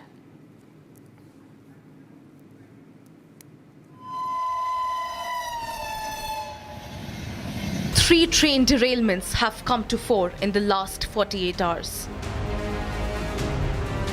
This morning, 9 iron rods were found on the Bhatinda-Delhi railway track. RPF ਨੇ ਕੁਝ ਕਾਰਵਾਈ ਕੀਤੀ ਉਸ ਤੋਂ ਬਾਅਦ ਉਹਨਾਂ ਦੇ ਹੱਦ ਚੈਨਲ ਆਰਨੀ ਨਹੀਂ ਸੀਗੀ ਜੁਰਮ ਤੇ ਉਹ ਸਾਨੂੰ GRP ਨੂੰ ਦੇਤਾ GRP ਤੇ ਉਸ ਤੋਂ ਬਾਅਦ FIR ਲਾਂਚ ਕਰਤੀ ਹੈ ਤੇ ਅਸੀਂ ਮੌਕੇ ਪਰ 9 ਸਰੀਏ ਬਰਾਮਦ ਕਰ ਲਏ 24 hours ago, LPG cylinder was found on the Kanpur-Prayagraj railway track. And in Madhya Pradesh's Nepanagar, detonators were placed in front of a special military train. Army की जो स्पेशल ट्रेन है उस ट्रेन के गुजरने के दौरान 10 डेटोनेटर लगाए गए थे। ये जो आप ट्रैक देख रहे हैं इसी ट्रैक पर सागफाटा के पास इसी ट्रैक पर कुछ दूरी पर 10 डेटोनेटर लगाए गए थे जिनमें कि ब्लास्ट हुआ। इसके बाद एक सनसनी फैल गई क्योंकि जो आर्मी स्पेशल ट्रेन थी उसमें आर्मी के अफसर भी थे, हथियार भी थे और जैसे ही ये ब्लास्ट होते हैं डेटोनेटर से उसके बाद पूरा मामला चूंकि अति संवेदनशील है इसलिए इसे गोपनीय रखा जाता है। NIA ATS घटनाक्रम की अब जांच कर रहे हैं लेकिन मैं उसी स्पॉट पर हूँ, ग्राउंड जीरो पर हूँ जहाँ पर कि 18 सितंबर के दिन ये पूरा घटनाक्रम हुआ था। 2 have been arrested in connection with the alleged derailment bid of the Naini-Jan Shatabdi Express. 6-meter long iron pole was found on the tracks between Bilaspur Road and the Rudrapur City railway stations on September 18th. In Surat, unidentified persons allegedly tampered with the railway track by removing fish plates and loosening several bolts in an attempt to derail trains in Gujarat's Surat district on Saturday. The back-to-back sabotage attempts come against the backdrop of a plot to derail the Kalindi Express. The onus is now on the railway authorities to unearth the larger sinister plot. Indian footballer Akash Mishra apologized to fans for national team's FIFA World Cup 2026 disqualification. Here's a digital report on the same. Have done much better, and fans also, they know that we could have done better. We also know, coaches also know. But on behalf of everyone, even I'm saying sorry.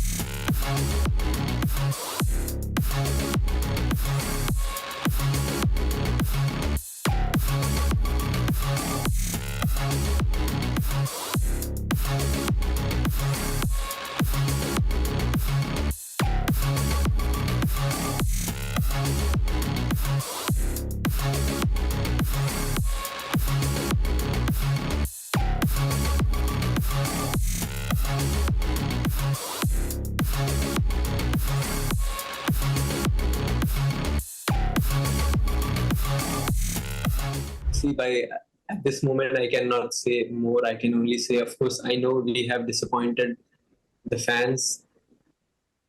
Our expectations was above that we could have done much better, and fans also, they know that we could have done better. We also know, coaches also know. But on behalf of everyone, even I'm saying sorry. All the players, they feel deep inside that they have let the country down. But yes, be with us. Come to the stadium or support however you want. But we'll give you the reason to smile back, and we'll fight for the nation.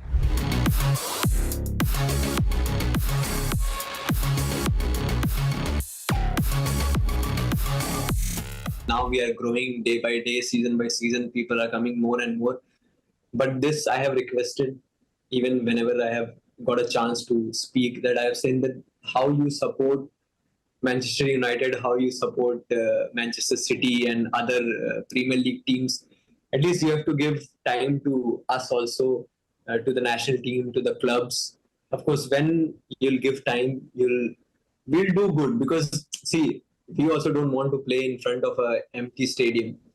We also need supporters, and like football, those who know football, I think supporters are very important.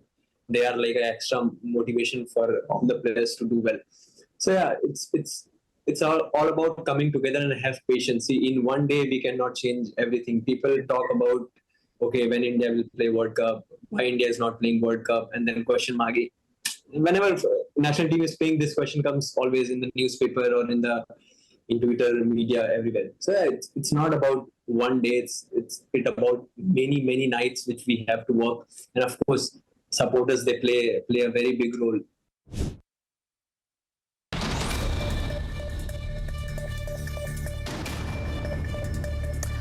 Erling Haaland was not punished for hitting Gabriel Magalhaes with a ball. The incident was reviewed by the video assistant referee, and they deemed no action was necessary against the Man City striker.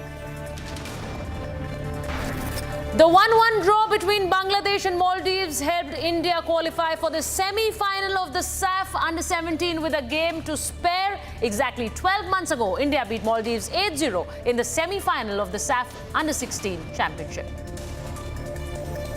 India Under-19 brushed aside Australia Under-19 by 9 wickets on Monday to take an unassailable 2-0 lead in the 3-match youth ODIs. National demand to free temples from government. Government control reason for Laddu insult.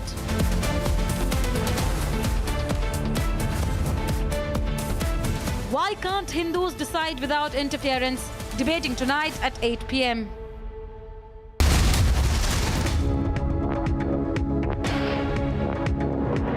Are you planning to get your first credit card but feeling overwhelmed by all the options?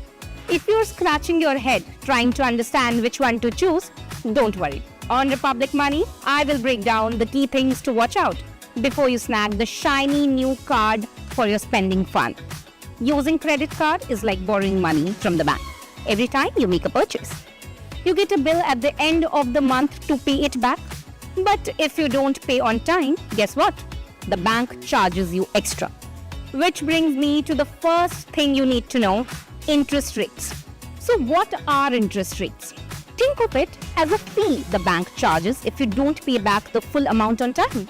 For example, if you buy something for rupees 1,000 and don't pay it back, that rupees 1,000 becomes more expensive because of the interest.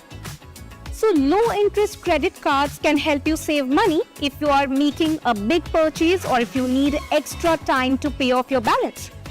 Usually, rates in the range of 1.5% to 2.99% per month are considered as low when it comes to credit cards. For example, take the SBI Simply Save Advantage. It has an interest rate of 2.5% per month. Not too high, not too low, just a solid middle ground. Then there's the HDFC Infinia credit card. It is also sitting at 2.5% per month. Now, if you're after something even lower, the SBI Prime Advantage comes in at 1.99% per month. Now you're thinking a 2 to 3% interest rate is no big deal. Think again. If you buy an iPhone and can't pay it off quickly, those interest charges will start to add up. To save yourself from a hefty bill, aim for shorter EMIs on big buys. Trust me, your wallet will thank you later. Well, interest rate is not the only point. Did you know some cards charge you just for having them? Yes, that's called an annual fee. And if you forget to pay on time, there's a late fee too. To give you an idea of annual fee, let's dive into some top credit cards for 2024 recommended by Paisa Bazaar report. First, there's the Cashback SBI card. It has a joining fee and annual fee of Rs 999 each. Next on report, we have the Axis Bank ACE credit card. This card has a joining fee and annual fee of Rs 499 each. It is one of the most affordable choices. Then there we have the HDFC Regalia Gold. It is bit pricier with a joining fee and annual fee of Rs 2,500. Another great pick is the SBI Prime credit card. It comes with a joining fee and annual fee of Rs 2,999. What you should know is, these are just some of the top picks, but there are n number of cards available out there on higher joining fee and higher annual fee, like the Club Vistara IDFC First and HDFC Dinners Club Black credit card. Are you now feeling a bit nervous for your wallet, hearing about all the charges? So why get a credit card, you ask? Well, that's where the rewards and benefits come in. If you are some High drama over Chief Minister's chair in Delhi. Dummy chair gesture, dummy CM charge.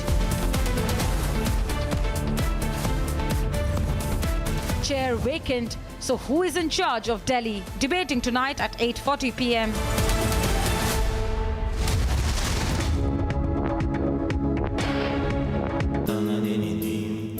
Amity has been ranked among the top universities globally for producing the most employable graduates by the Times Higher Education UK. Yet another testimony to Amity's excellent placement record.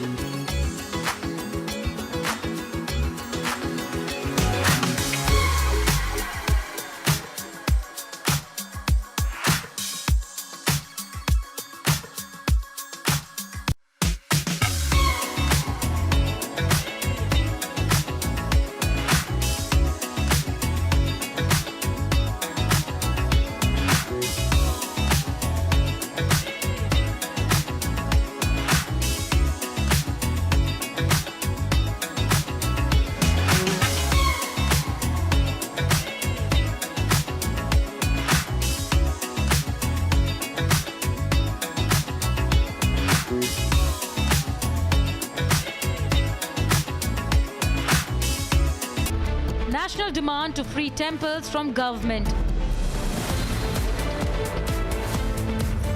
Government control reason for Laddu insult.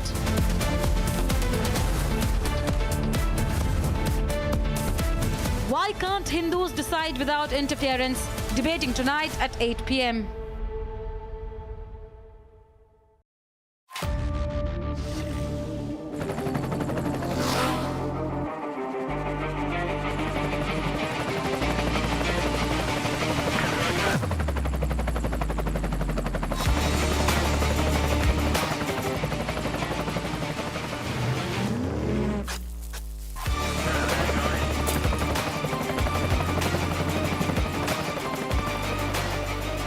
Director, the taste of success.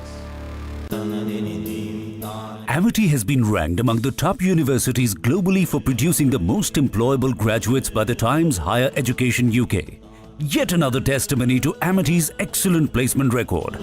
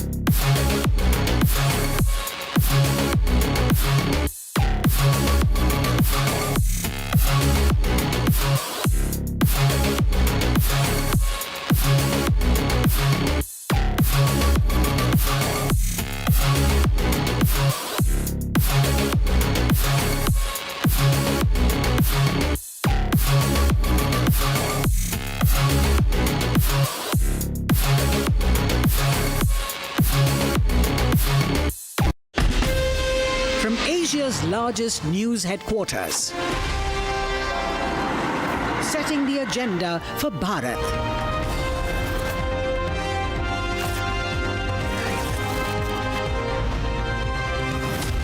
You're watching Republic.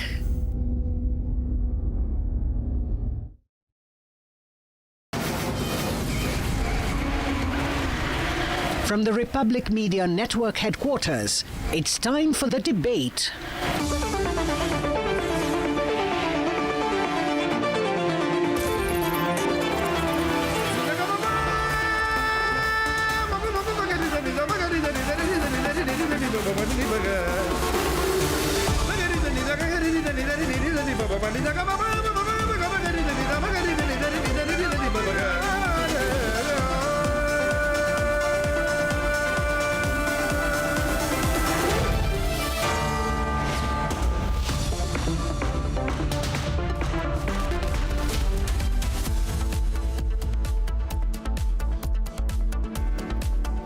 Thank you for joining us on Super Prime Time Max. I'm Niranjan, filling in for Arnab Goswami on the debate.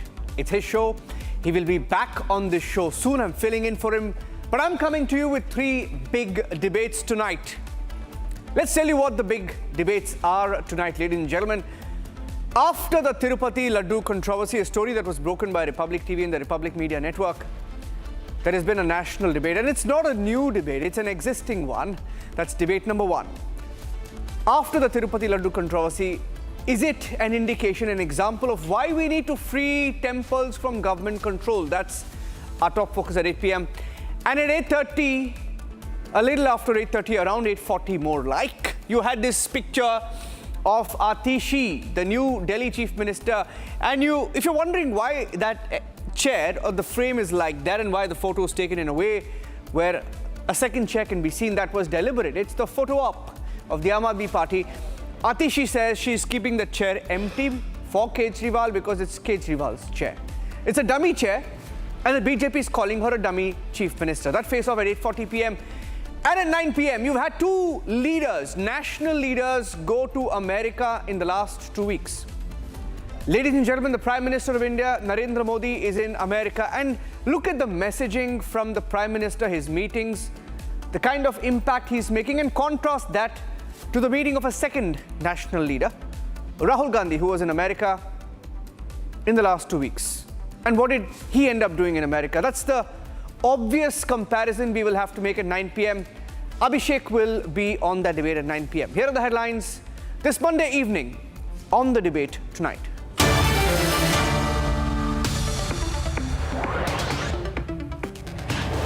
As the controversy rages on over animal fat, beef tallow, lard in ghee, priests perform a Maha Shani Homam at the Tirupati temple. 8 priests, guided by 3 Agama Shastra advisors, led the cleansing ritual today.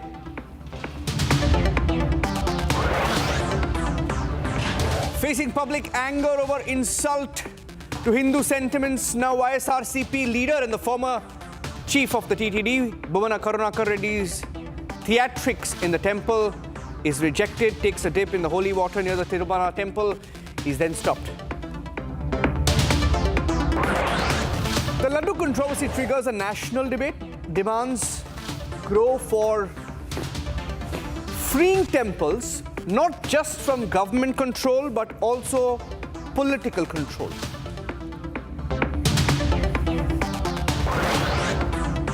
An empty chair and a charge of being the proxy chief minister after taking oath.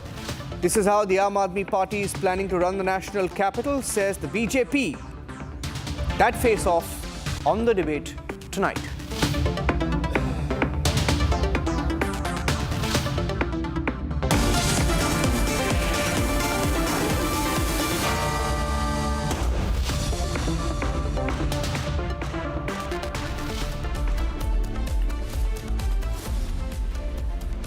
Well, ladies and gentlemen, if you're asking us who should be controlling temples, then think about it. Should politicians, many of them who don't even believe in the Hindu faith, be controlling the world's richest temple and temples across India where millions and millions of Indians visit every single year? Or should temples be controlled by Hindu seers, Hindu saints, Hindu believers, Hindu groups, and those who have their entire lives invested in the cause of Hinduism? Now, that's a national debate triggered by the Andhra Deputy Chief Minister, Pawan Kalyan. What he has said has found many takers across India. And the trigger, of course, was the Tirupati Laddu controversy. Here's what happened, and then we debate. Just a day after the Andhra government announced the formation of SIT to probe allegations of ghee adulteration, Republic accessed the TTD report submitted to Chief Minister N. Chandrababu Naidu. The report stated that suppliers took advantage, quoted unviable rates. It further stated that the ghee supplied was quoted between rupees 320 per kg to rupees 411 per kg. However, the common knowledge was that ghee cannot be supplied at those rates. The report even stated that suppliers were supplying poor quality, possibly adulterated ghee. Even as the matter has reached the top court, the seers are upset. We have read in history book how in 1857 the Sipai Mutiny happened. And now we see how the sentiments of the Hindus are deeply wounded by this laddu.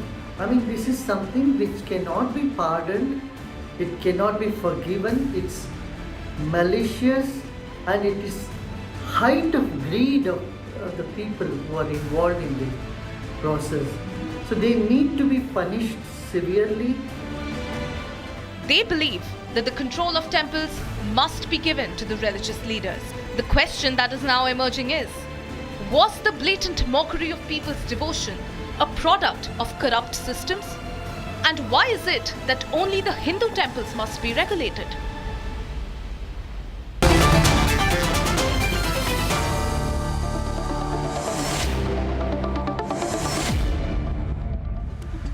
Okay, joining us on the debate this evening are Tuhin Sinha, National Spokesperson of the BJP, A.V. Ramana Dikshitulu, who is the former head priest at Tirupati. He's joining us live from Tirupati this evening.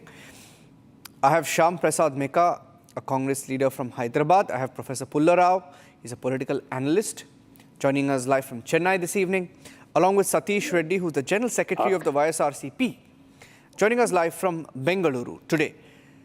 My first question is to Mr. Ramana Dikshitulu, who served as the head priest at Tirupati. So he knows a thing or two about how politicians and political parties and governments control temple affairs. Mr. Dikshitulu, can you please tell our viewers what governments and political parties do at temples and why they like to take control of them?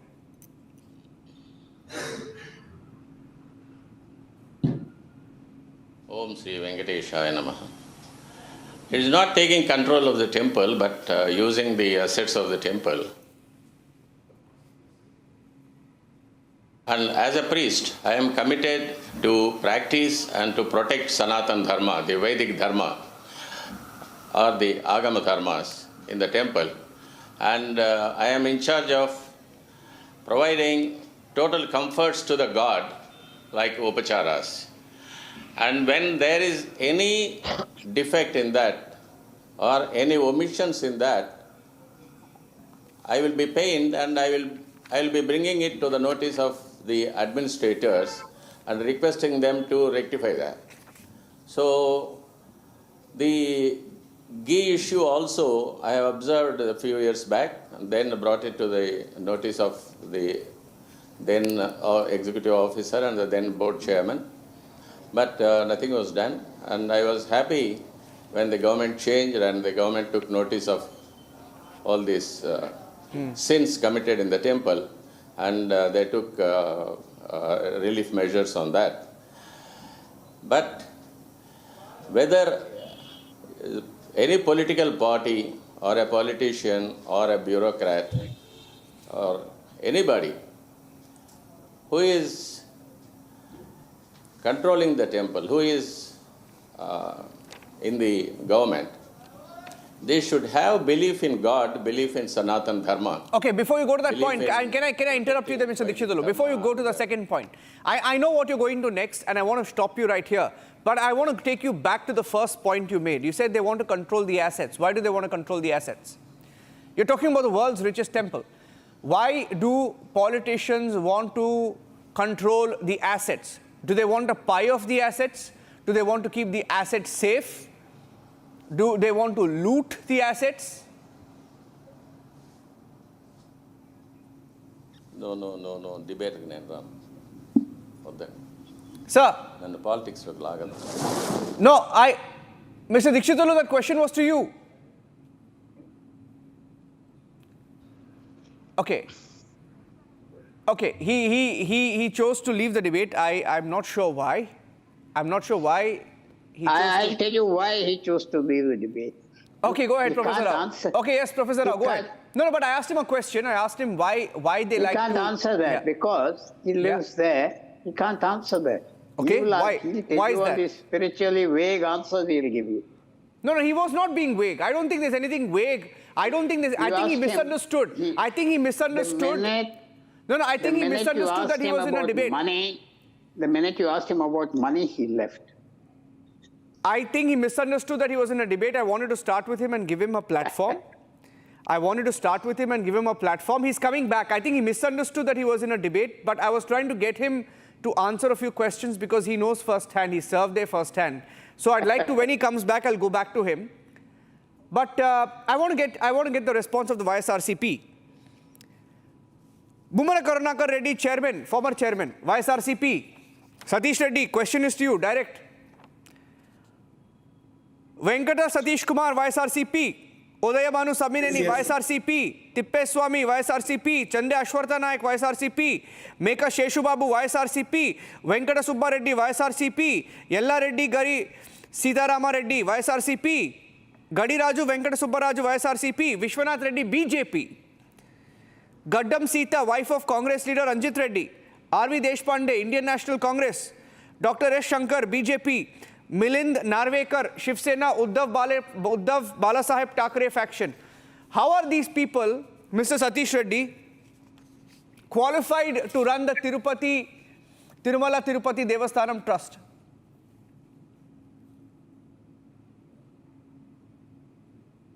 Mr. Reddy? Okay, I think his video link is frozen. Mr. Mecca, you want to take that question? How are these gentlemen slash lady qualified to run the TTD? Yeah, see, Niranjan, good evening to you and Jai Bhim to all of you. See, first point is, I don't know about their qualifications, but clear to everybody that they are political appointees. So the governments are appointing the members to the boards. That's the process. And we need to ask perhaps the YSRCP or TDP, who is currently ruling, what are the qualifications of the board members? Okay, so that's not the point. So you started about this issue. It's actually hurting to a lot of the devotees, which is a wrong thing. They're unnecessarily politicizing it without the proper inquiry. Now they are just doing a mudslinging here and there, disregarding the sentiments of the temple goers. Okay. Second part, you are asking, your debate is talking about why should temples be under the control of the governments? And Mr. Dikshitulu was telling that it is for the control on the assets. Now, I'm telling you, as a politician, by all means, government has no business to run temples. Governments need to run schools. We're not interested in the temples. That is for the devotees to run for themselves. Correct. Then what is then where is the issue coming from? The temples or any of such a public place which holds a lot of public property in its grasp, then the government has the business to look into it. If all the public assets are released, by all means, let temples run on their own. Who is interested?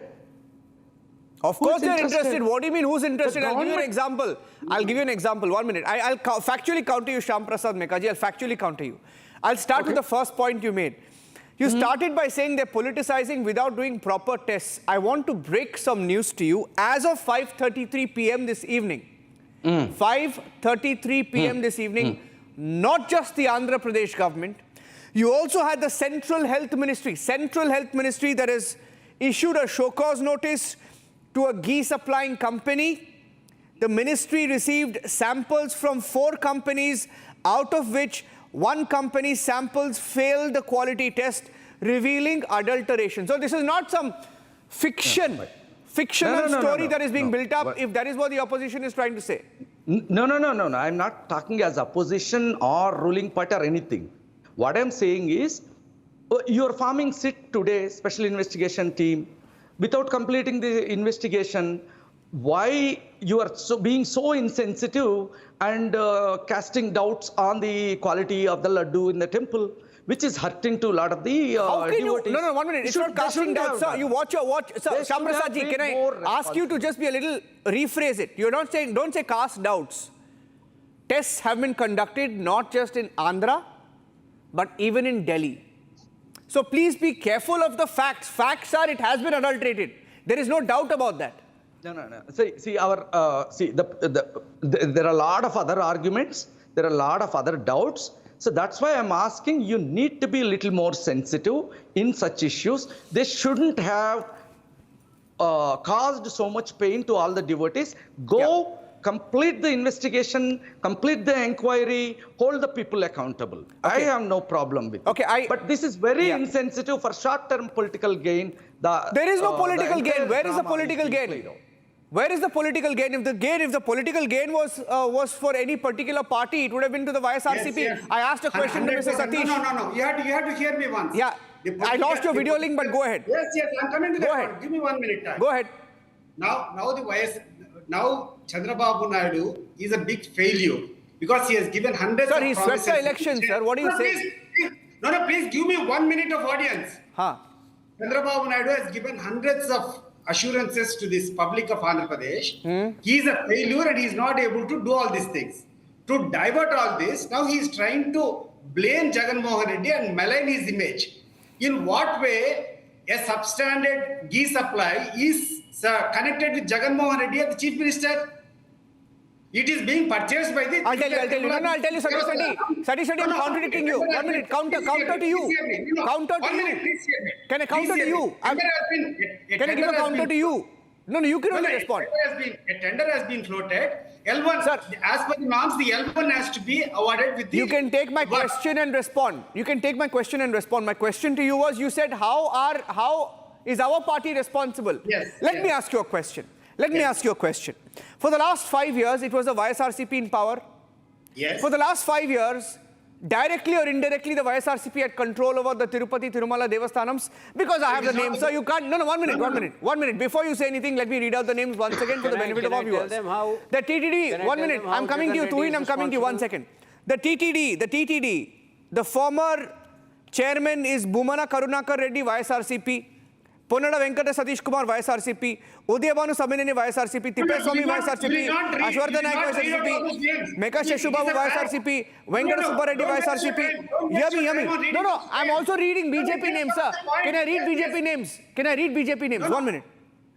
Vishwanath Reddy, BJP. Shankar, BJP. Gaddam Sita, wife of Congress leader Ranjit Reddy. Milind Narvekar, Shiv Sena. Why am I saying this? I'm asking you because how can you say that you had no control/role of the administration of the TTD? Please listen to me. Yeah. This supply of ghee and purchase of ghee for preparation of laddu is not a new process in TTD. It has been going on for years together. Who decides? 30, 40 years. Who decides? 30, 40 years, ghee has been procured. Who decides? And the system for that is they float a tender and the L1 is awarded and he is asked to supply the ghee. In Telugu Desam government, while Chandrababu Naidu was the chief minister, 18 times such trucks were rejected. You're not talking about that.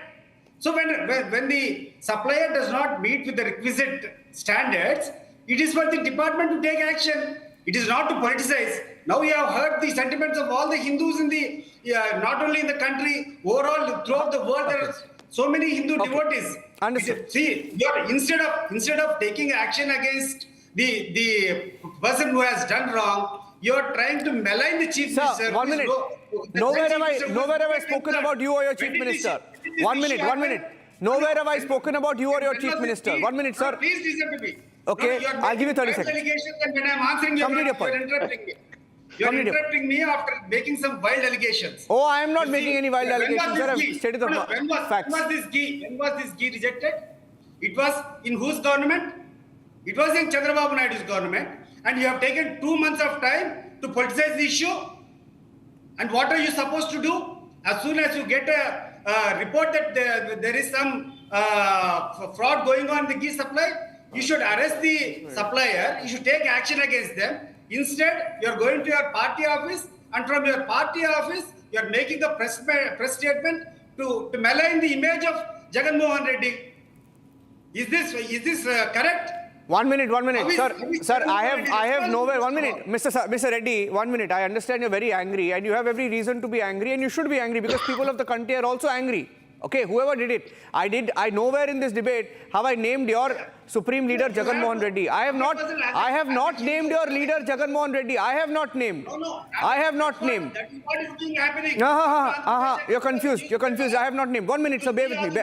Bear with me. Just because Jagan Mohan Reddy has a belief in some other religion. Okay. These people have with their Okay, great. You brought me to a very you have brought the debate to a critical point. Satish Reddy, you brought a debate to a critical point.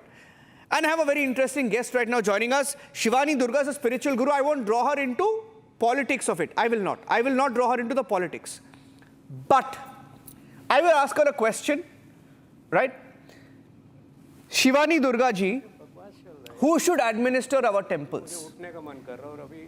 Because the YSRCP spokesperson just made a point that his leader was targeted for simply not being from the Hindu faith. He may be. I'm not discounting the fact that there was a political angle to it. But the people who are running the Tirupati Tirumala Devasthanams, the trust, the allegation is several members of this board did not also belong to the Hindu faith. Now, my question, therefore, is to you, how important is it to be from the Hindu faith to run Hindu temples? Fundamental question. Shivani Durga. Har Har Mahadev to everyone. See, it's very simple to understand that we are seeing so many videos, we are coming across many news these days about the people who are mixing urine into golgappas, and they are mixing so many things in whatever the edibles are available in India. So it's very important for us as Sanatani to appoint only the Hindu staff in Hindu temples. That's a very simple and logical thing. And after having all those records, after having all the proofs in hand, why should not we change the system now? This is very simple. Okay, let me put that question to Tuhin now. Tuhin, will your party or your government in the center give up control of temples? I mean, what's your take on it? What's your party's take on it? Will you give up control over temples as a party? Well, Niranjan, the entire issue comes in the concurrent list. 2 years ago, 3 years ago, in Uttarakhand, 53 temples. The state government gave up control over 53 temples. Other state governments should similarly take the lead. You know, the point over here is, let us not digress from the main issue. What has happened? The adulteration involving fish oil, involving pig fat and whatnot, is a colossal assault on Hindu faith, on Hindu ethos. And, you know, the buck has to stop with the then Chief Minister, which is Jagan Reddy. And why I'm saying this? Number one, 52 appointees, extra appointees were appointed by him on the TTD board, which is unprecedented. A PIL was filed, after which 16 of them were disqualified, or 16 of them were set aside. 14 of them had criminal backgrounds. Why did Jagan Reddy not himself carry out a food adulteration test? Why did he not send the samples to National Dairy Development Board like the Chandrababu Naidu ji has done? So I think the buck needs to stop with him. And again, the appointment of the head of the temple trust. First his uncle, Subbu Reddy, then another person, Karunakar Reddy or whoever, who had been a convert to Christianity, whose daughters had a very lavish public Christian marriage. It is very important that people who head these sanस्थाs are rooted in Hindu faith. I'm giving you another example, unrelated example. No, 1 minute. Tuhin, he's countering you live. Tuhin, he's countering you live, saying you're... 1 minute, Tuhin, 1 second. Tuhin, pause. Tuhin, pause. No, Tuhin, pause. He's saying that you're lying. Tuhin, pause there for a second. He's saying you're lying about the faith of Mr. Karunakar Reddy. To underscore the point, YSRCP spokesperson says you're lying. I'm giving you another... he has every right. I'm going by material available on public domain. He can challenge the material. Without proper material, you cannot make wide allegations for coming to such a big debate. Let me underscore the point that people who head these sanस्थाs, temple sanस्थाs, need to be deeply invested in the Hindu faith. I'm giving you one example. It may sound unrelated, but it is not. In 2012, at the Kumbh Mela, had one of the worst stampedes. Who was the head of the Kumbh Mela at that point of time? Azam Khan, who had nothing to do with Hindu faith, who was not, concerned about the arrangements. So I think it is very important that these responsibilities are invested in people who are deeply connected and deeply aligned with the Hindu faith. That is the only way traditions can be respected and traditions can be adhered to. No, I have a larger point to make, and I want to bring in Professor Pulla Rao at this stage. Professor Pulla Rao. Sir, 1 minute, sir. 1 minute. Okay, you want a counter? Okay, I'll give you a counter. I'll give you a counter, 20-second counter. Government involvement. In that matter, I just wanted to give you one small opinion. Out of all the temples in this country and worldwide, Tirumala Tirupati Devasthanam is the best managed committee. You should give all appreciations to that. Just because one incident has occurred, where some adulteration has happened, you cannot put allegations that complete TTD is being, that is the best managed. You go across the country, you go across the world. No temple. Don't trivialize this sin. You are saying one minor incident was occurred. This is just the tip of the iceberg. This is just the tip of the iceberg. Don't trivialize this colossal sin against the Hindu faith. We don't know the magnitude of the problem yet. No, all this has to be targeted to the supplier and he has to be taken into action. You go, you take whatever action you want against him. But you cannot use this as a political agenda. You BJP and Telugu Desam party mixed together. No, I'll tell you 1 minute. I had a statement. 1 minute, ladies and gentlemen, before I go across, 1 minute. Mr. Reddy, hold on to your thoughts there 1 second. Just 1 second. Hold on. Mr. Reddy, hold on. Mr. Reddy, 1 minute. Mr. Reddy of the YSRCP. Sir, 1 minute. Stay with me. Mr. Reddy, just take a step back because you made a statement saying that of all the temples in the world and in India and everything, Tirupati, Tirumala, Devasthanams are the best managed, administered, right? That's what you said. I want to go across to Professor Pulla Rao, but before that, it used to be. I want to ask you, tell me, sir, is this, and I don't know whether I have Jyotsna of the TDP also joining us on the broadcast. She will be joining us anytime now. But I wanted to point out this one particular incident from 2023. November 2023, Professor Pulla Rao. He speaks of the best administration. Now, there has been a huge debate around Tirupati, Tirumala, Devasthanams and the manner in which it's been administered. Let me give you an example. In 2023, local police in Tirupati took legal proceedings against organizers from a local church for conducting baptism-related activities at a temple tank owned by the Tirumala Tirupati Devasthanams in Chittoor district. This was at Karveti Nagaram, Chittoor district. Former TTD Trust Board member and BJP leader Banu Prakash Reddy criticized the incident, urging Tirupati Trust to conduct a comprehensive investigation into the security lapses associated with the occurrence. On public record, TTD then filed a formal complaint with the local police alleging certain individuals from a church had performed baptism rituals at Pushkarini of Sri Venugopala Swami temple. This has happened. If you tell me this is an example of the world-class running of the world's richest temple, if you call it world-class administration, no, sir. There are many questions that have been raised. I don't know whether Jyotsna is joining me, but I want to get Professor Pulla Rao's take on this. Okay, let me say, yes, he is right. Mr. Satish Reddy is right. It is one of the best managed temples because the temple is not managed by the chairman. Temple is managed by the executive officer, who is usually a senior IAS officer. He is assisted by a joint, it's a whole set of paraphernalia. To that extent, he is correct. It is the best administered in the country. Doesn't mean it is the best administered or it's the best, what we can deserve, what we deserve. That is not there. It can be improved. The second thing, I watched this debate. At some times, a liquor merchant was appointed chairman for 5 years, not too long ago.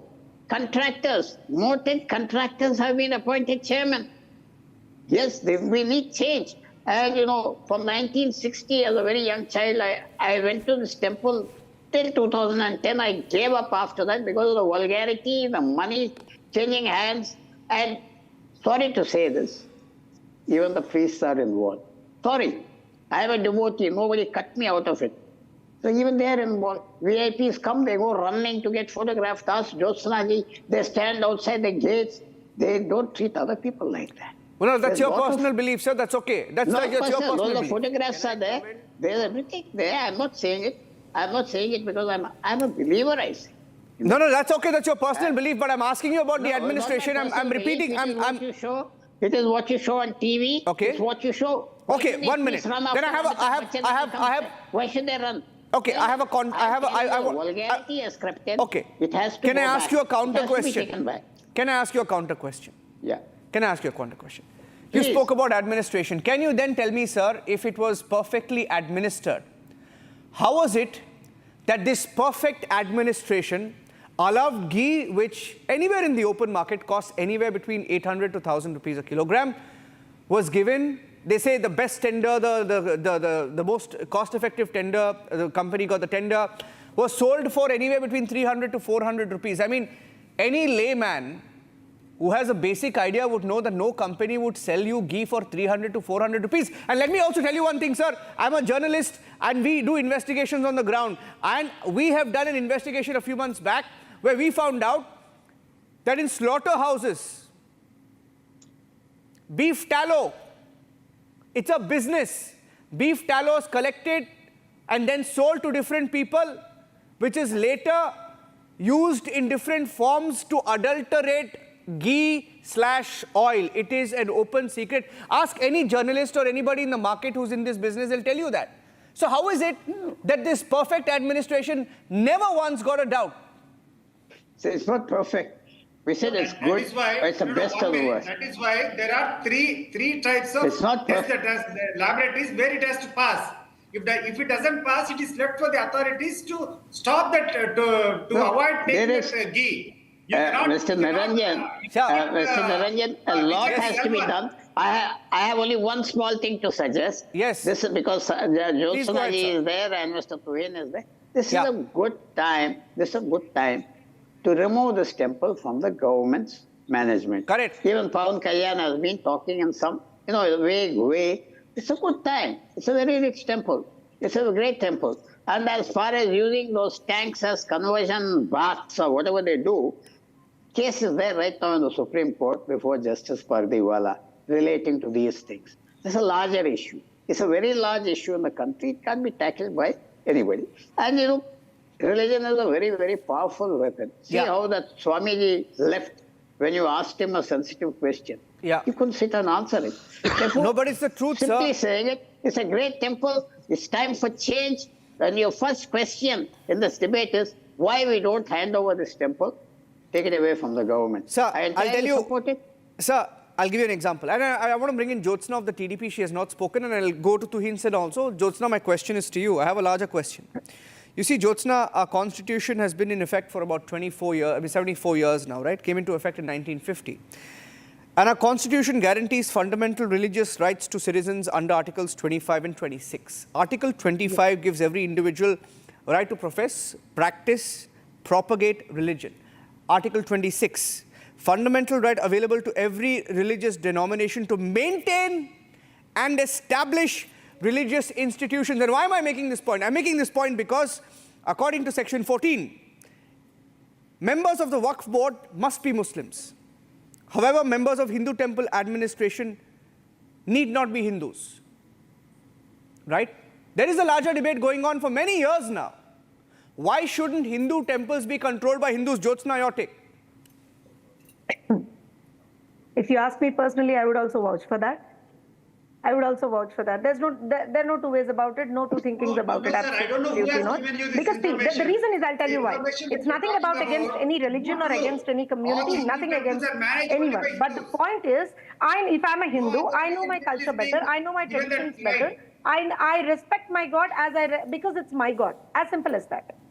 Because see, today, if I have to quote the example, the point is, in the past 5 years, non-Hindus, absolutely, I'll quote it on camera, I'll quote it on record, non-Hindus and non-believers of Hindu religion were appointed as the chairpersons of the TTD board.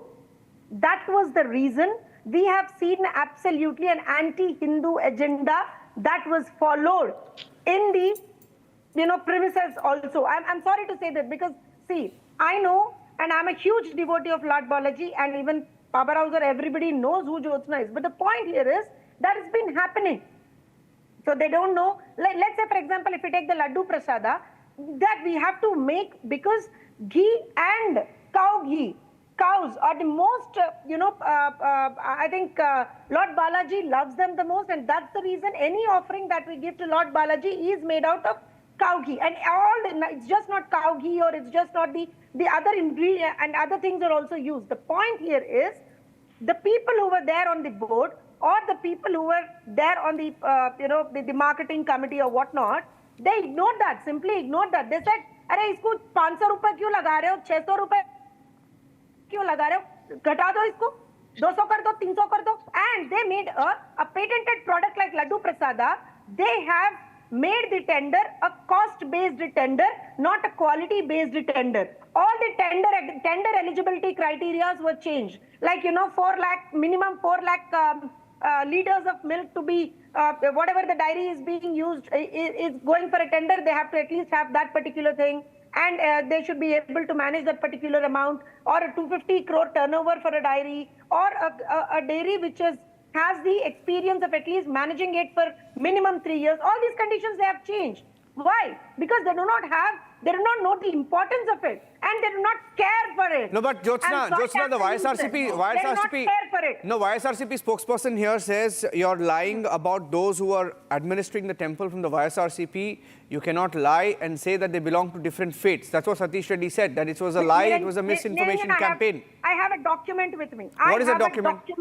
What's the document? It clearly talks about... One second.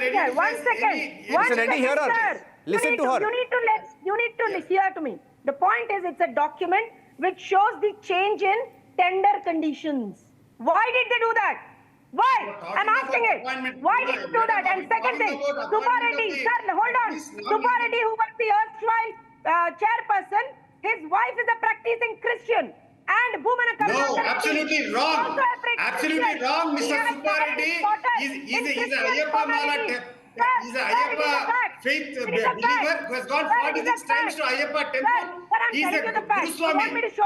You cannot make false allegations like this. There are allegations. You see, madam, there are allegations on the prayer. When Telugu was in power, you have played with devotees across the world. It is an unpardonable crime, I'm telling you. Unpardonable crime. I'm sorry. It's an unpardonable crime. You want me to show the proof? I'll show you the proof. My question is, yes, we are ready. No, if you can prove it, we are ready to take any punishment. Why did you change are you ready to take the punishment? No, you're missing the larger debate. The larger debate. Jyotsna. See, brings me to my larger debate. The point that you made, Jyotsna and Mr. Reddy, the point that you made brings me to the larger question. Let me complete, please. Quickly, I need to go to Tuhin. Yeah. Mr. Jagan Mohan Reddy, who was the ex-chief minister, he is a Christian. He never signed a declaration whenever he entered Tirumala. The chief minister might be a Christian, but all his relatives might not be Christians. Don't talk like this. Don't talk like this. Don't mix up issues. If you can prove that why these Tirupati or Karnataka do not practice Hinduism, or they are not believers in Hinduism, I am ready to undergo any punishment. But if you cannot prove, are you ready for punishment? Okay, 1 minute. Tuhin. No, I'll tell you why. I'll tell you why this brings us to an important point. I'm making an important point. Listen to me. Yeah. Mr. Reddy, listen to me. Okay, fine. Reddy, we've heard your point. 1 minute. I want to go across to Tuhin. Tuhin, I'll tell you why. Sir, 1 minute. Sir, listen to me. No, I'll tell you why this is important, sir. Sir, I'll tell you there's a larger debate. Mr. Reddy, there's a larger debate, sir. Sir, hear my question, sir. Sir, hear my question. Question is for Tuhin. Hear me out. No, don't get into another parallel debate now. Hold on. Don't get into a parallel debate about the faith of people. 1 minute. No. The question is about freeing our temples. Sir, wait. Mr. Reddy, hold on. Mr. Reddy, sir, your blood pressure is going up, sir. Sir, it's okay. Sir, it's okay. Sir, it's okay. 1 minute. Jyotsna, hold on. Jyotsna, pull back. My question is to Tuhin. 1 minute. I'll tell you why you need to free temples. Because it's simple. Churches and mosques are free. In secular India, churches and mosques are free. And let me tell you one point about how politicians... 1 minute, sir. Hear me out. I'll give you 2-3 examples. Tuhin, I want to get your view on that. Mamata Banerjee had appointed Firhad Hakim who's not a practicing Hindu. He's a Muslim Trinamool Congress leader, as the chairman of the Tarakeshwar Development Board, which was also supposed to look after the Tarakeshwar temple, 288-year-old Shiva temple. I'm just quoting some examples. The church is the second largest real estate owner in India, but does the state care to bring it under its control? No, it won't. Right? And there's a huge debate around the Waqf properties. It's an ongoing debate. But why is it that when it comes to Hindu temples, why is it that, sentiments are toyed with? I'm not sure the majority of the devotees would be okay with that. Well, Niranjan, it is work in progress. Like I say, we had ideally expected the state governments to take the lead, which is where Uttarakhand has done a phenomenal job. But yes, with this situation, there is a need to review the situation, and I think we will be taking a fresh look at the issue. What amazes me and what shocks me is the attempt by two of the panelists on your show, the YRCRP, Jagan Reddy's representative over here, the way they are trivializing the entire issue. It's a one-off issue. They say that where does the issue of L1 bidder come into faith? Will you employ the L1 bidding method on issues of faith? This shows how disconnected you are with the Hindu faith. This shows how disconnected you are with tradition. And such people have besmirched the legacy of this great temple. Please don't barge in every time. You have said what you have to do. Your actions, your beleaguered actions are visible to the entire world. No. Your exploits are visible to the entire world. By raising your voice in Republic, your sins will not get washed away. Political fight. Your exploits are visible to the entire world. By shouting in the studio of Republic, your sins will not get washed away. You have done colossal damage to the Hindu cause. You have done colossal damage to the Hindu faith. Okay. And it is about time that Jagan Reddy comes forth and apologizes for his irresponsible attitude. It's a larger debate. His reckless and irresponsible attitude to the management of TTD was responsible for the action you are taking today. Right now. You are making a press release and alleging Jagan Mohan Reddy. Is it not shameful on your part? It is so a when shame you take action, you will regret it.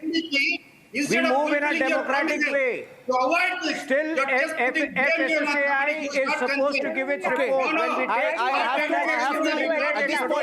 Don't shout over here and demand action. I have to, for the lack of time, end the debate at this point. I have to end the lack of time. For lack of time, Mr. Reddy, I promise you, this is a story that is ongoing and we will continue to pick it up. Pullarao wants to say something. 10 seconds, Pullarao. 10 seconds, Mr. Meka, barely spoken. Yes, Pullarao, 10 seconds, quickly. Why there's a problem in handing over temples to Hindus is there has to be a format. You see, Muslims and Christians, they're congregational religions. They meet, they have a hierarchy worldwide. We in India, you have to develop this kind of setup, or you have to develop protocols. So that we don't have a body, we don't have a national body. I agree with you. We don't have those protocols. Yeah, okay. Meka, 10 seconds. You've spoken barely. Yeah, very quickly. This is a very sensitive issue, and we should have been more circumspect. While before hurting the sentiments of the people. But I warn TDP, BJP, and Janasena that you are playing a very dangerous game with the country for your political interest, short-term. I wish you said that also to those who mix beef tallow. Don't do that. I wish you said that to also to people who mix beef tallow and lard. Okay, I'm moving on. No, I'm moving on. I'll tell you. I'll have to move on. I thank all my panelists. I'm moving on to the second debate because I have very little time on the second debate. This is about Atishi taking over as the Chief Minister of Delhi. Her first day in office, and it was a photo op, one that Aam Aadmi Party usually likes often to portray as well. When Atishi took over, there was another empty chair, and we were wondering what that empty chair was. That was her way of respecting Kejriwal. She left that chair for Kejriwal, and it remained for Kejriwal. She said that is Kejriwal's chair, and that will be reserved for him, hoping that he will come back soon after the elections are held in the near future. Here's what happened and what the BJP said in response to that. Take a look. Bharat ji ने 14 साल तक भगवान श्री राम की खड़ाऊ रखकर अयोध्या का शासन संभाला। उसी तरह से आने वाले 4 महीने के लिए मैं दिल्ली सरकार चलाऊंगी। On the first day as Delhi Chief Minister, Atishi wanted to send across a message that she is simply filling the chair till Arvind Kejriwal returns as the Chief Minister of Delhi. Days after her swearing-in ceremony, theatrics and optics seem to be Atishi's priority. Watch how she deliberately avoids the Chief Minister's seat, choosing to sit on a side chair, leaving Kejriwal's chair symbolically empty. And here's Chief Minister Atishi unconvincingly explaining why she refuses to sit in the chair she is supposed to lead from. मैंने दिल्ली के मुख्यमंत्री का कार्यभार संभाला है, जिम्मेदारी संभाली है।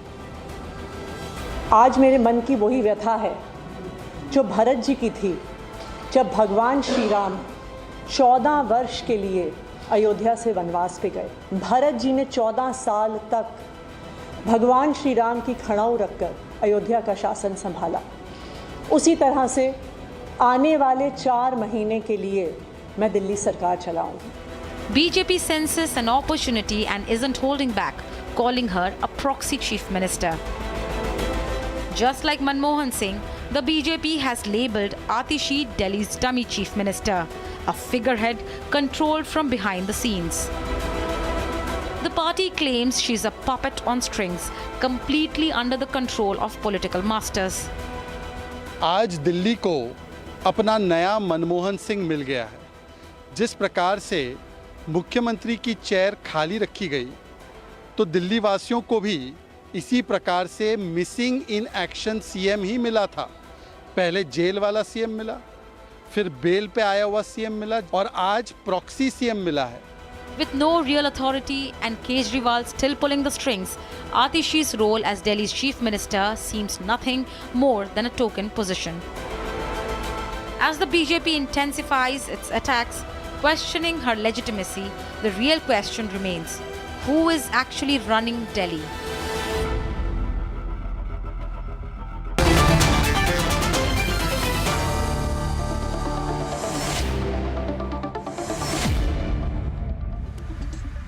Okay, it was meant to be a face-off between the BJP and the Aam Aadmi Party. Advocate Anmol Pawar of the Aam Aadmi Party is joining us live from Delhi via Zoom. Tuhin Sinha, I just lost a signal there, Anmol. So my first question is to you. Why leave an empty chair? You know, usually we leave empty chairs. We used to leave empty chairs for panelists who don't turn up for debates, right? But I mean, you think this stunt will click with the Delhi audience before the elections?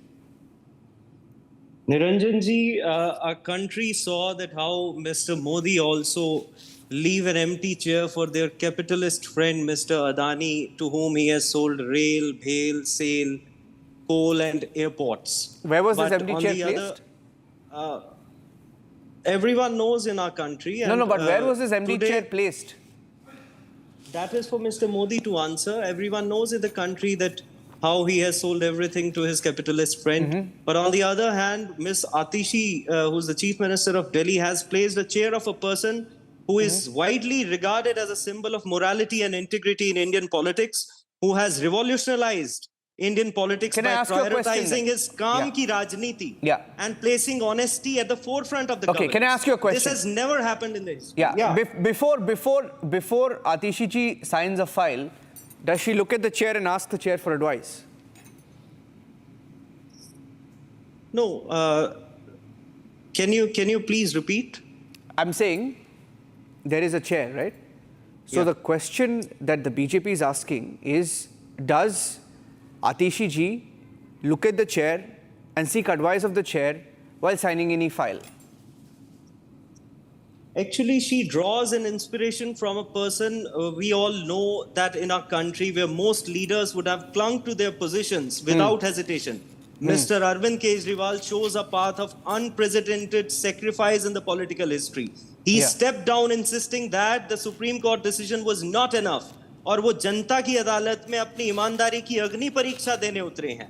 और वो तभी chief minister की कुर्सी पे बैठेंगे जब जनता उनका समर्थन करेगी. And this selfless act of leadership, this has set a new standard in Indian politics. Can I ask you a question? Certainly she draws an inspiration from his leader. Fine, okay. Can you also confirm to me whether or not... And his dignity and morality, his morality and integrity, it is unparalleled in the Indian political history. Okay. Dignity, morality, integrity. Great, fine. Can I ask you, she said today that the life of Lord Ram is an example of morality for all of us. Similarly, Arvind Kejriwal has established an example of morality in the politics of this country.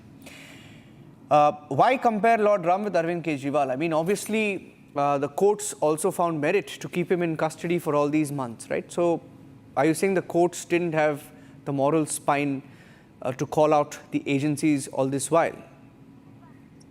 What merit are you talking about? Are you talking about that person who gave 60 crore bribes to Bharatiya Janata Party, P. Sharad Reddy, who was called as alleged kingpin? Or are you talking about that observations made by the Honorable Supreme Court Division Bench? I'm talking about the allegations. I'm talking about the allegations. Fall flat in 2 questions in cross-examination. Or are you talking about the fact that the observations which were made by the Honorable Supreme Court when the ASG admitted कि हमें lollipop देना पड़ता है. We don't have any direct evidence. Are you talking about these observations? Yeah. I'm also talking about the same morality of a leader who also once said, and quote me if I'm wrong, he said that he will never join politics. Did he say that at some point?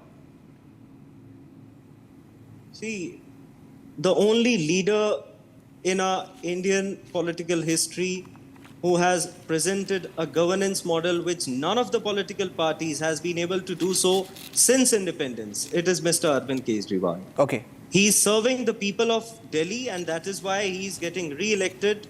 In 2015, he got a thumping majority. In 2020, he got a thumping majority.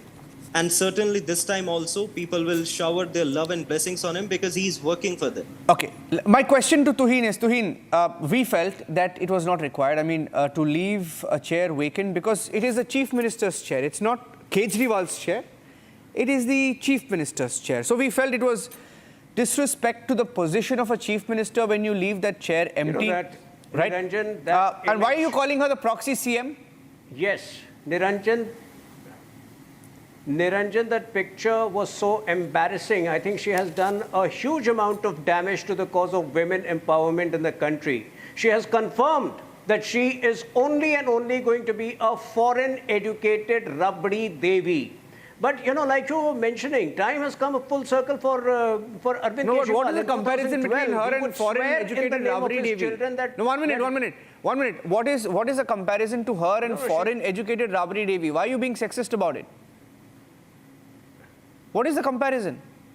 A party who is deeply rooted in NTP. No. But I'm saying why? But why would you compare her to Rabdi Devi, foreign-educated Rabdi Devi? I think you got it wrong. How am I being sexist? Because you tried to say Rabdi Devi was. First, you need to explain how am I being sexist? Because Rabdi Devi was Lalu's wife, right? Rabdi Devi. Everybody knows how Rabdi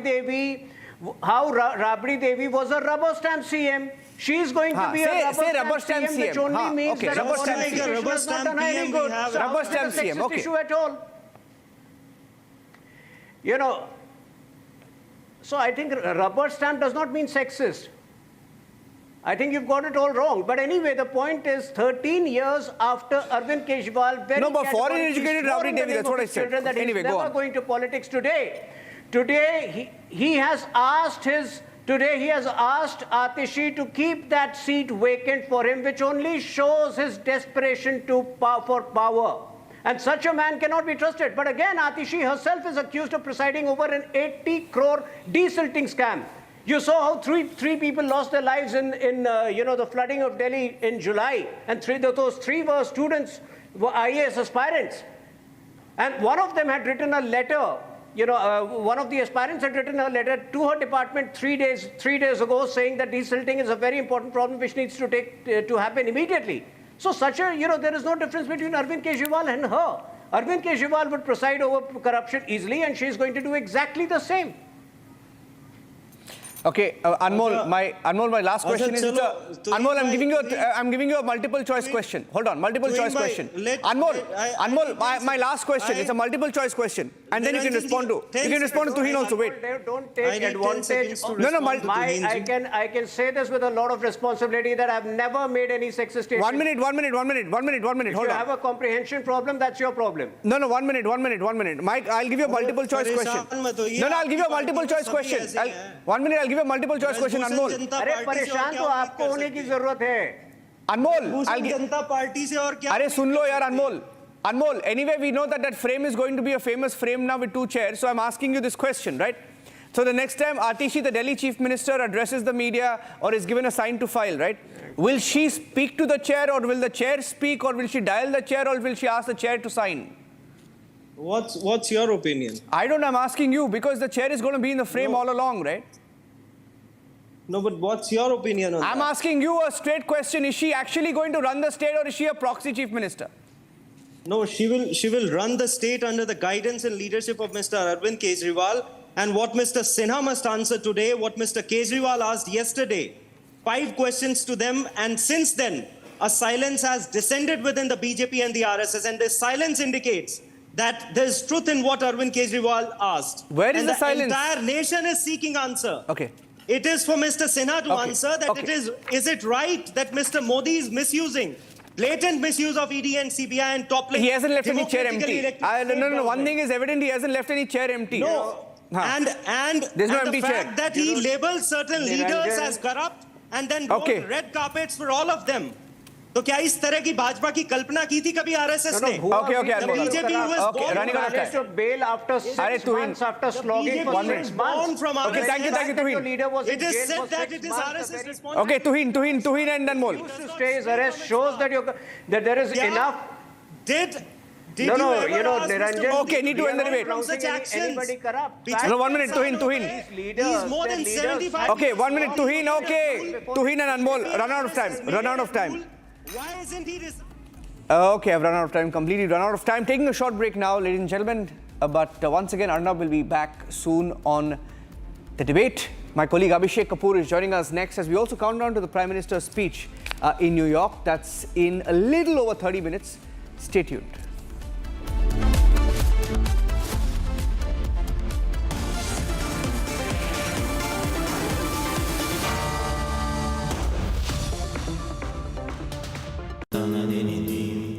Amity has been ranked among the top universities globally for producing the most employable graduates by the Times Higher Education UK. Yet another testimony to Amity's excellent placement record. I don't care for no songs and proses. I don't care for no sweet boys with roses.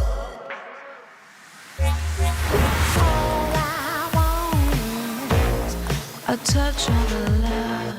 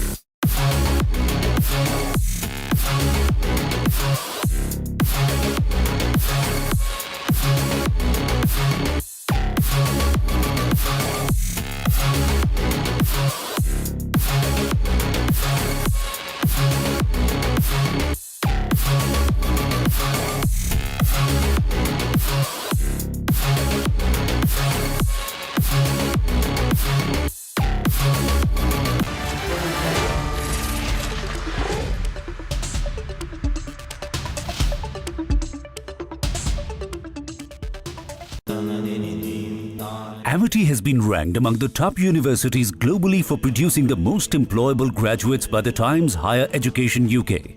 Yet another testimony to Amity's excellent placement record.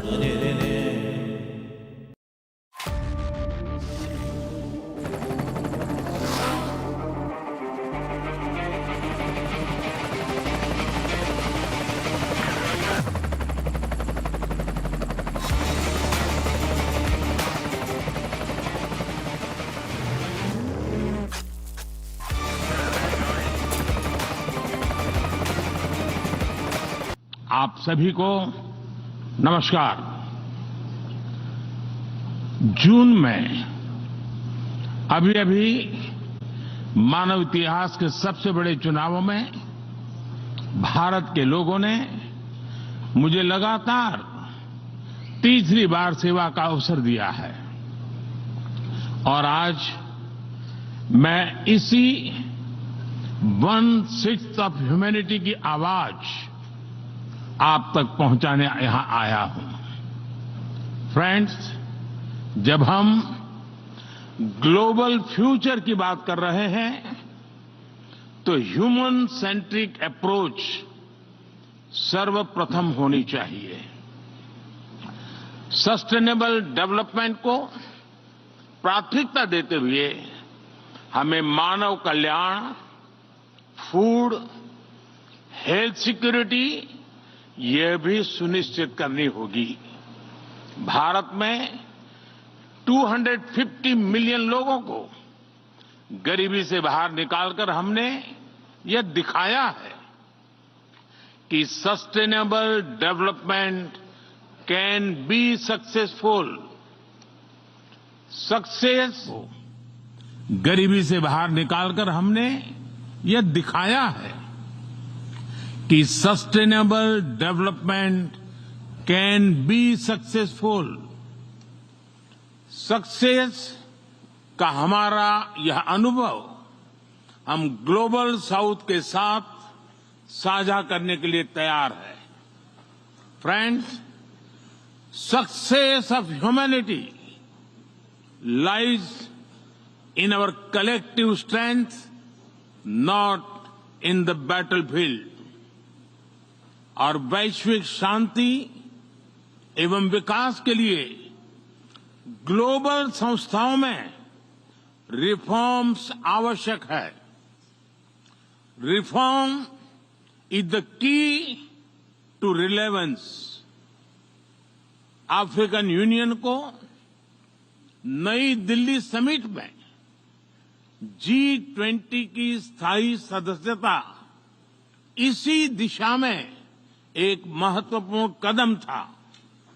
वैश्विक शांति और सुरक्षा के लिए एक तरफ आतंकवाद जैसा बड़ा खतरा है तो दूसरी तरफ साइबर, मैरीटाइम, स्पेस जैसे अनेक संघर्ष के नए नए मैदान भी बन रहे हैं।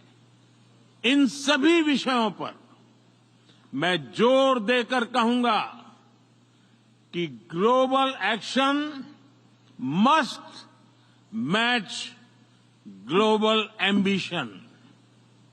फ्रेंड्स, टेक्नोलॉजी के सेफ और रिस्पॉन्सिबल यूज के लिए बैलेंस रेगुलेशन की आवश्यकता है। हमें ऐसी ग्लोबल डिजिटल गवर्नेंस चाहिए जिसमें राष्ट्रीय संप्रभुता और अखंडता अक्षुण्ण रहे।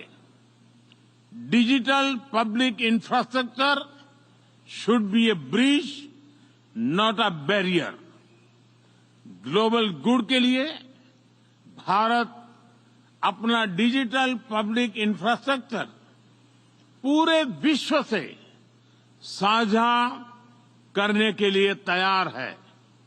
फ्रेंड्स, भारत के लिए one earth, one family, one future एक कमिटमेंट है। यही कमिटमेंट हमारे वन अर्थ, वन हेल्थ और वन सन, वन वर्ल्ड, वन ग्रिड जैसे इनिशिएटिव्स में भी दिखाई देता है। पूरी मानवता के हितों की रक्षा और वैश्विक समृद्धि के लिए भारत मनसा वाचा कर्मणा से काम करता रहेगा। बहुत बहुत धन्यवाद।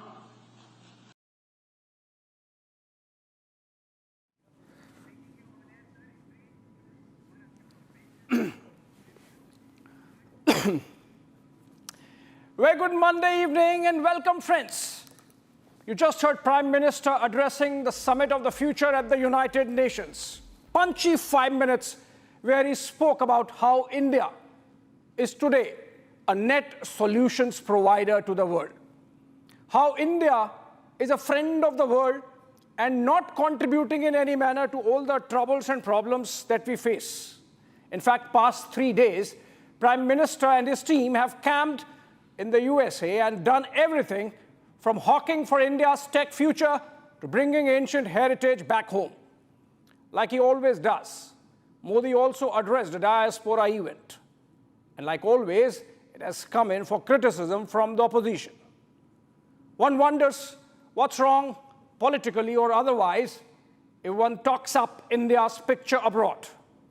If the world comes to know that for holding 17% of its population, India contributes just 4% to the carbon emissions, that we are being a responsible citizen of the world. You wonder if democracy is our biggest strength, if our recently held election is showcased as the most visible marker of its vibrancy. What's wrong with that? After all, BJP won, but it came down to 240. Congress lost, but it almost doubled its tally. The same Congress leaders who do not tire of projecting that very result as an almost victory, raised grave doubts about India's democracy when abroad. The same Congress leaders who, while giving stump speeches in Kashmir, are claiming that they would put all BJP leaders in jail when they come to power, create a bogey that democracy is in danger in India when speaking to foreign audiences.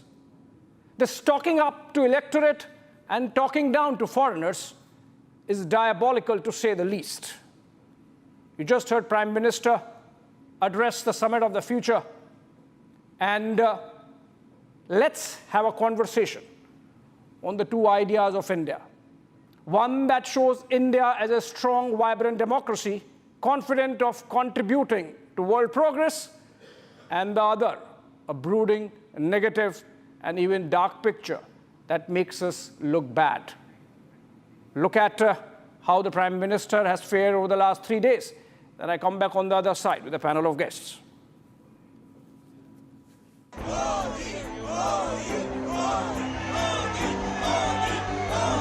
Last night at the Nassau Coliseum, Prime Minister Modi appeared at his third diaspora event in the United States since 2014, titled Modi and US.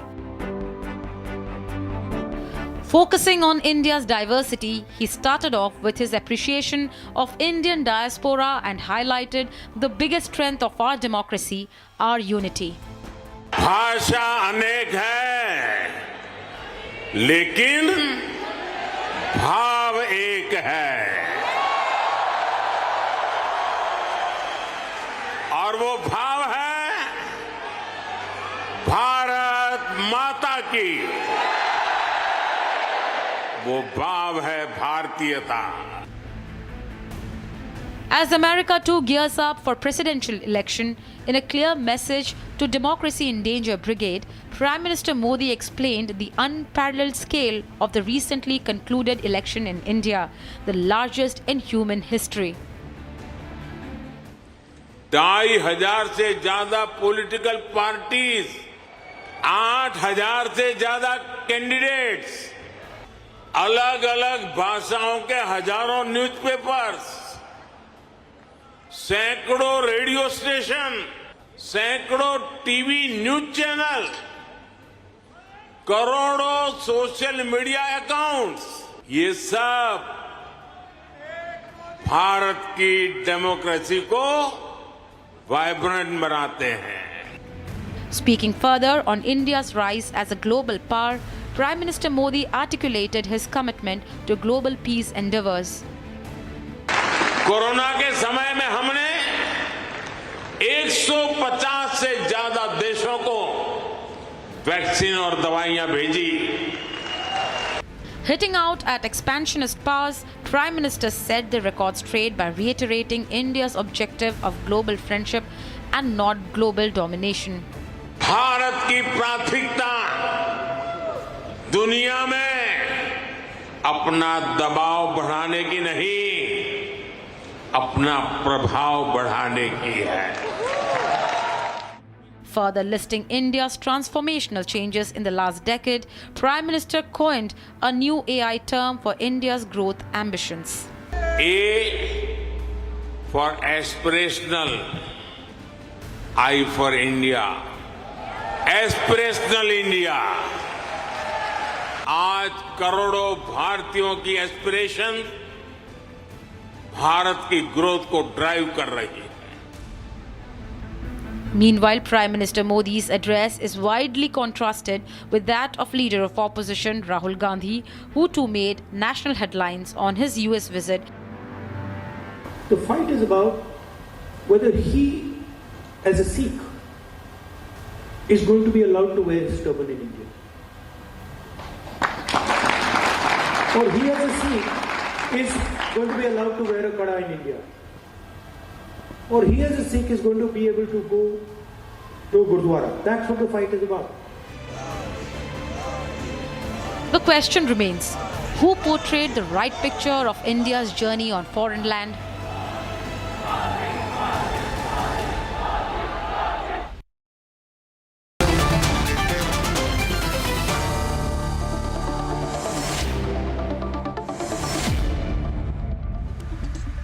All right, Prime Minister was in fact slotted to speak anytime between 9:30 to 9:45 p.m.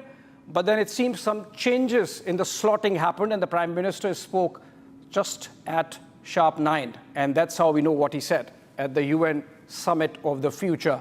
Welcoming my guests in this conversation, Nikhil Joshi, political analyst, leans towards the Congress party. He's joining us live from Delhi. We also have Karan Verma, political analyst, leans towards the right. He's joining us live from Delhi. We also have Professor Madhav Nalapat, Vice Chairman of the Manipal Advanced Research Group. He's a public policy analyst and brings sharp insights. And we also have Dr. Sampath Shivangi. He's a Republican National Party delegate.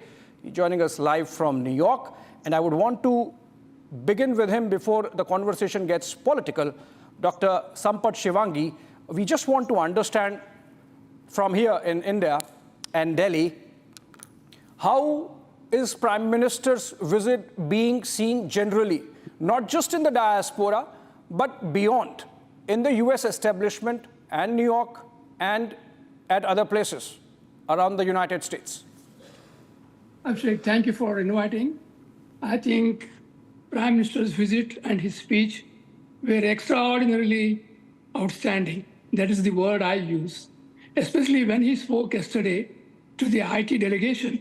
15 topmost technologists who own these companies, they were there yesterday with him, and they had all the praise for Modi. Not only he's the Prime Minister, he understands IT. I was amazed. His knowledge of technology, his knowledge of IA, beyond. I'm a physician, I'm here for 50 years. I haven't comprehended, but the man who hardly went to university, he knows all about IA.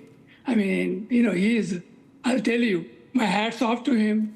He understood, especially NVIDIA chairman, who is a Chinese descent, and he was all the praise about Prime Minister Modi, and he says he knows more about IA than anybody he knows of.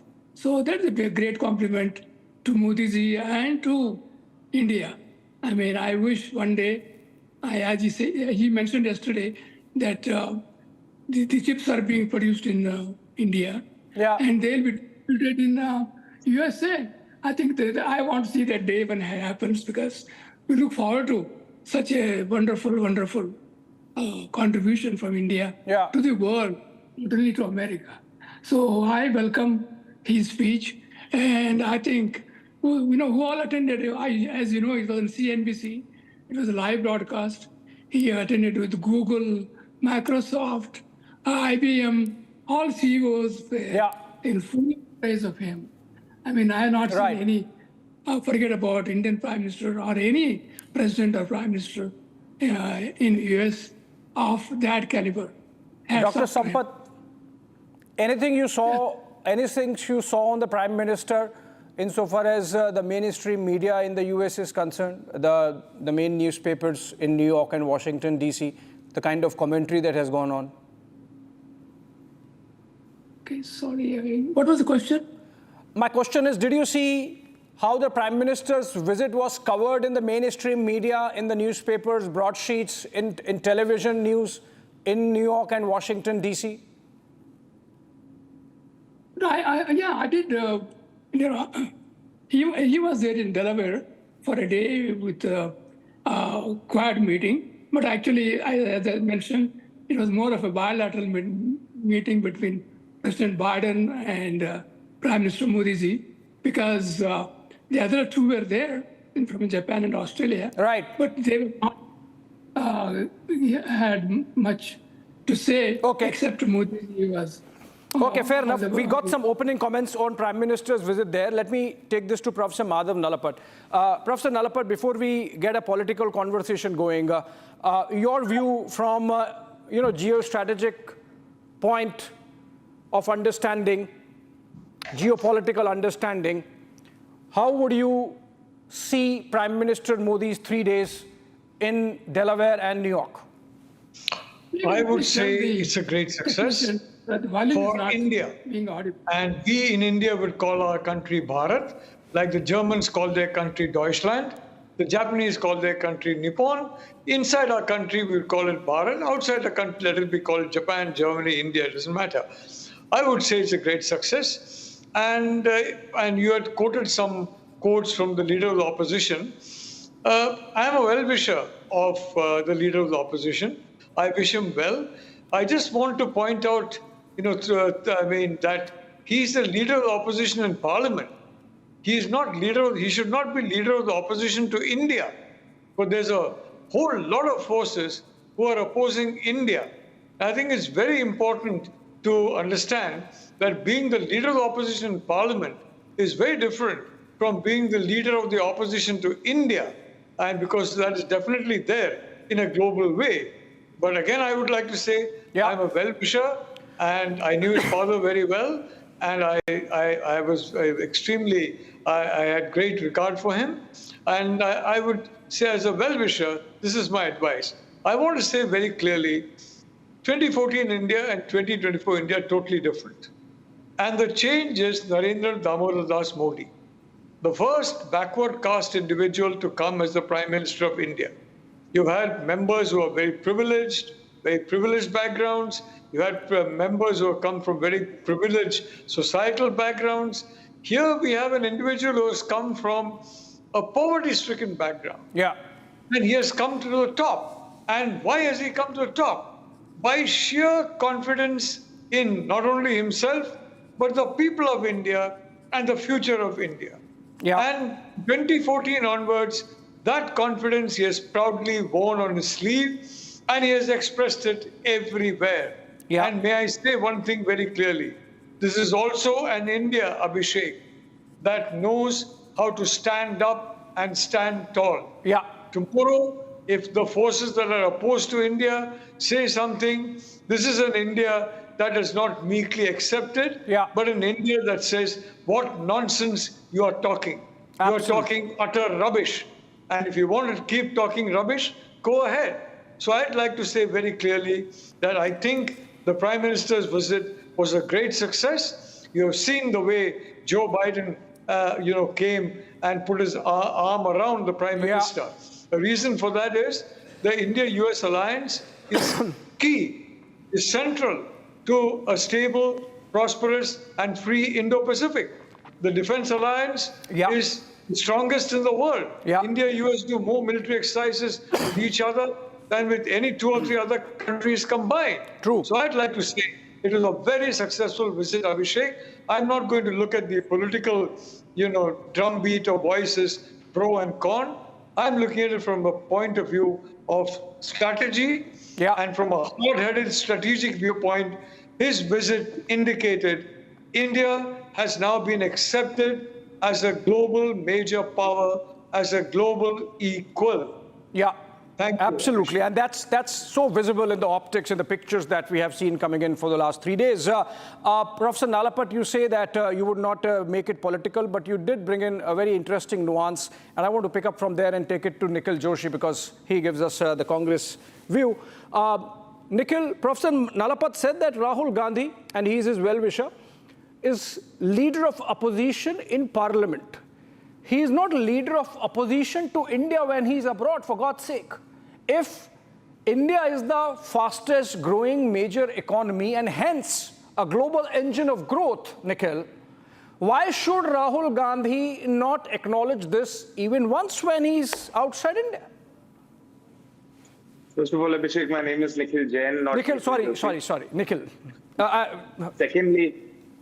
Secondly, we started the debate with Dr. Sampati putting in his views, and you started by saying that let's reserve the political voices for later on. But I'm sorry, he's a delegate from the Republican Party in the US, which is, I think, the most important overseas ally of the BJP. How can we all forget that Prime Minister Modi was out campaigning for President Donald Trump and he was raising his hand and saying, "Ab ki baar Trump ki sarkar." Then also, I would like to correct the previous speaker. Prime Minister Modi is not the first OBC Prime Minister India has had. It was H.D. Deve Gowda. Gowdas are considered an OBC community within the state of Karnataka. Okay. Thirdly, of course, Vokkaligas India are is a not very considered. important... Vokkaligas and Lingayats are the two forward communities in Karnataka. My apologies, but I know Karnataka well. I love Karnataka. Vokkaligas and Lingayats are the two very dominant communities in Karnataka. Thank you for listening to me patiently. God bless you.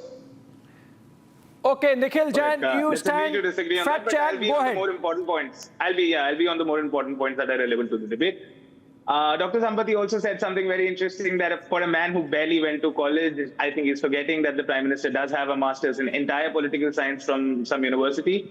And so far as the India-US relations are concerned, this is not the first time that the Indian Prime Minister has gotten, a good welcome in the US. Prime Minister Modi has gotten it before. Prime Minister Dr. Manmohan Singh did get it before, and even the previous Prime Ministers did. Okay. India and US have been cultivating an important strategic relationship for years and years. I think the most important milestone in that relationship so far was the 2008 nuclear strategy group deal that Prime Minister Manmohan Singh inked. And I'm nowhere saying that Prime Minister Modi has not taken the relationship forward. He's certainly done that. I don't, other than the Trump fiasco that he did with the howdy Trump and ab ki baar Trump ki sarkar, I really don't find a lot of problem with what the Prime Minister Modi has done so far as the US relationship is concerned.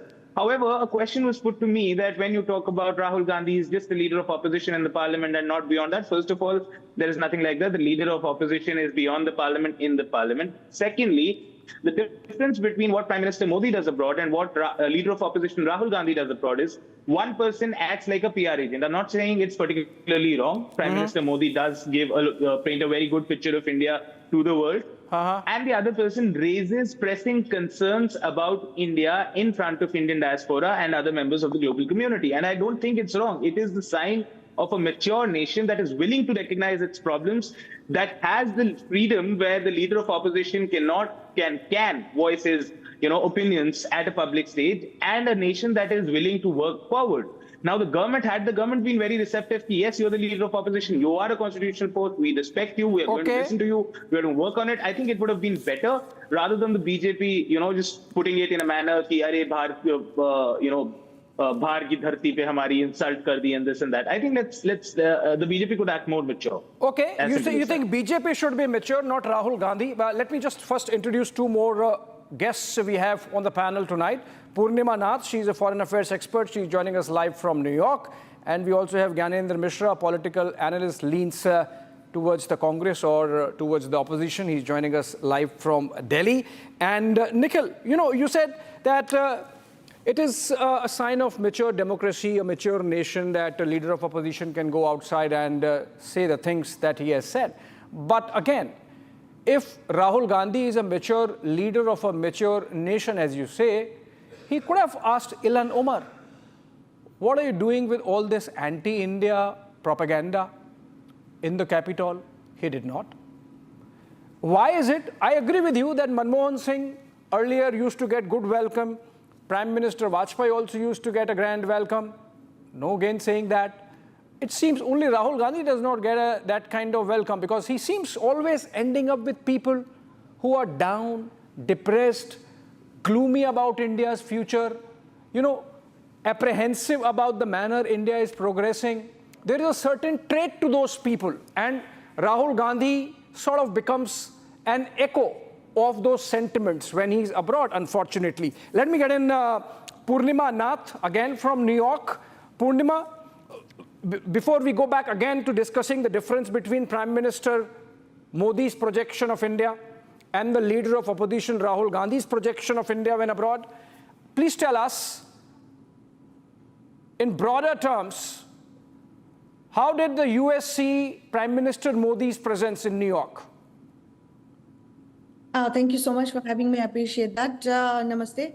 The first thing that you mentioned about Modi's presence, he came as a statesman. So his presence of 3-day production full of meetings, we know exactly what's happening. We know who's he's meeting with. We know the agenda that he is bringing forward. And on top of it, all this happening with a positive manner and with a massive pride of the country and where the country is going, the population of the country, the civilizational values of the country.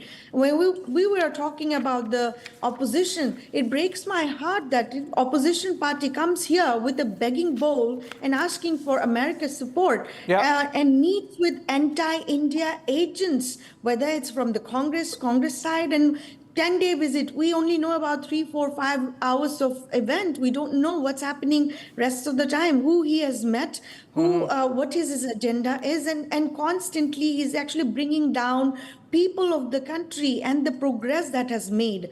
And on top of it, he makes such weird statements like, India ki jo in this part of the time, at this point of time, Punjabi or Sikho ki kada aur pagdi ke liye hame fight karna hai. What is this? What kind of, who writes his speech? Does he come up with all this kind of agenda himself, or anybody gives him idea or advise him? Then, tone it down, talk about the country, and you certainly are visiting as an opposition leader, but you are meeting with everybody who's actually standing against India, whether it's Ilhan Omar or, the Democrat Party's agents.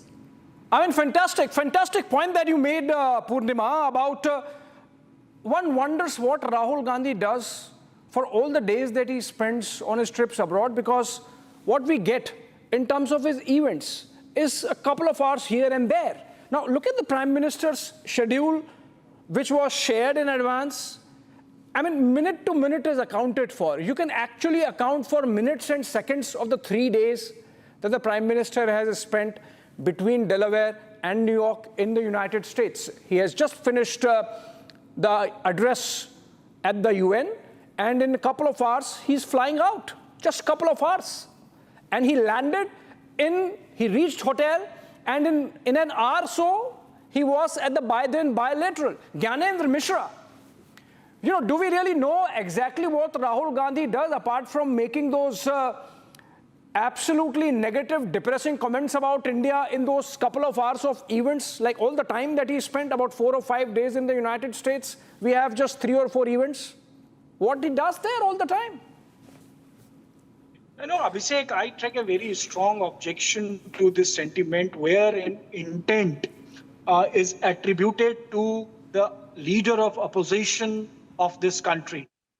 It is very unfortunate that here we are talking about that the leader of opposition has gone to a foreign land with an intent to conspire against the interest of India and to put down the image of the country. I have a very, very strong reservation about it. Reservations, or are you doubting the facts, Gyanendra Mishra? I mean, he did talk down India, right? On the fact, Abhishek. You want me to run the sound bites in which he's running down India? He's gloomy about India. He's not sure about India and march to progress. No, Abhishek, it is again very unfortunate when anything we talk about when we talk about something good about the country, and we also talk about when something is not going well, and we take a very holistic stand in a democratic country. As a democratic leader, you have to be receptive to the different views. You just cannot go and sing the paean in the glory of your country, but you don't talk about the different perspective, different point of view, and certain very real perception of the happening in the country. And then if some as a leader of opposition, obviously you go and talk about the achievement and the greatness of your country, but you do also talk about the views, which is a view which comes from the perspective which is not the perspective of the ruling party. You have to take a more wider perspective and discussion about the issues that the country is facing. And if you talk about the minority issues, you talk about the unemployment, you talk about the other relevant issues, then you attribute the intent that what you are talking is anti-national. No, I'll tell you why. I tell you why that this intent has to be questioned. I have never seen in my life, both professional and personal, any Sikh having difficulty carrying a turban or wearing a kada, or carrying a kada and wearing a turban. And for Rahul Gandhi to insinuate that today we have to somehow make sure that this happens to Balinder Singh, that he is respectably able to carry his turban and kada, is of course anti-national. You can't dispute or disagree with that, right? Let me get in Karan Verma on that. No, Karan, is it about we creating a narrative and perception, or Rahul Gandhi actually saying the things that he has said? So I'm quoting Rahul Gandhi just so they don't get it wrong. The fight is if a Sikh would be allowed to wear a turban or a kada. I mean, he should be so ashamed of himself for making such a hideous statement. In India, where Punjab is the only state, Abhishek, which has an organized anti-blasphemous law, where in Punjab today GST has been removed from Langar, Veer Sahibzades in their honor, we are celebrating Veer Bal Divas. We brought in the Guru Granth Sahib Jis from Kabul when Taliban had taken over. They were flown in, and we look towards the Sikhs with great reverence. Their gurus are our gurus. I mean, this is the sentiment. Who can dare to make a Sikh stop from wearing a turban? So this is a man whose family, whose party presided over the genocide of Sikhs. So him coming up and saying this, I think it is not just anti-national, it's ridiculous. Any adjectives that we use for this will fall short to describe what a despicable act this is. Having said that, Abhishek, I want to talk about how the Prime Minister is such a sharp contrast to this man. Today, the Prime Minister, not just today, in the previous days also, he's talked about skill, speed, and skill. The three S's which have solved legacy issues, and he's set a template for the world. India has solved legacy issues. I mean, 250 million people pulled out of poverty line. We've created a digital infrastructure which has given rise to 111 unicorns. I mean, this is a digital infrastructure which has caught the imagination of the world. The data in our country is cheaper. UPI today accounts for 40% of our transactions. We are number one. The cynical Congress where P. Chidambaram used to mock, our sabziwalas are going to do UPI transactions. Well, guess what? We've surprised you. We've outwitted and outsmarted you. Even the person of the lowest common denominator has outsmarted these Chidambarams of the world, and they can't stomach that, Abhishek. Karan, let's make it more contextual. Gyanendra Mishra, you wanted to come in, but let me just give you more facts, because you are saying that we are on some kind of narrative building, perception building, while the facts are to the contrary. No. Listen to what Rahul Gandhi said, for example, in Texas. In India, the phones, furniture, clothes are made in China. India, along with Europe, America, the West, we have given up on the idea of production. We have handed it to China. What we do, Americans do, West does, is organized consumption.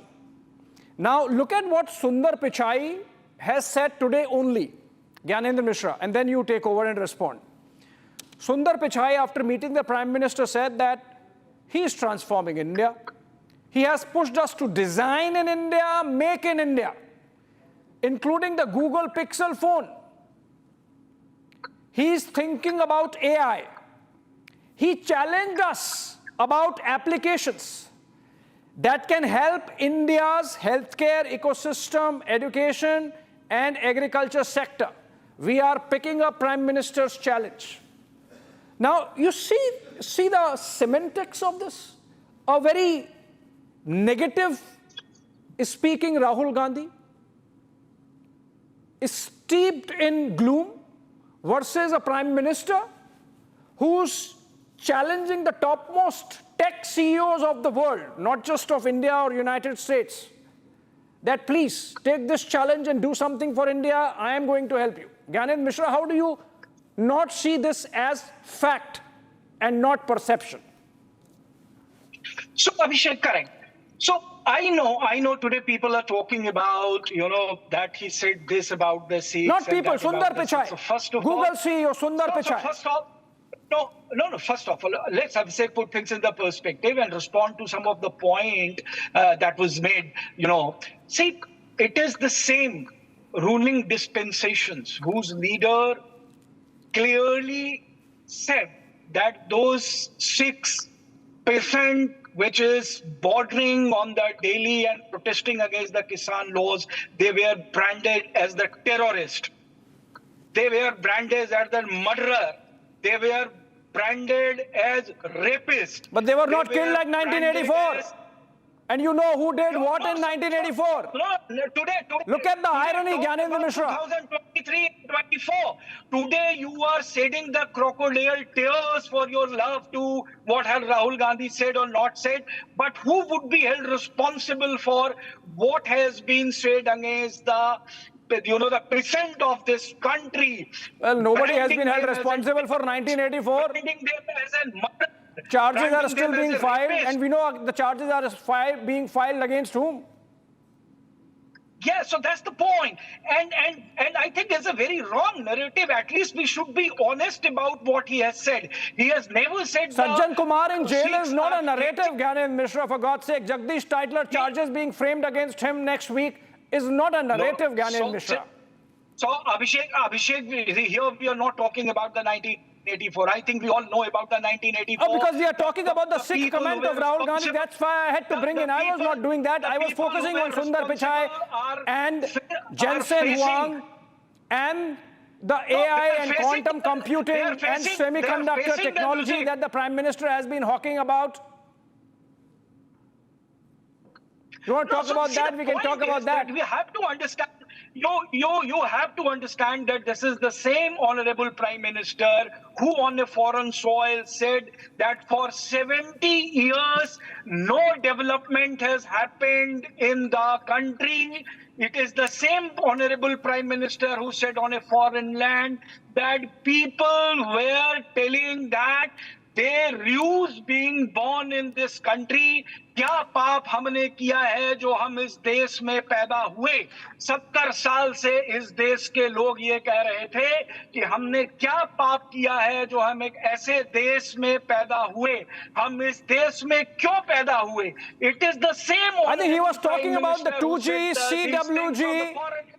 He was talking about the period of his scams, but wasn't that painting a negative picture, Abhishek? Wasn't that painting a negative picture? He felt that there was a scam. And there is a difference. There is a difference. There is a difference. Madhav Nalapat, there is a difference. Prime Minister talking to diaspora is still talking to Indian sentiment, addressing the Indian sentiment. Rahul Gandhi is talking to Ilan Omar. Rahul Gandhi is talking to those people who have no stakes in India. Come on, Abhishek. That's trying to, that's trying to find a justification to whatever the Prime Minister does. We need to be honest in condemnation as well Abhishek, as the praise. If you don't mind, if I can respond. My first point is, we have nearly 250 Mr. Mishra, I'm coming to you. Mr. Mishra, I'm coming to you. Let Professor Nalapat, let Professor Nalapat come in on this. Professor Nalapat. Look, Gyanendra ji, I'm sure you know that we have about 250 million minorities. And they are some of our most outstanding citizens. They're doing wonderful work. And here, we have individuals talking about the way minorities are being targeted, minorities are being brutally dealt with, minorities are being eliminated. When in neighboring countries, yes. But in India, we have 250 million.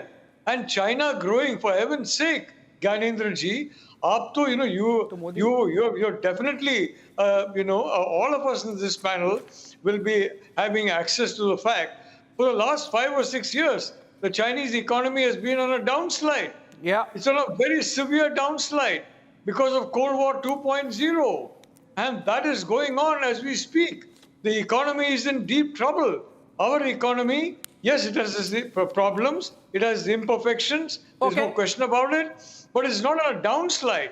The Chinese economy is on a downslide. So my point, and of course, I don't want to go into Sikhs. I do not believe the K people, the Khalistani, what is called Khalistan, I could call them the K people. They are not Sikhs.